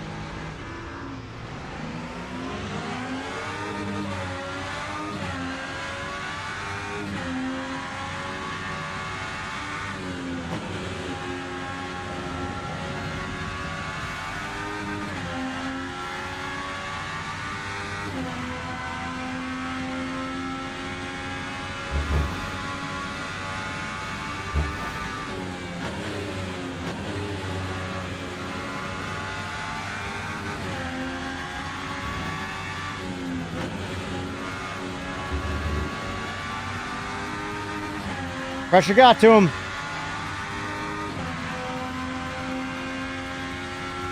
I love DTMs, man. Ah. Real DTMs, the old ones.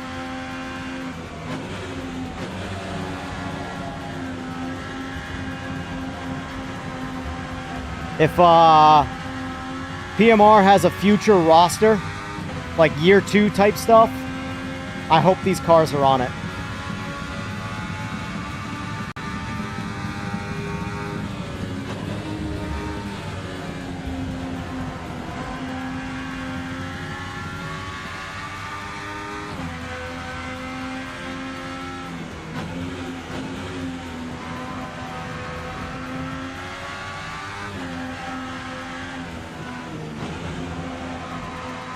Slick, this might be a solid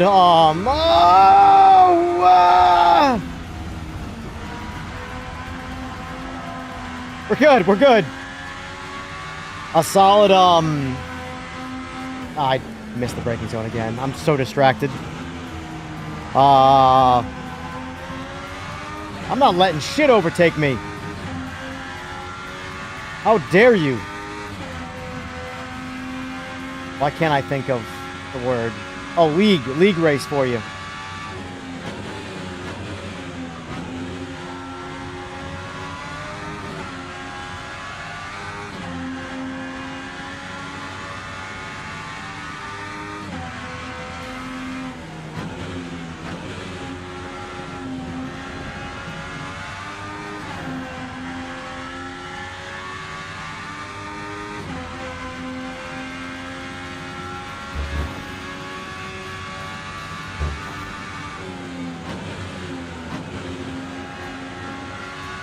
Here I go again, liking something that nobody's playing.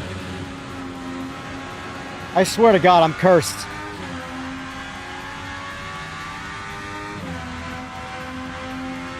Keep in mind, though, I'm glazing it right now because of these cars. If this was just GT3s, I'd be like, it's another GT3 game to play.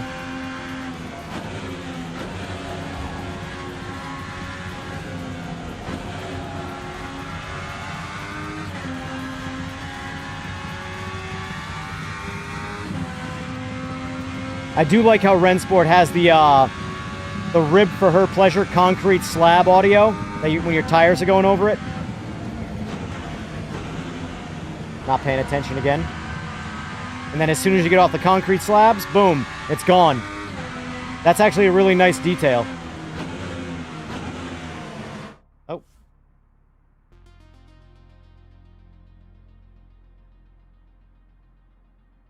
I don't even think AC Evo's Sebring, which I think is the best Sebring, has the concrete stuff going on. If you ever been on concrete slabs on the highway, you ever been to Detroit, Michigan, you know what those feel like. See every line right there? You feel every single one of those like it's a bump.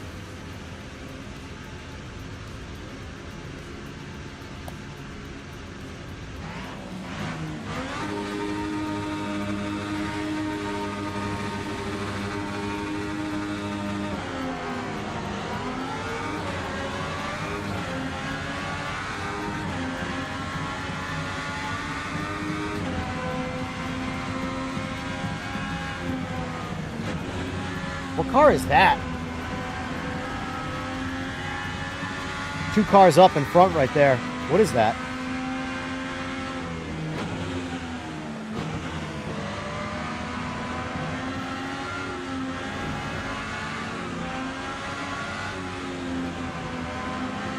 What is that?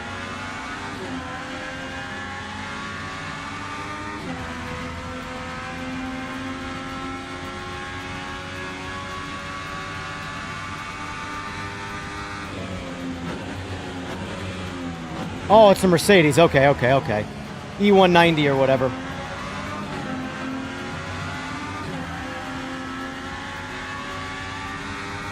That Porsche just wants to get by, the poor bastard.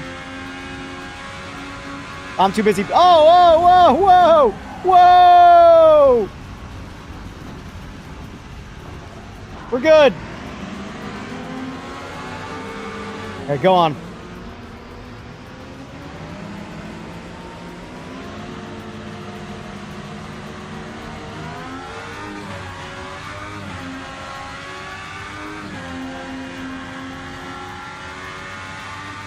What's going on, Monty?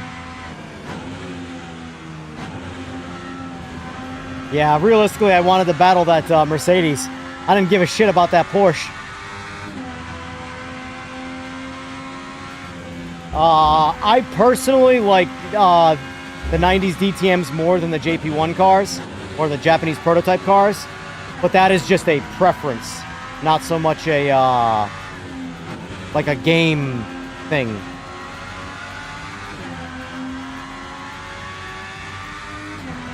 And it would be more comparing it to the JP2s, not the JP1s.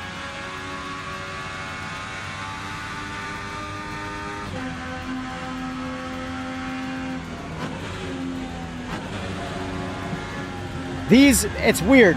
These are more the speed of the JP2s, but the abuse levels, or the grip levels, of the JP1s, comparatively speaking.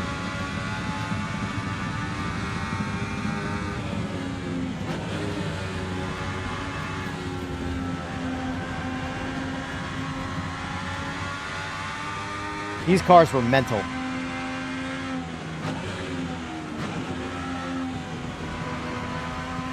Like these cars, like you drive GT3 in this game, right? And then you drive these, you can abuse these cars so much more than the GT3s. GT3s you will lose control of trying to do what these cars are doing. There's a reason why that Porsche, even though it's a lot faster in the straights, was struggling to get by.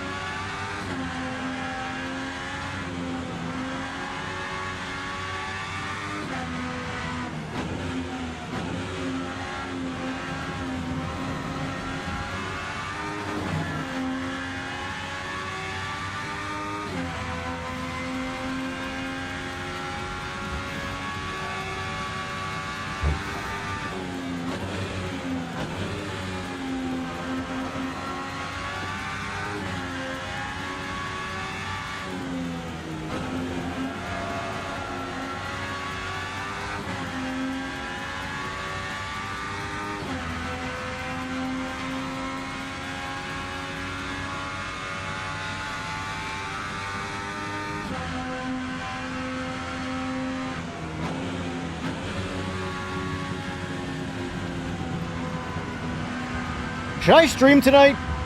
Serious question. It wouldn't be till my typical time, 10:30, 11 o'clock Eastern Standard. But like, if people are interested in doing this, I'm having a lot of fun in these cars to the point where I'll stream. But the last thing I want to do, again, guys, is just do another menu simulator stream.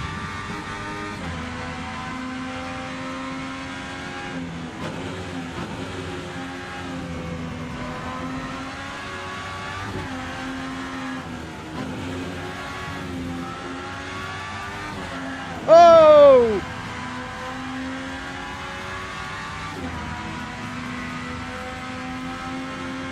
Yeah, Yeah, Fogbound, that's... You have to understand, it's another console game.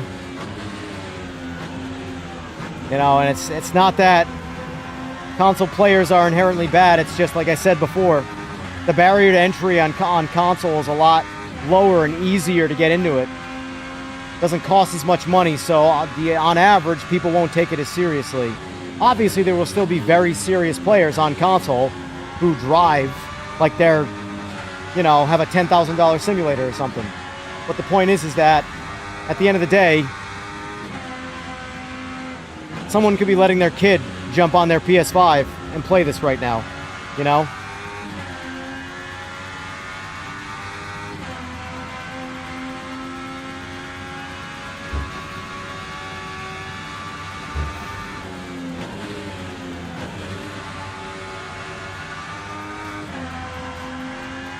But I'm actually quite surprised that these cars are this good in this game right now. You're not crazy, Fogbound. But I am pleasantly surprised.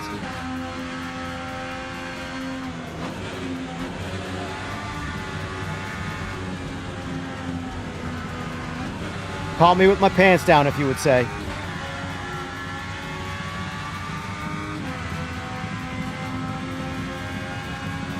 I can't get over how much my camera's vibrating from that's all the Simagic vibration transducer that's built into it. That would be technically Simagic's True Force. That's on no matter what. As long as the telemetry is there in the game for the force feedback to tell you that, hey, the curb is there, the base will generate rumble.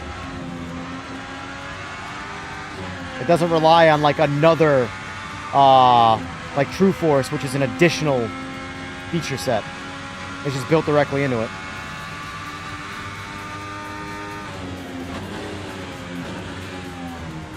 Does that Fogbound, since you have the Alpha, right? Or do you have an Evo? You have an Alpha, I thought. And my question is, if you have an Alpha, does the Alpha do that too?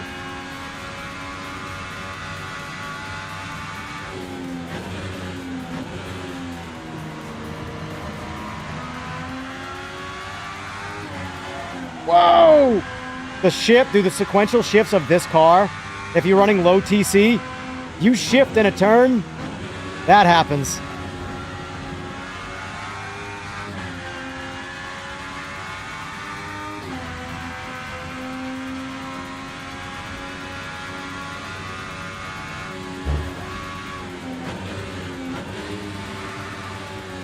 Well, ACC, I can't compare these cars to ACC because they're not in ACC.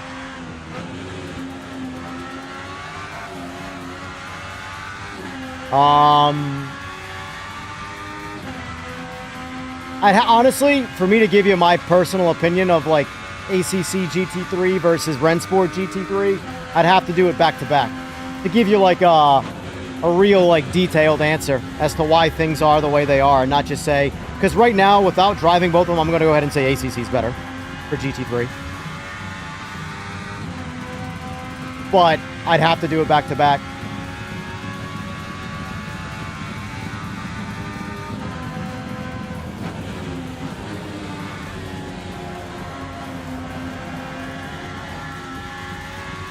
What's going on, Zayman?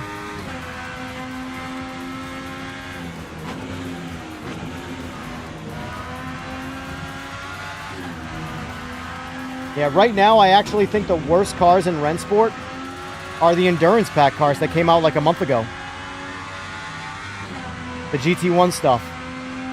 They actually put me off quite a bit. But then this brought me back tenfold.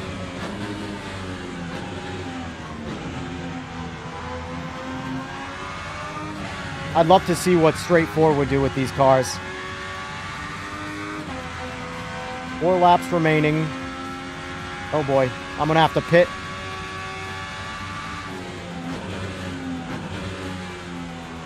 Now, was there a place for me to put extra fuel in the car? I'm sure there was.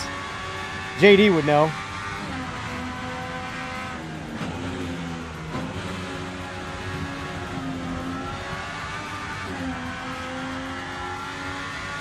I did have like 8 guys, yeah. They probably bailed. The GT4's not in here anymore. The GT3's gone.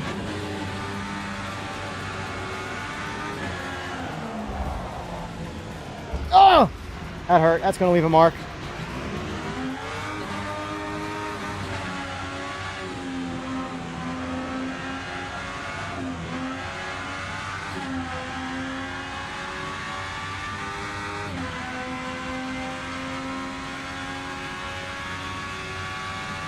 Fueling up the car before the race.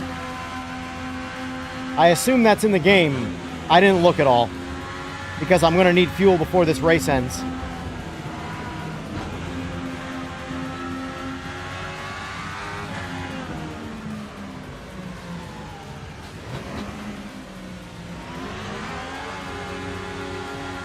Oh shit's right here. I was ready to drive to the end. Misaligned with pit box. Added time 3 seconds. Whatever.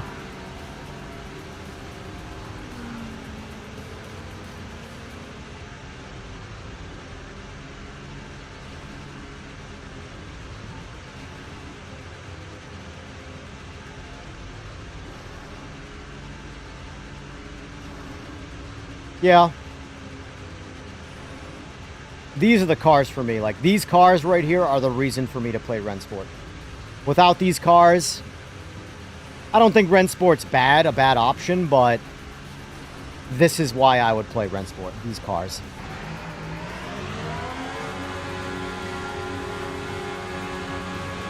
Yeah, it's only 12 drivers.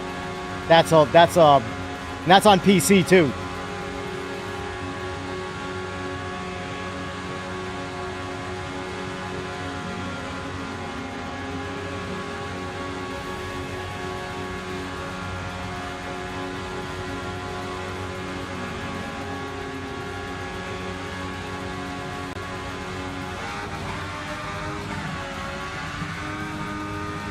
Oh.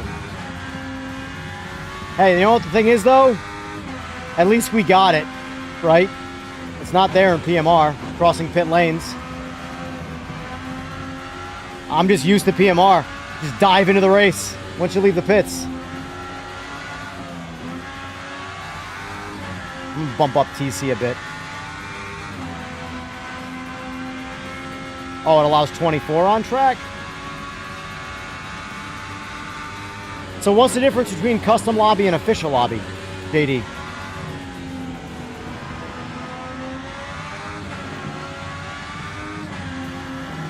Yeah, I would like to know the answer to that as well.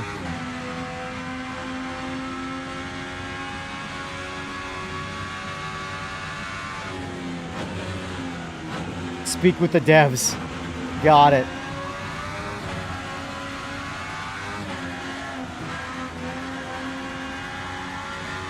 Well, you need to find someone who's got, you know, the ins with the devs to influence that, you know, so that everybody can get that.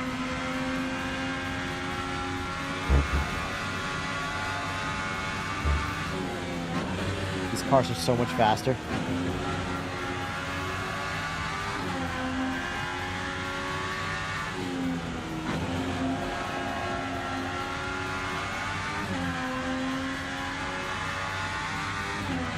Give me 200 for the thing I won't be doing.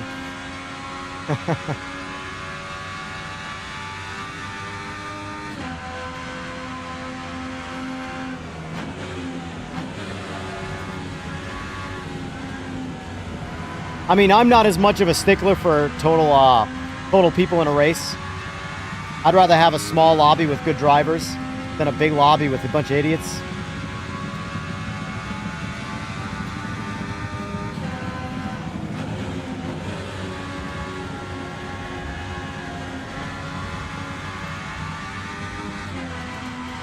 Yeah, honestly, for when it comes to the contact surface, I like Sebring better in Rennsport, honestly, than PMR. I like it the best still in AC Evo.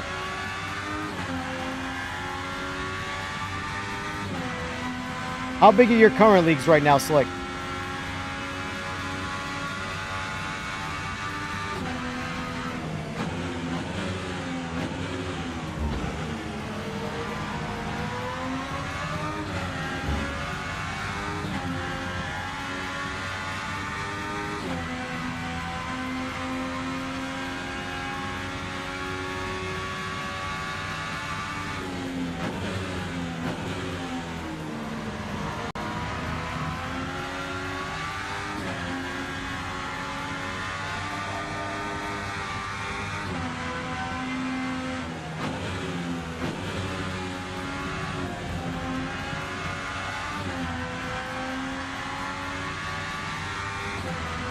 Gotcha. Well, it is a newer game that not a lot of people have, so, I mean, I think it's probably not a bad thing that you only have to find 11 other people, you know? And I feel like if this game, again, I don't know how Rennsport's, but, like, I don't want to call this game, like, a cockroach, but this game has survived, like, a nuclear holocaust worth of, like, game dev. So, and I don't understand how. The only thing I can think of is it's a fucking cockroach. But they're managing to stay alive. So I imagine that if this game stays alive, grid sizes would go up. You know? It can't go down. It's only 12.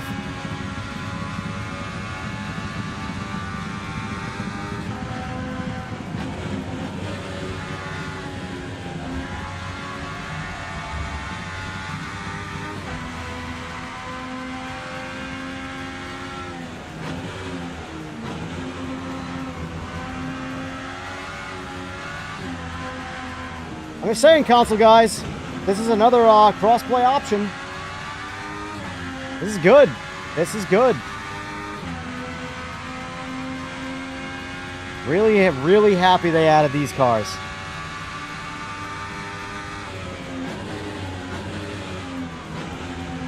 Yes, you can, MPK. I have it as open so anybody can join, but yes, you can do minimum and maximum ratings.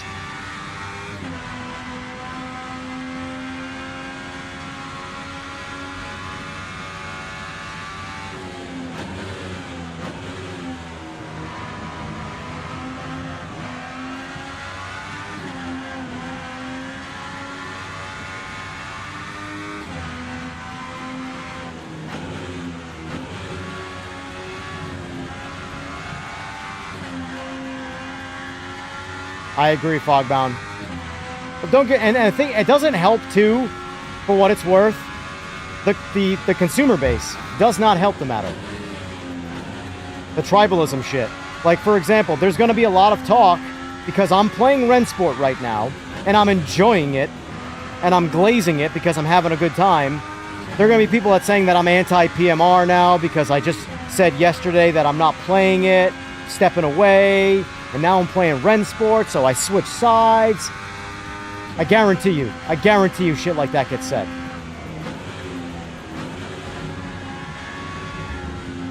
And for what it's worth, that does push people in opposite directions. Like the whole YouTuber space. Make me your enemy, cool, I'll be your enemy. That type of shit, you know? That being said, though, I am still 100% pro PMR. This update just got me appreciating Rennsport a little bit, that's all. They did a good job.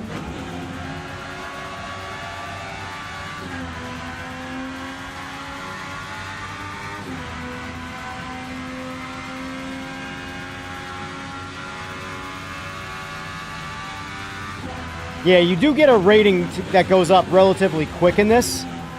But like, we found that one troll today that was just trying to crash me.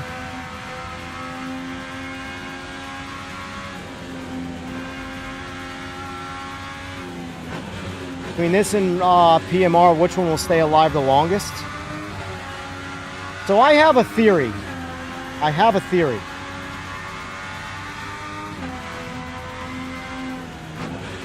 Well, Fogbound, for what it's worth, Aris is not the guy fixing the game. He's directing. So believe it or not, Aris actually has, when it comes to time, a good amount of that. So he's actually the perfect person to be doing AMAs and things like that. Because he's the one, so look at it like this. When you get asked a question about the direction of something or whatever, and you ask, say, Rai or Sora, Sora's got to go up the food chain to ask those questions. Aris is at the top of that food chain making those decisions for the team. So realistically, Aris is the best guy for doing the AMAs. You're going right to the top to ask the question. Oh! Whew! Almost screwed that up.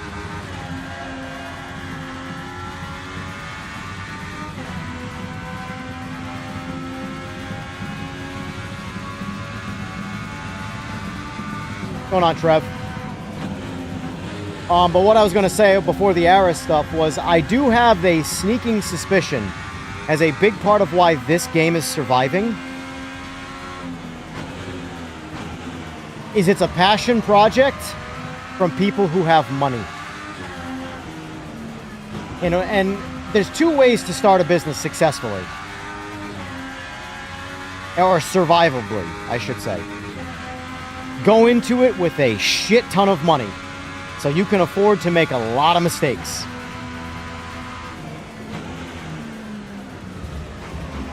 Such as that. Shortcut.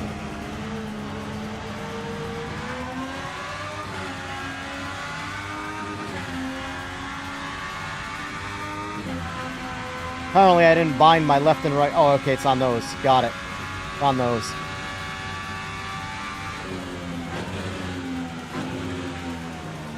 I was trying to look right when I was driving out of that line, but it wasn't bound on the right button.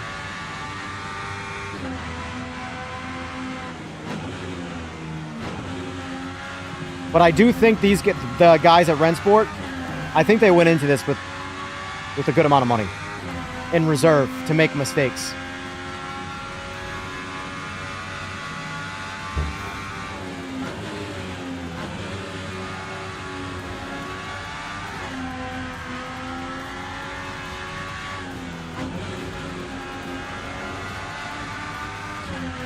Because how they've survived this long with nobody playing, nobody giving them money, yet continuing to produce.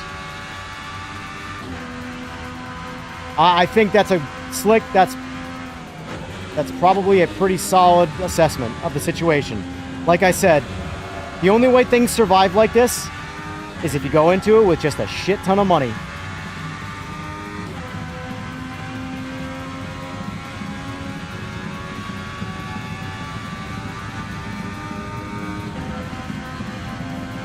Oh, I wanted to abuse him.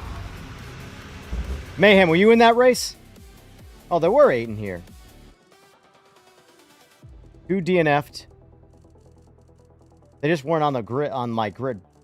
I wonder if because they weren't in my class, maybe? So maybe it was only showing the people in my class. It wasn't showing these guys.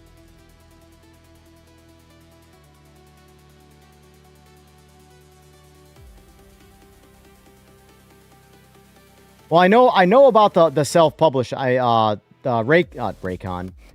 going out of into what do you call it when you go out of, when you essentially file for bankruptcy as a business? Oh, you were yeah. Yeah, I didn't give a shit about you, Mayhem. I only cared about the DTM in front of me. As far as I'm concerned, there was no GT3 behind me. Screw the blue flag bullshit. We're racing. I'm going to do one more quick one, because I do have to get off in about 20 minutes, so. Insolvency, thank you. Insolvency. All right, let's shorten it up a little bit.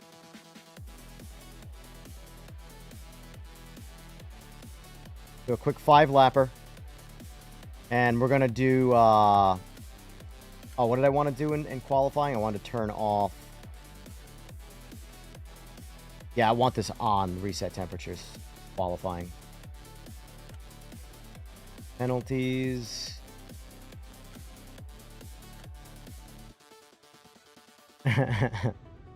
Yeah, Mayhem, you should definitely try the 90s DTM cars, man.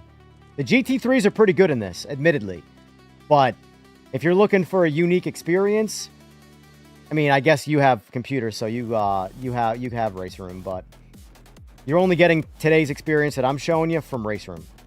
And I love Raceroom, so that's a big old compliment from me. Let's do, I like this Thermalito track. I really like this Thermalito track. I'm going to shorten the entry time, too. Where was that? See right here, MPK, by the way? Here's where you set the requirements. Minimum safety rating and ratings as well. So, I'm telling you, Stray 4, if you guys are watching, their custom lobbies, like, the choices, this is what you want to see in customs. You want customs to be the host can do anything you can think of.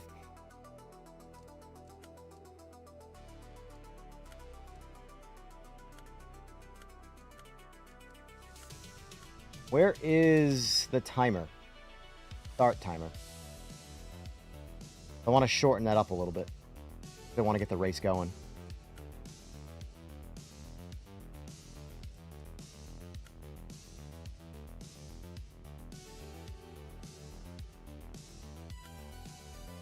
Let's turn some damage on this time around. 1.0 damage, so regular.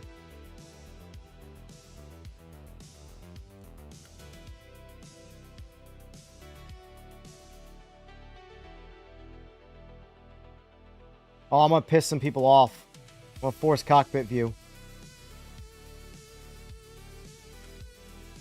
I hope it's good for... I'm going to... As soon as I get off here and go eat some lunch and then come back up, I'm going to try it out on PlayStation and with the RS50. Because I am... Like, I'm recommending this to console players, for sure. But I'm playing on PC. So... Oh, I know. Raceroom on console would be insane. Insane.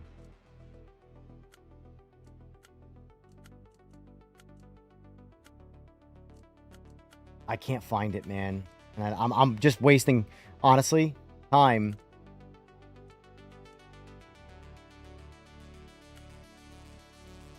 Oh my god. It does it right at the end. You gotta be shitting me. Oh, so it is a minimum 5 minutes. Got it. All right. Contest is up, boys.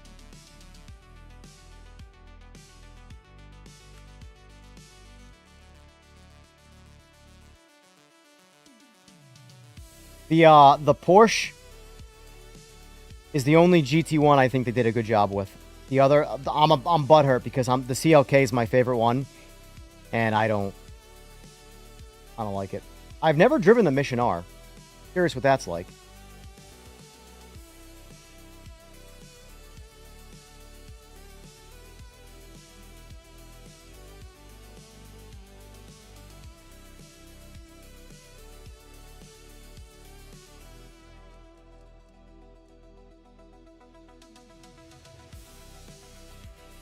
M2 is the worst car in the game, and it's the demo car, which I think that's a mistake.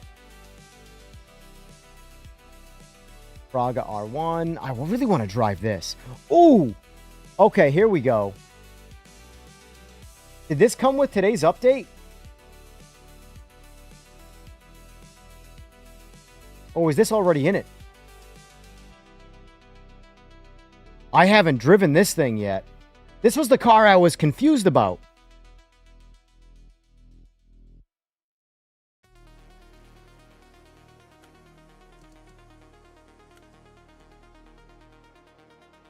I've never driven this car.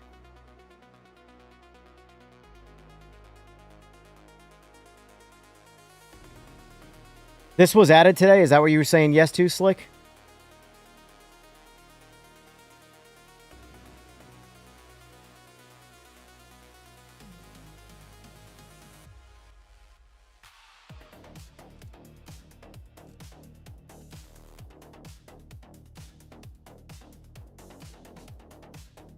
Looks like 67 or 61% of the poll people were correct.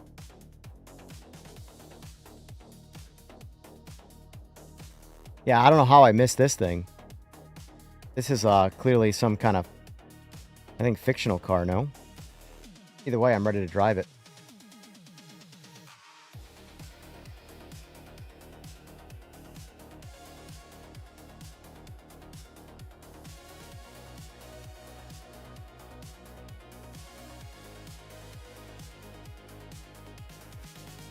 It ran at 24 hours to the rain. Okay, so it's not fictional. I've never heard of it.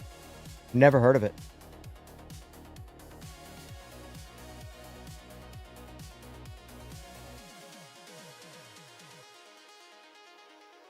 No problem, Rusty.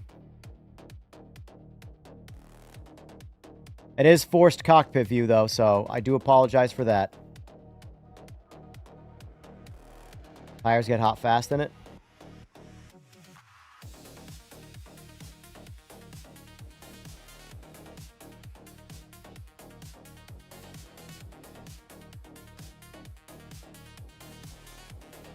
So let's see. Today's Thursday. Tomorrow...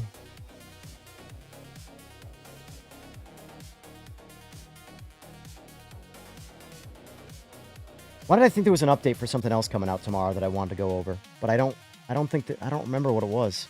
It might have been AC Rally. AC Rally is introducing multiplayer, which I thought was actually, it's like finally, it's not just a, you know.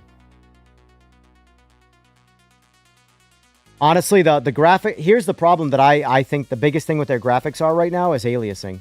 There is a shit ton of aliasing issues. And I run... And, like, they haven't implemented DLSS correctly, because DLSS would make 100% of it go away if they did it right. And DLAA actually is worse than DLSS. DLAA visibly looks worse than DLSS, and you just lose frame rate. So there's no reason to run DLAA. I just max out the settings, and then I run DLSS quality. I think that's the best the game looks, and it's also a solid frame rate.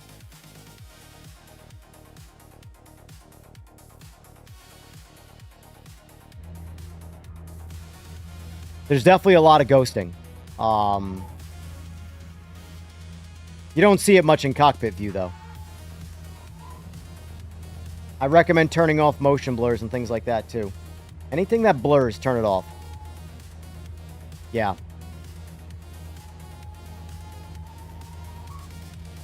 Alright, let's see what this thing...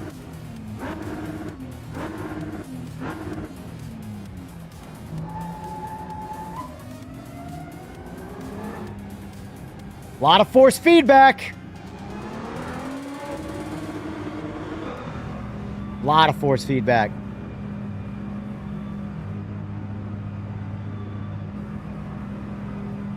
I normally set filter to 0 always, MPK.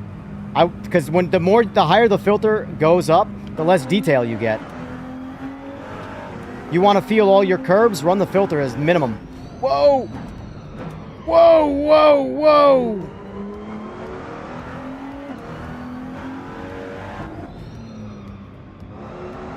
This car's got all the force feedback.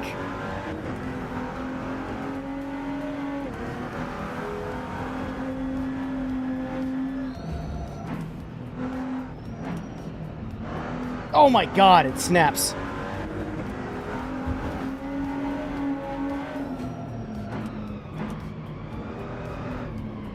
Oh, this is a much harder car to drive of this update. Turn TC. Oh yeah, I forgot. Shit.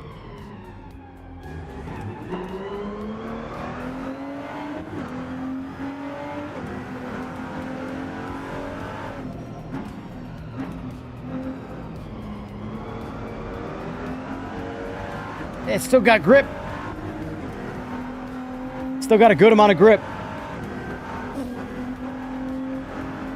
Oh, that's right. It's forced cockpit. I'm sitting here trying to go outside the car for audio. I fucked myself. Ah!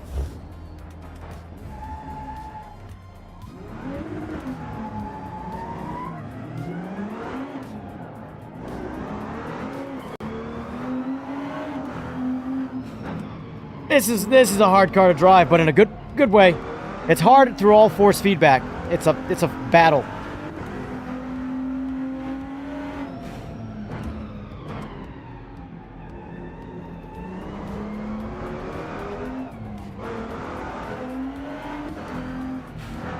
I know my camera's shaking. Believe it or not, all that shake you guys are seeing from my camera is the buzz coming from my wheelbase from detail in this game.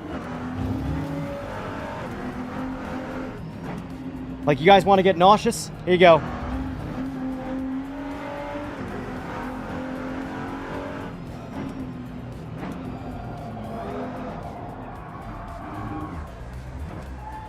This car's tough, man. Oh! Oh! It doesn't hook for shit.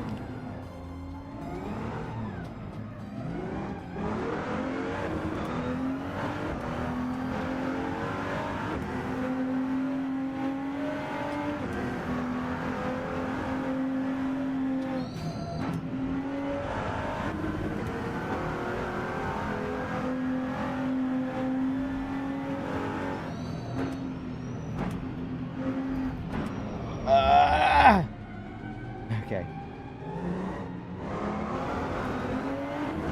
Alright, I gotta put some level of TC back on. The power comes in so violently on the car.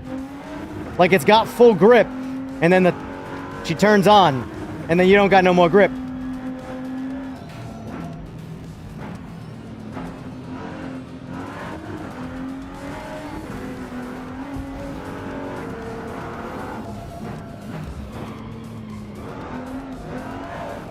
Oh. I'm gonna have to lower the force feedback to drive this car. Holy shit.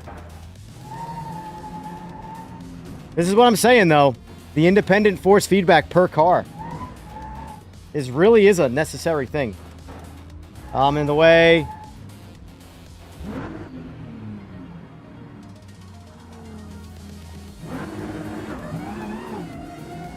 Well, these are the opposite, too. They're bound the opposite directions. Right is left, left is right. Yeah, it's the vibrations from the wheelbase.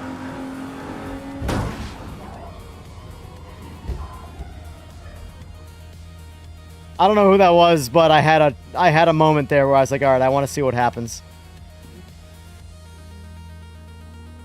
Oh, shit.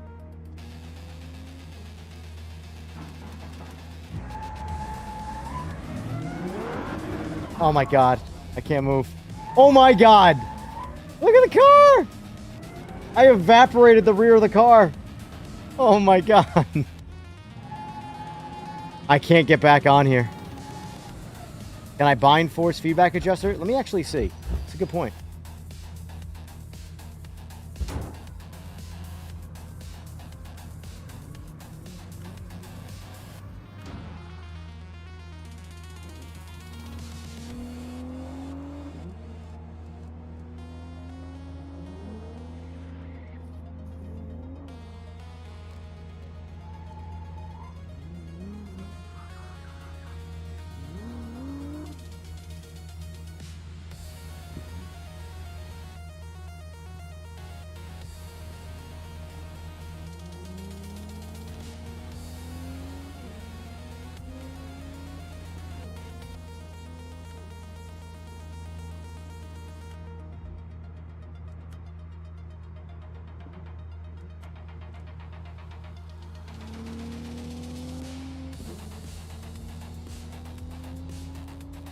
I don't think so. Appreciate that, Cody.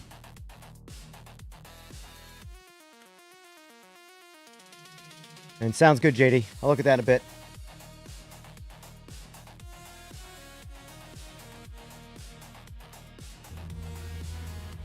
Let me know if it lets you race, Roboito. Looks like it is. I gotta turn force feedback down just a little bit.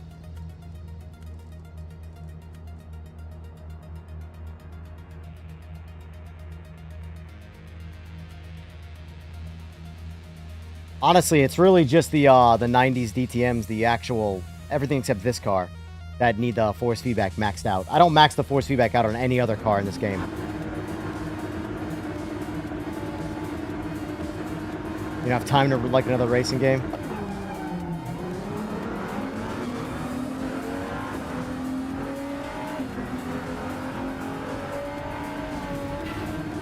You only look like a professional drag racer at the start of every race.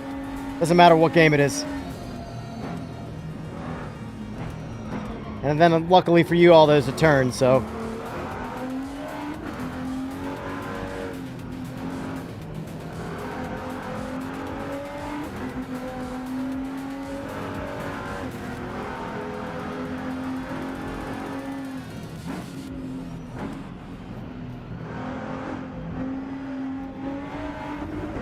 I really need a line on for this. I'm confusing which turn is which. I'm not looking at the map, obviously.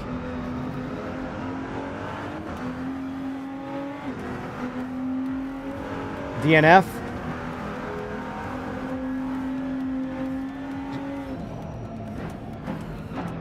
So I should turn that feature off.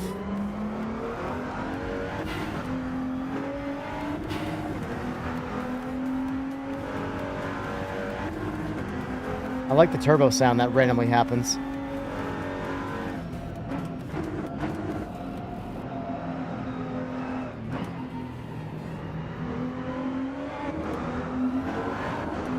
I think so, yeah. You have that option to turn that on, which I think I did turn it on, Slick.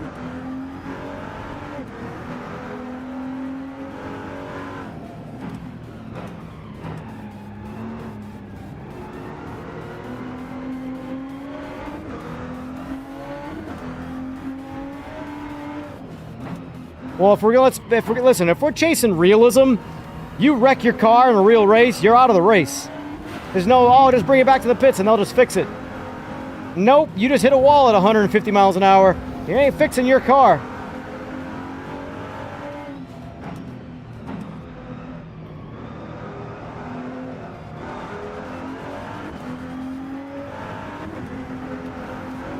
Good luck, Slick.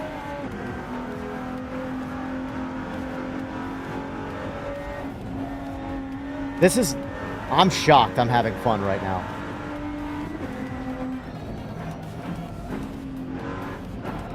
I keep thinking that turns over and it's not, and I get back on the throttle too soon. Here, have the pass, Barnett. Have the pass. You earned it.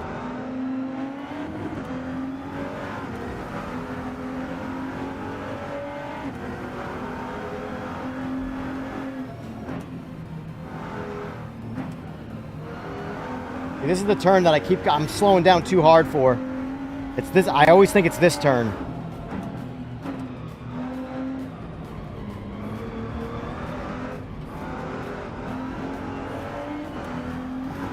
The track limits on this one are super strict though. Jock, I'm having fun. I know, right? Dude, the game's done a shit ton of, oh. This game's done a lot of disappointing for me over the past 6 months, so, like, that's why I'm shocked. They pulled me back in with this series of cars. I wasn't expecting it. Oh, I can't see shit from that.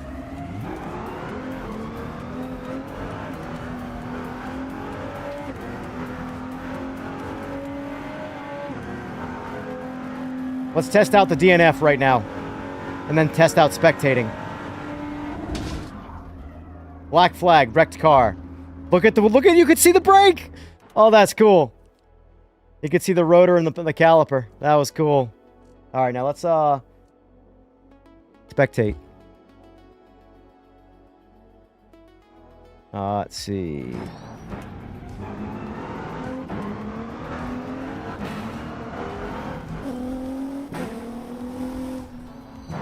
Special, dude, the special cameras in this game, you gotta see what these... So I gave this compliment to Rennsport like 6 months ago. Best spectating in all of sim racing. You'll see, watch.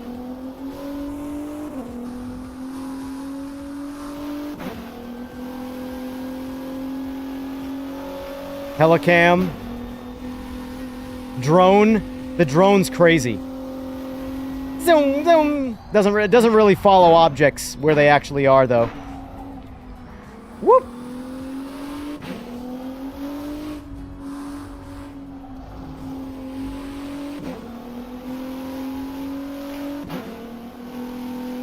Oh, look, they're twitchy too, just like PMR.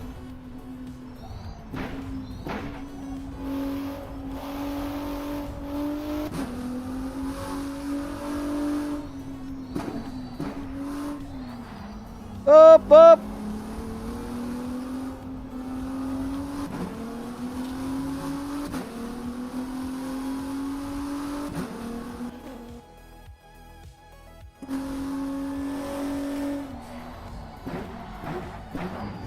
Oh no! The special cameras are way better.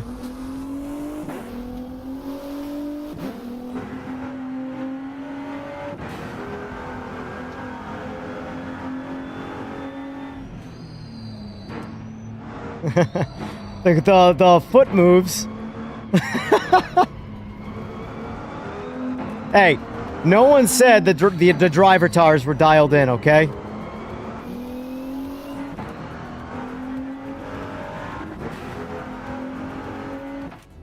Auto director, got it. I'm not gonna lie, I like this spectating angle. This one here.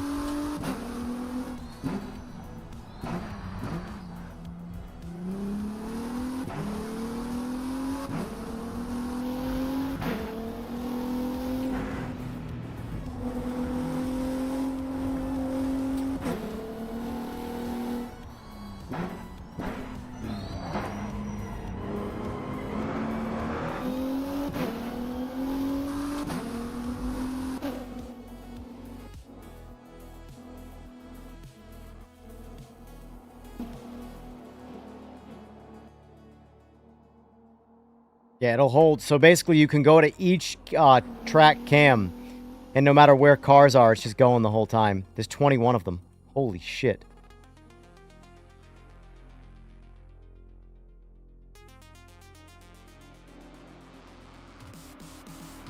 There's no doubt the graphics need work. No doubt the graphics need work. But I can tolerate the graphics for fun.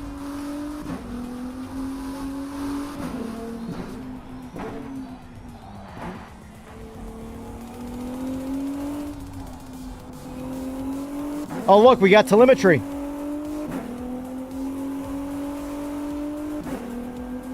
TV broadcast. Contestant view, which is all their telemetry, everything they're seeing. And then the empty HUD.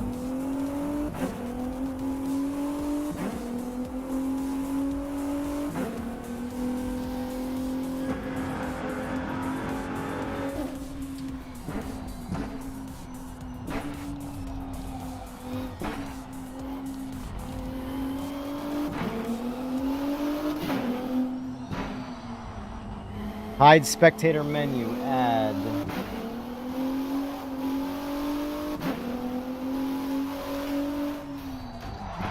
Oh! There's also free camera too, which I've never used.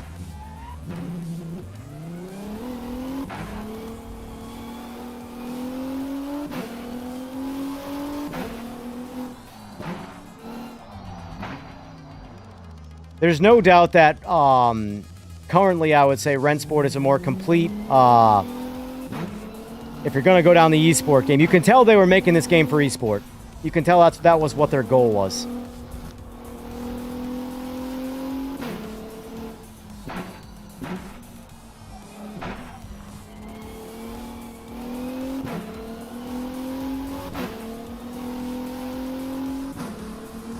I like this view. I don't know what it is about this spectate view, but I like it. You can't see shit, but I like it.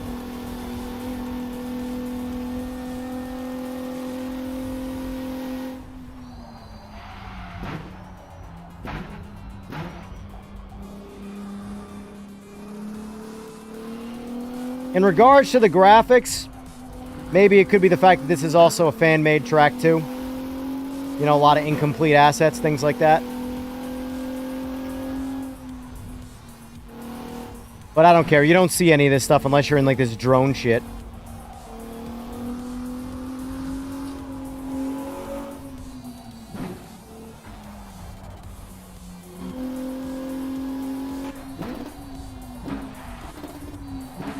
Oh, it's Fue Loco.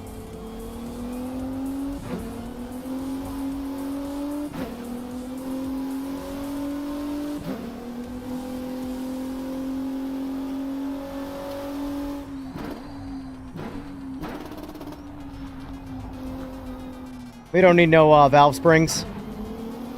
Decel on the limiter, bro.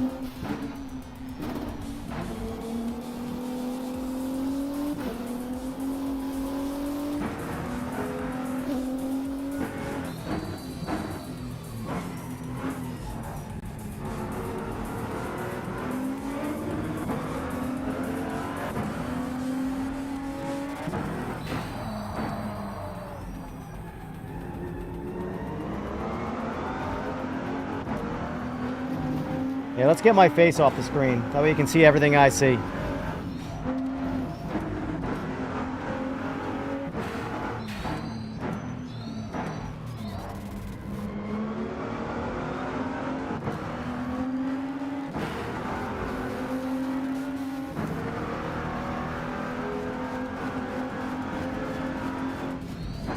Damn, I'm not gonna lie. I kind of want to do one more. I'm having fun. Fuck. I need to eat food. I need to go be an adult. I need to be an adult, god damn it. Alright, I'm doing another one. Fuck.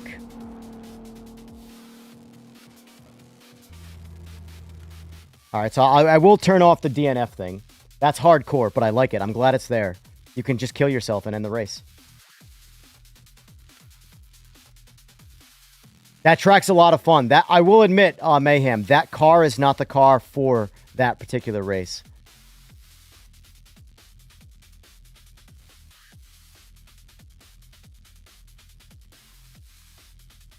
Let's try another one. GT3 fun! No.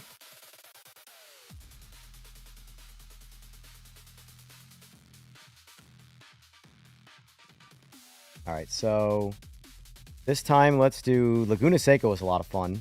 Sebring was a lot of fun. Honestly, now that we got some guys in here, let's do Laguna Seca again. Jetta's fun too, man.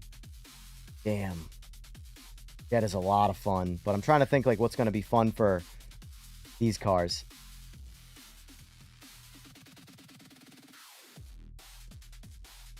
All right, let's do another Laguna Seca run.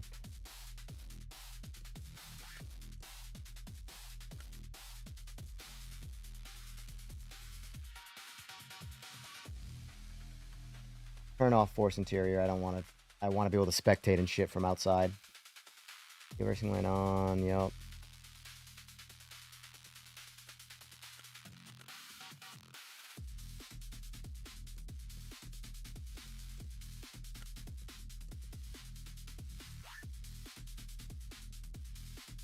Set DNF for wrecked players, so you can, that was what it was. Alright, so no more DNFs.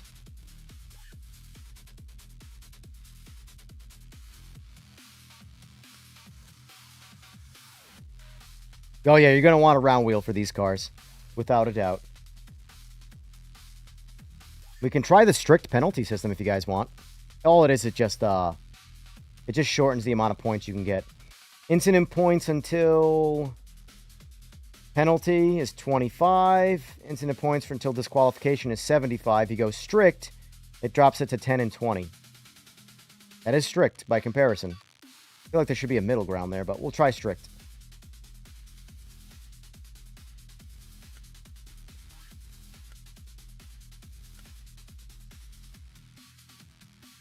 Force a single split. Got it. All right.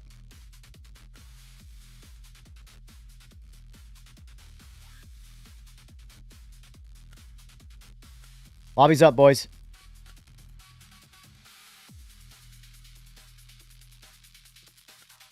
This time, drive whatever you want, but I know what I'm driving.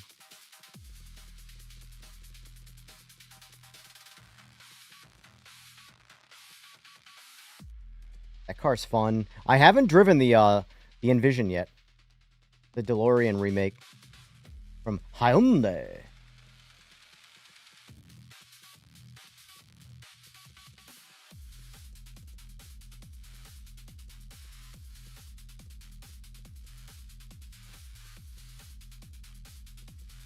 I don't know which one I like better, honestly. This is a tough one for me.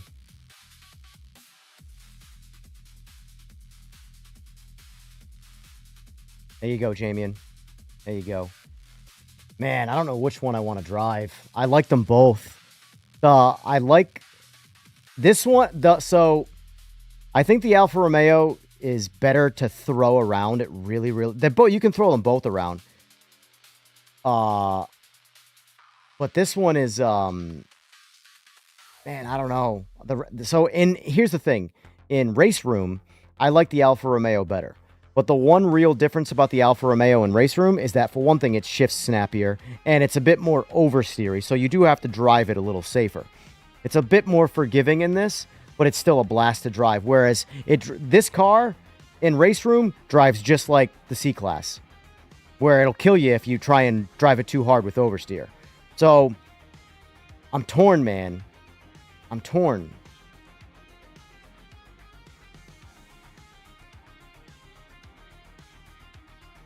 Man.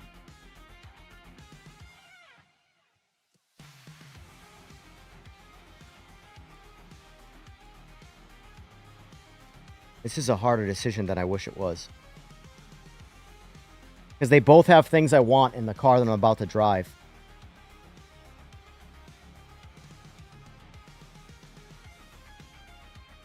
Let's just go with the Alfa Romeo for now. I like this. I know I like driving this car because you can overdrive the balls out of it on Laguna Seca.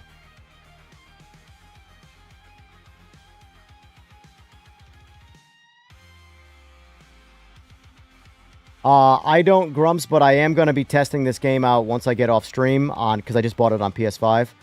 I'm going to try it with my RS50, which is an 8 Newton meter base on PS5. Because I'm obviously on PC and some bougie fucking sim shit, so it's great on this, but, you know, I got to test it out on the 8 Newton meter. I'm on a 28 Newton meter base, so if something's numb, I can turn it up, is what I'm trying to say.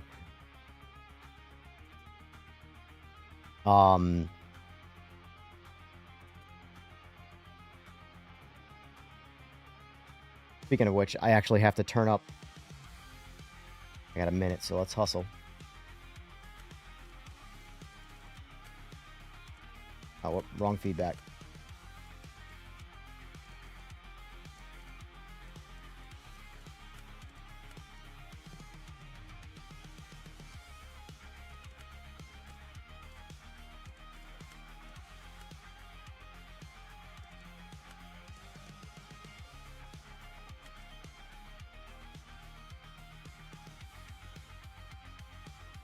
Ever consider doing Forza Horizon 6 lobbies? Yeah, I have, but I'll be honest with you, I have to do Forza Horizon 6. Yeah, I can do that, Grumps. What was I going to say? So, when it comes to the online racing in Forza Horizon 6, I've had a lot of fun, but very circumstantially, meaning I have to join with people who take the racing seriously and not just want to be ramrodding children. And also custom tracks.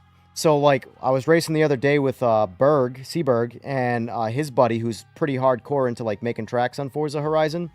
And you know how in Forza Horizon, the flags, as long as you clip the flag, you can cut corners, and it's really stupid, and that's just how you have to drive in Forza.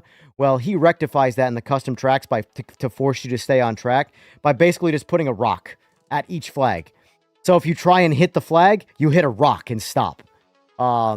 So it makes it so you have to race the road and not just cut corners and shit, you know?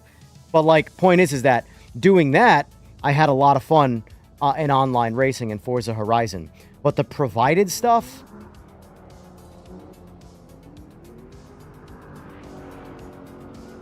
leaves a lot to be desired, is what I'm trying to say.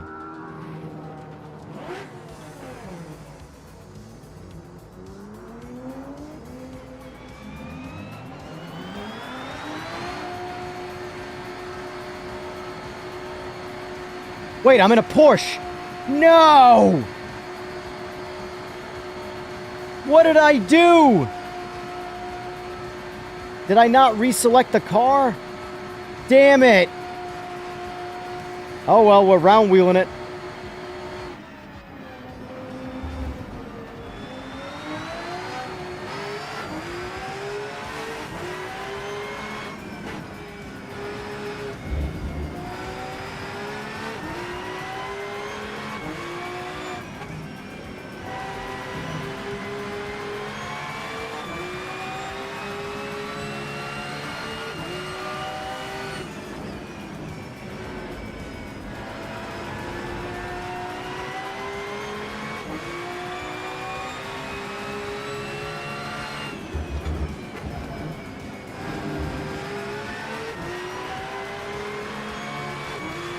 Oh no, DTM died.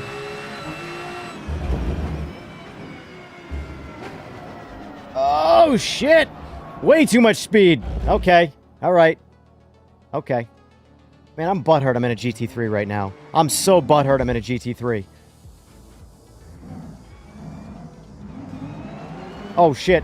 I forgot this thing doesn't just go right to,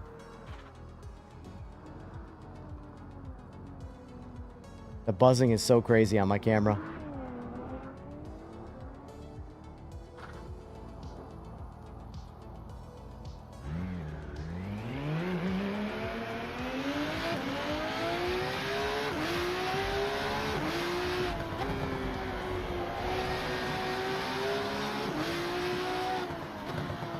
This game has even more ghosting than PMR. That's one thing visually that's annoying. Like I said, this game's got a lot of artifacting. Visual noise, ghosting. That's where I think the visuals are the worst in this game. But, whatever. I'm having fun. Fun's the number one thing.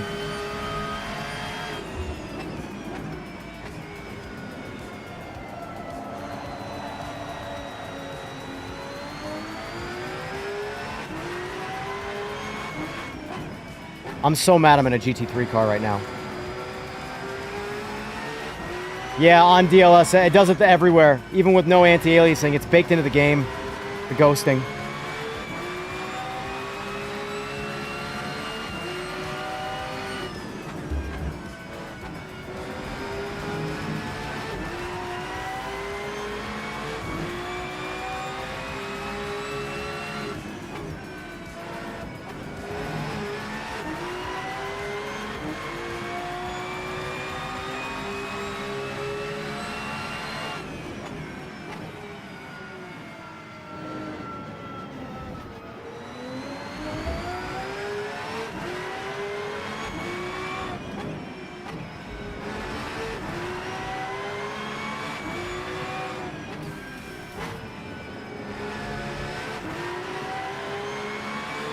J Bibby, I haven't tried them. But now that I'm having fun in Rennsport, I'm going to be playing it a little bit more. Plus, not to mention, too, like I said, I'm taking hiatus from streaming PMR until we at least get Join in Progress. So when that game gets Join in Progress, I'll start picking it up again. Oh, that's what I was going to do. So this is the plan for tomorrow, boys, by the way. I'm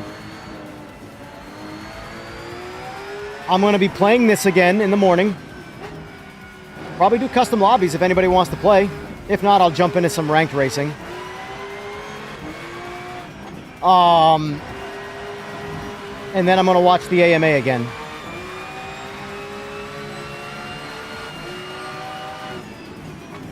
Because I'm technically not streaming PMR if I'm just watching someone talk about PMR, right? Last thing I want to do is be a hypocrite and say I'm not doing something and then immediately... Dude, Soro was busting my balls last night. Because I was playing some PMR last night and he joined. He was busting my balls. Because he's like, I was laughing. He has a stream about how he's not going to play until the next update. And then 20 minutes later, an update comes out. I was like, you mother... I'm like, great. When I saw the update go live, I'm like, you gotta be fucking kidding me, right? Because it was, when I say completely unannounced, I'm pretty sure that morning they decided they were gonna do that.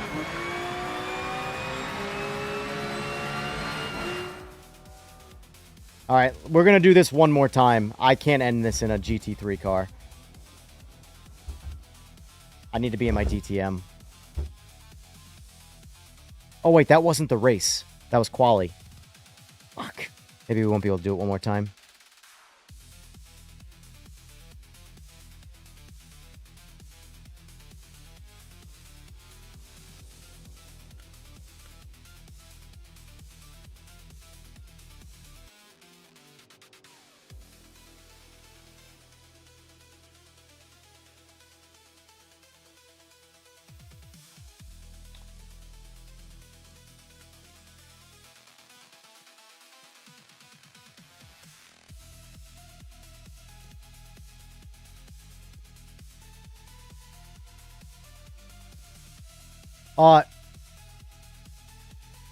Dude, this is what happens when you have fun, Eagles. Do you have this? You said you do have this last night, right, Eagles?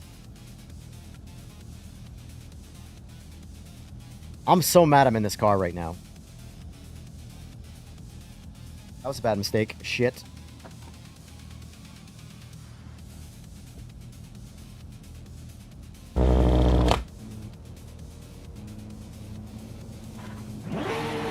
Woof!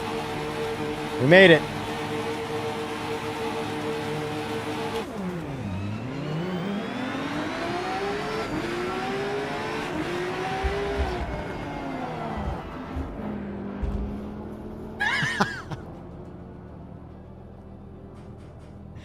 All right, I'm out. I'm out. I don't even want to drive this car.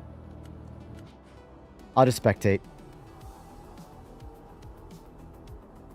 I'll take 50% of the blame for that.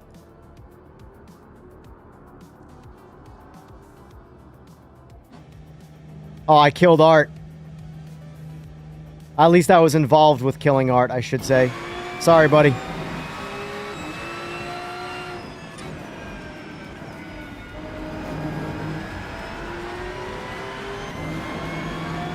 Damn, look at these special cams, man.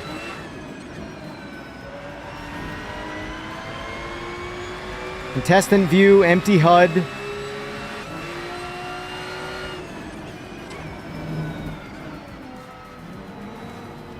Jamie, you referring to the icons? What do you guys like better? TV broadcast style? The telemetry view, the contestant view, so everything they're seeing, or empty HUD? And that looks good.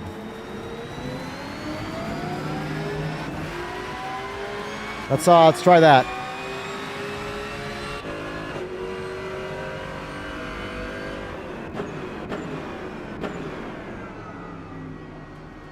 It's refreshing compared to the Porsche, I'll say that. Oh yeah, I agree. I agree. I did not like the endurance DLC for Rennsport. I thought that was going to be the one to bring me to Rennsport or bring me back to playing it. I tried it and I did not like it. But as soon as I saw DTMs, 90s DTMs, I was like, okay, all right, we might have something here, boys. And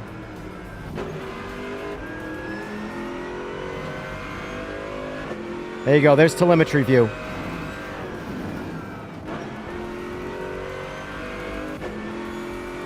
Let's hear the exterior.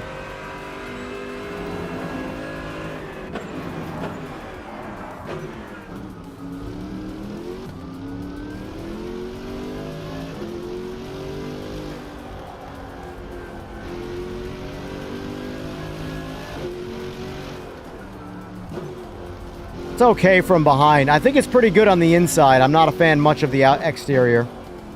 Downshifts sound good.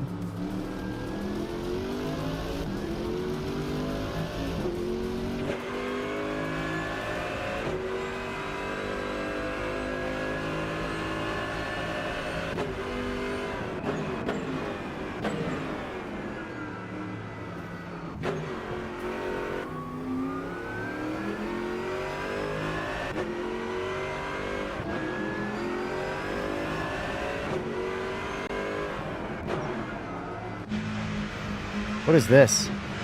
Oh, this is the DTM. Everyone's in a Porsche.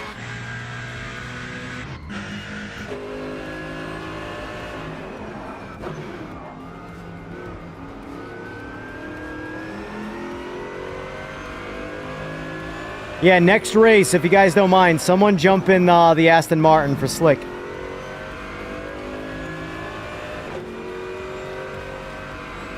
I think the base game is on sale, Grumps. Not the deluxe version. The deluxe version gets the entirety of the future of updates. Or like DLC, I mean. But the base game is 50% off. No, I think it's permanent. 25 bucks. So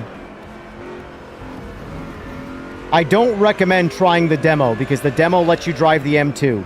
And the M2 sucks dick. Sorry for being so aggressive about...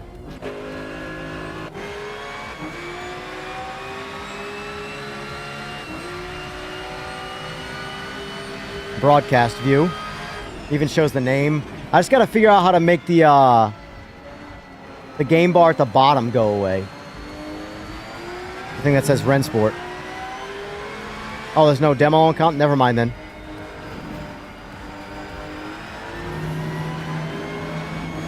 I think you get the GT3 stuff, you get the hypercar stuff.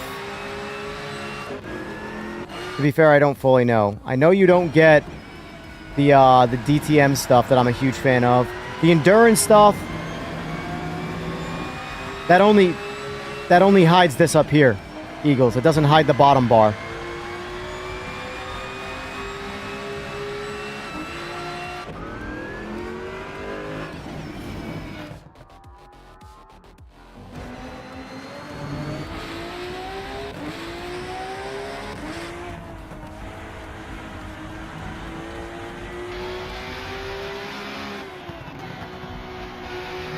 This is, what do you call it? Oh, you do need the endurance pack to get Le Mans, yeah.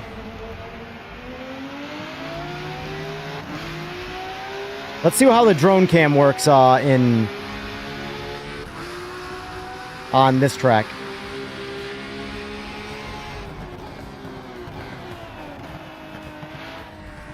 Drone's drunk though.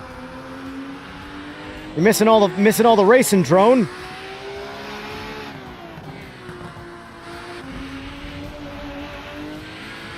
This guy who's operating this drone sucks. He can't figure shit out.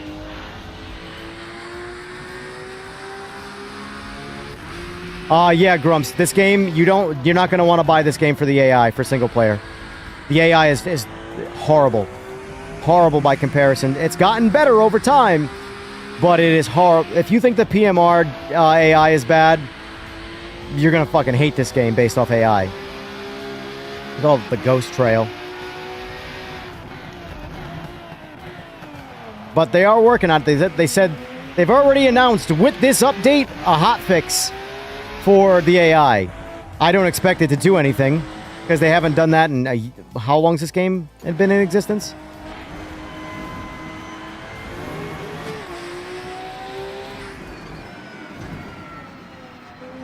Let's try free cam.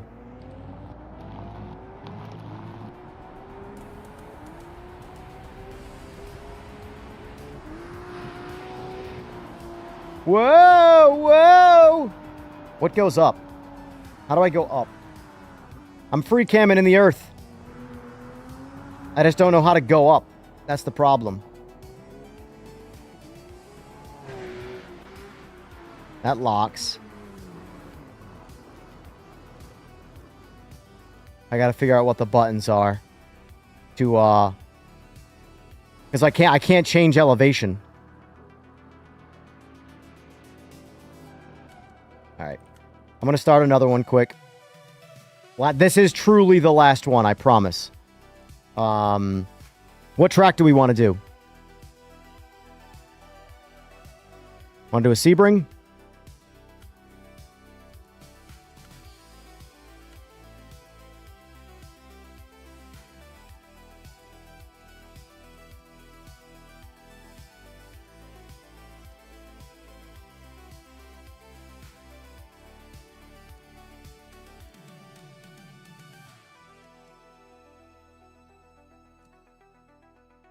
You know what? Screw it. Let's try Road Atlanta. Since all the PMR guys, we don't have this one, so let's try Road Atlanta. Let's just get it going. All right, new lobby's up. All right, so this time, make sure I don't screw this up and pick a damn GT3 again.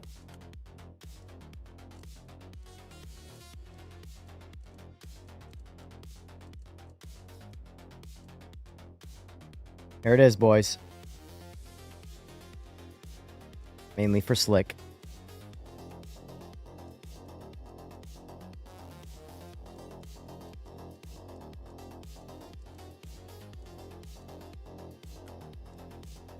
Alright. Get me in my car. Alright, now I'm going to go quick. I have to remind myself now. When I back out, I have to reselect my car.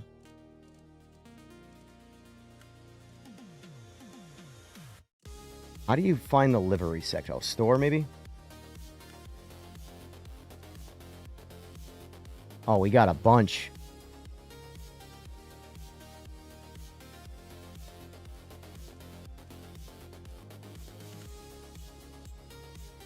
Ooh, full carbon.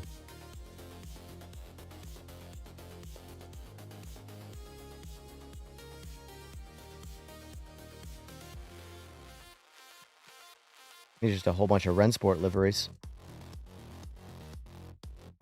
Mustang Glow? Oh, dude, the horses glow in the dark. You know I'm buying it. But I want the carbon one. Good thing it's all free. Oh, these aren't free. That's fine. I'm not buying those.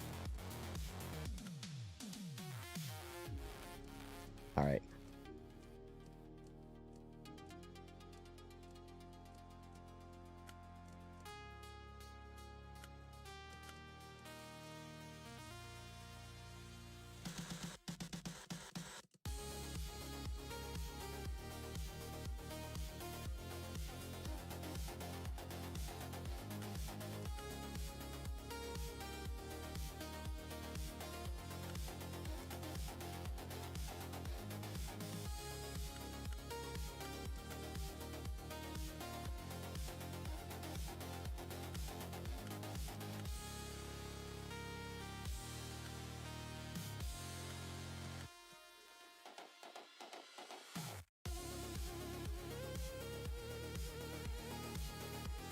It's stock.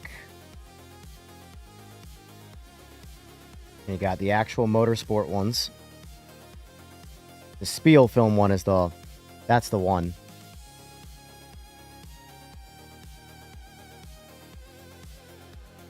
The official contest is like ranked, Sean.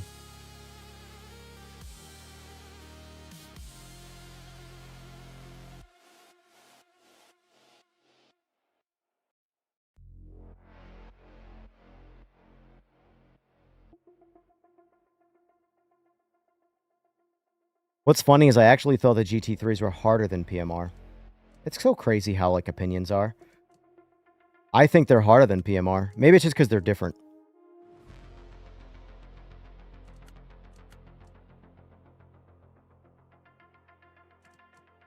This is the one right here. Yeah, the motorsports. I want the motorsports ones for these. And the carbon, because I like the carbon stuff too. But these paid Rennsport ones, I don't know why those are paid. I don't want those. Those are the worst ones. Alright, let's get back.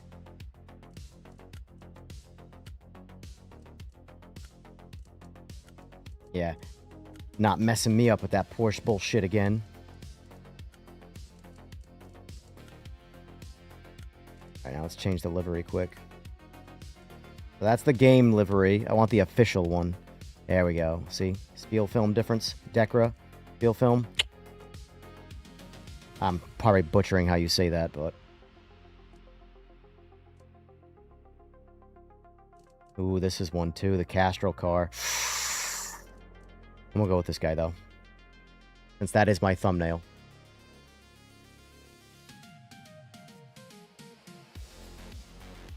Yeah, believe it or not, the only liveries I don't want are the paid ones. So they're ugly.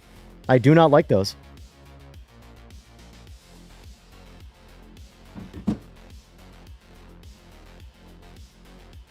Who knew Rennsport would be a good time today, boys? Who knew?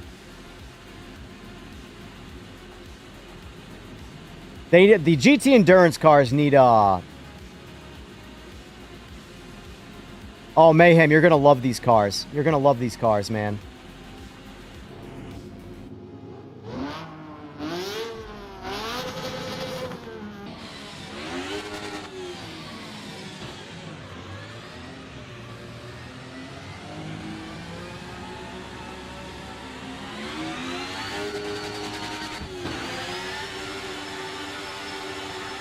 It's a good time, Eagles. A good time.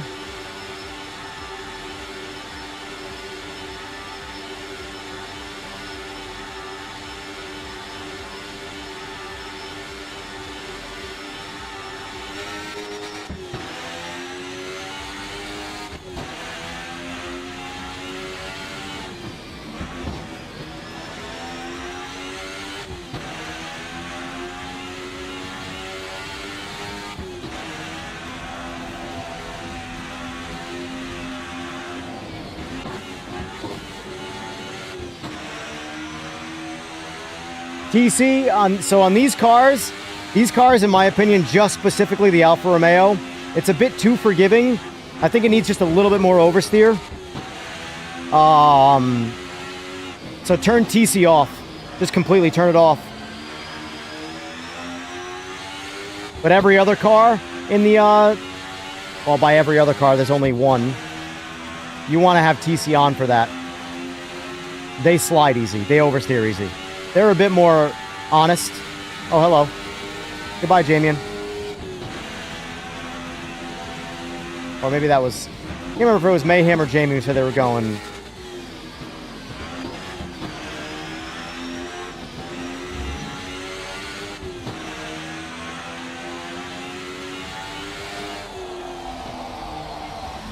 I just wanted to pit.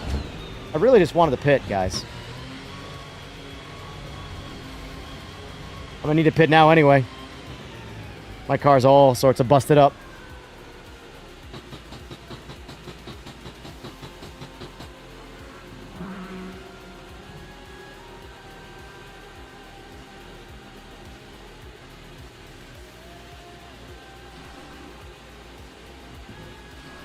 Yeah, Eagles, I liked, the buff really, like, woke the car up.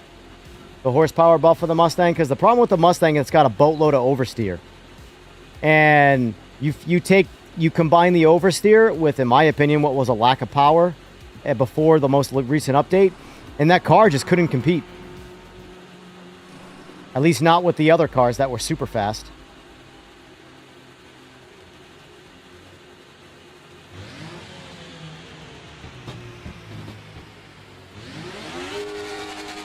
You think my pit likes this?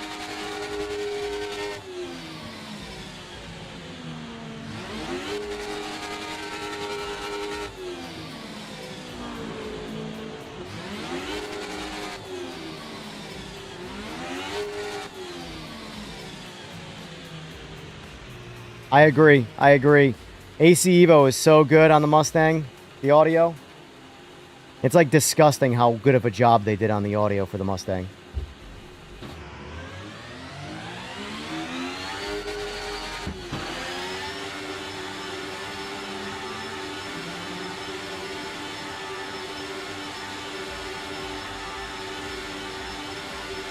I don't know, actually.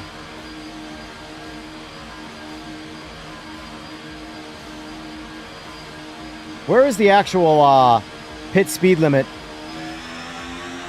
on Road Atlanta?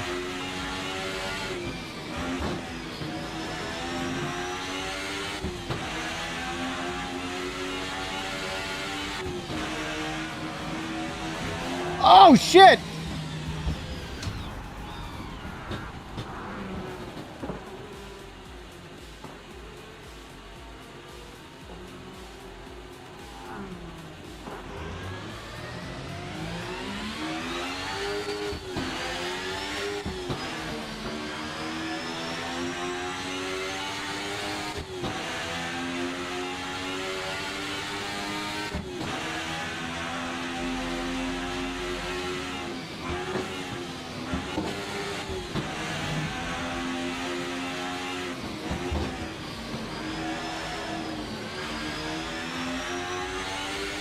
Yeah, I've never been good at Road Atlanta. I've never been good on this track. It's a track that makes me get confident for no reason. Oh, I can push here and then I die. Every time.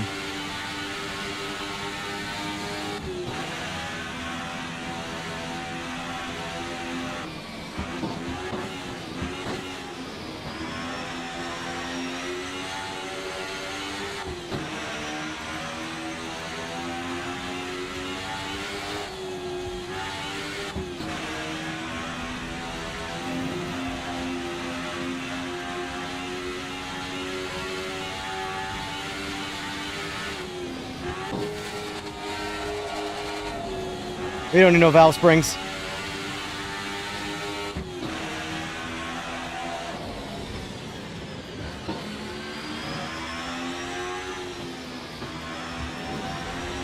That's an accurate assessment, Fogbound.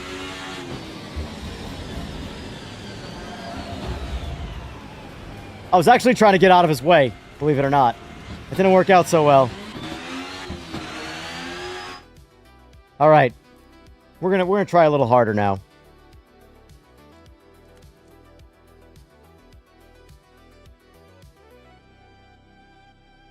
Right, Tom? Yeah, I'm still not a whole lot of a big of a fan of Road Atlanta though. It's okay. I know people love it, so it's definitely not the worst track, that's for sure. But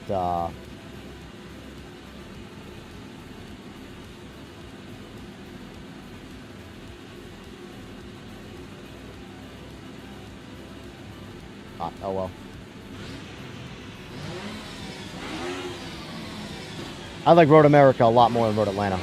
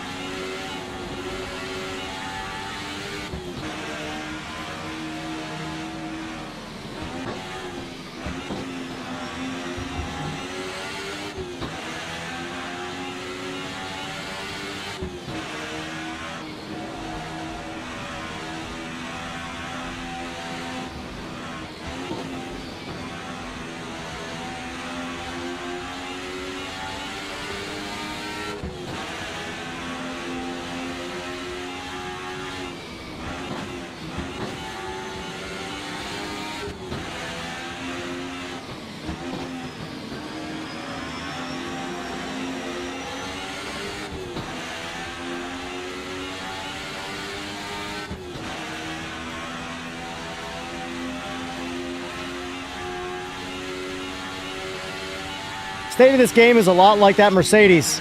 It's kind of all over the place. But right now, it's pretty good in this very moment.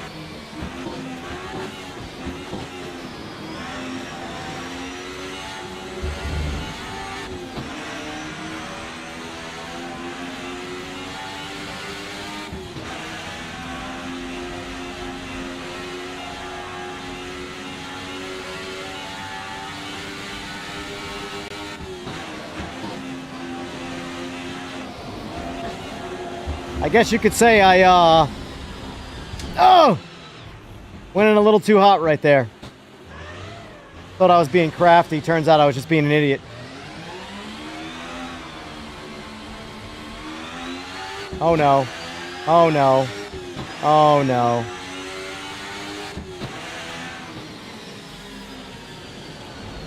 All right.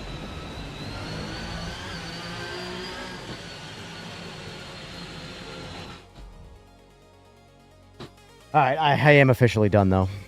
I will watch the rest of this race.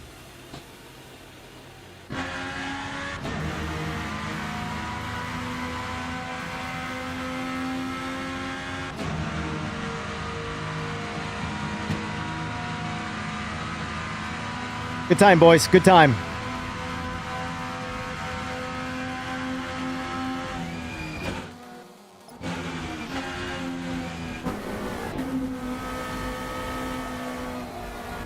Up!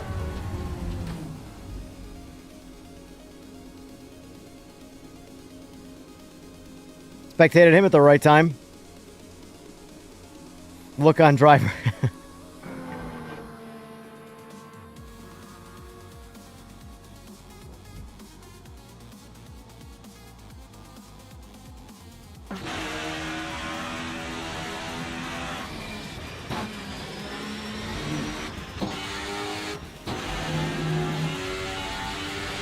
The whole car I've seen fall. I've seen brake rotors. Oh, shit! Oh, Robert. Man just died. All right, he's good. He hit the reset button.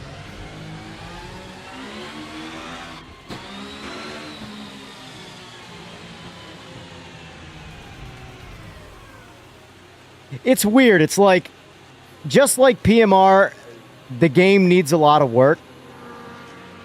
But there's some core fun to be had here, and like, you can appreciate it, you know?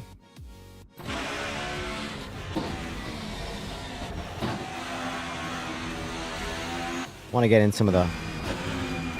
Alright, Pause is chasing down Roboito.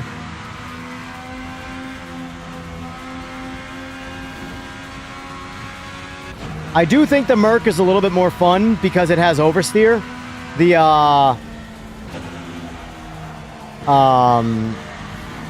oh no, I'm making people make all sorts of mistakes. The Alfa Romeo is really good at, like, sliding car. But it's a bit too safe in the rear end, in my opinion.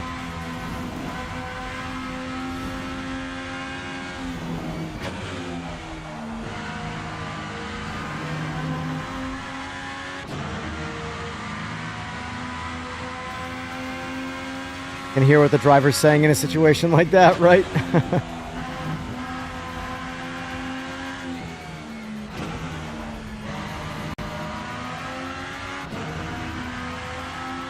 Yeah, MPK. Filter is... I hate filters because they just remove all the detail. Like, look.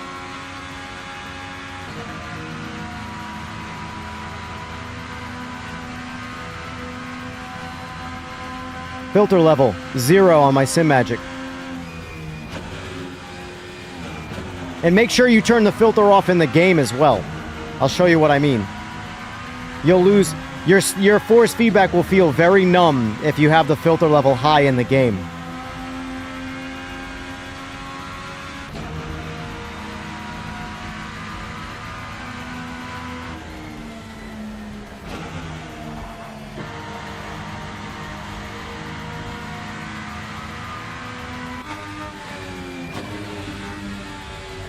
You can tell, though, they built this game for esports, though. You can absolutely feel the esports. They wanted to build this so that people could spectate and run leagues. From a league running standpoint, Slick, this game is way in front of PMR. I'll say that. Specifically from a league running standpoint. The features are just there. But like I said, you can tell it was built with esports in mind. Sounds good, Mayhem. Thanks for stopping by. You too, Robert.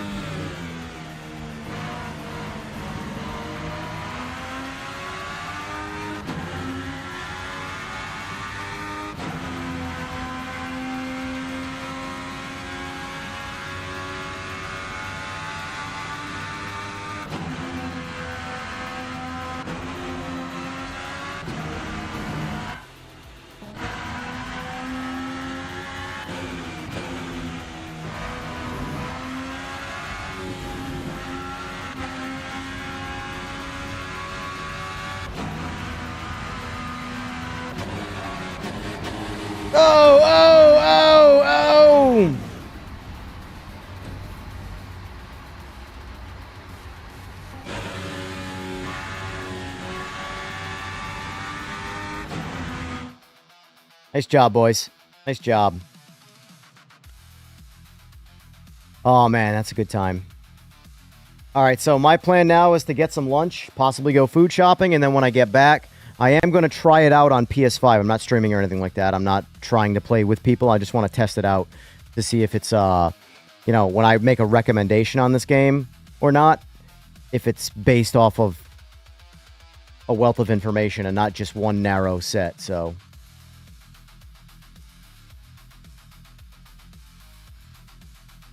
But, yeah, those cars on Sebring, especially. Sebring in the 90s DTMs are a shit ton of fun. Hockenheimring, which is the track that just came out today, is a lot of fun with them. Who knew, boys? We had some fun with Rennsport. What do you know? But anyway, so this is what we got on the poll.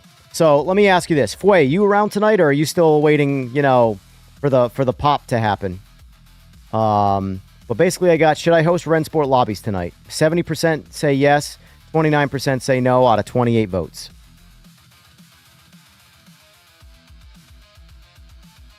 You know,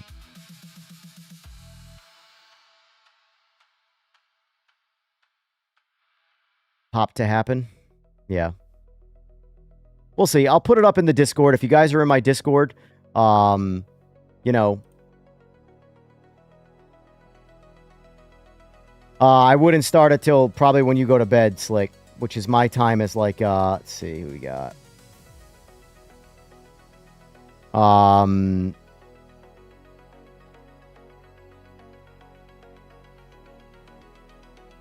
Let's see, I'll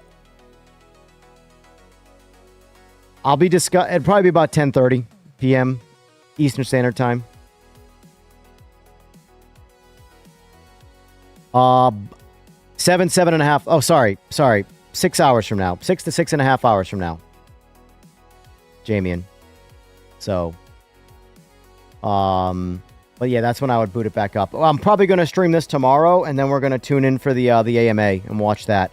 So we'll probably get on tomorrow, maybe 10 o'clock. I'll try and be up and on at 10.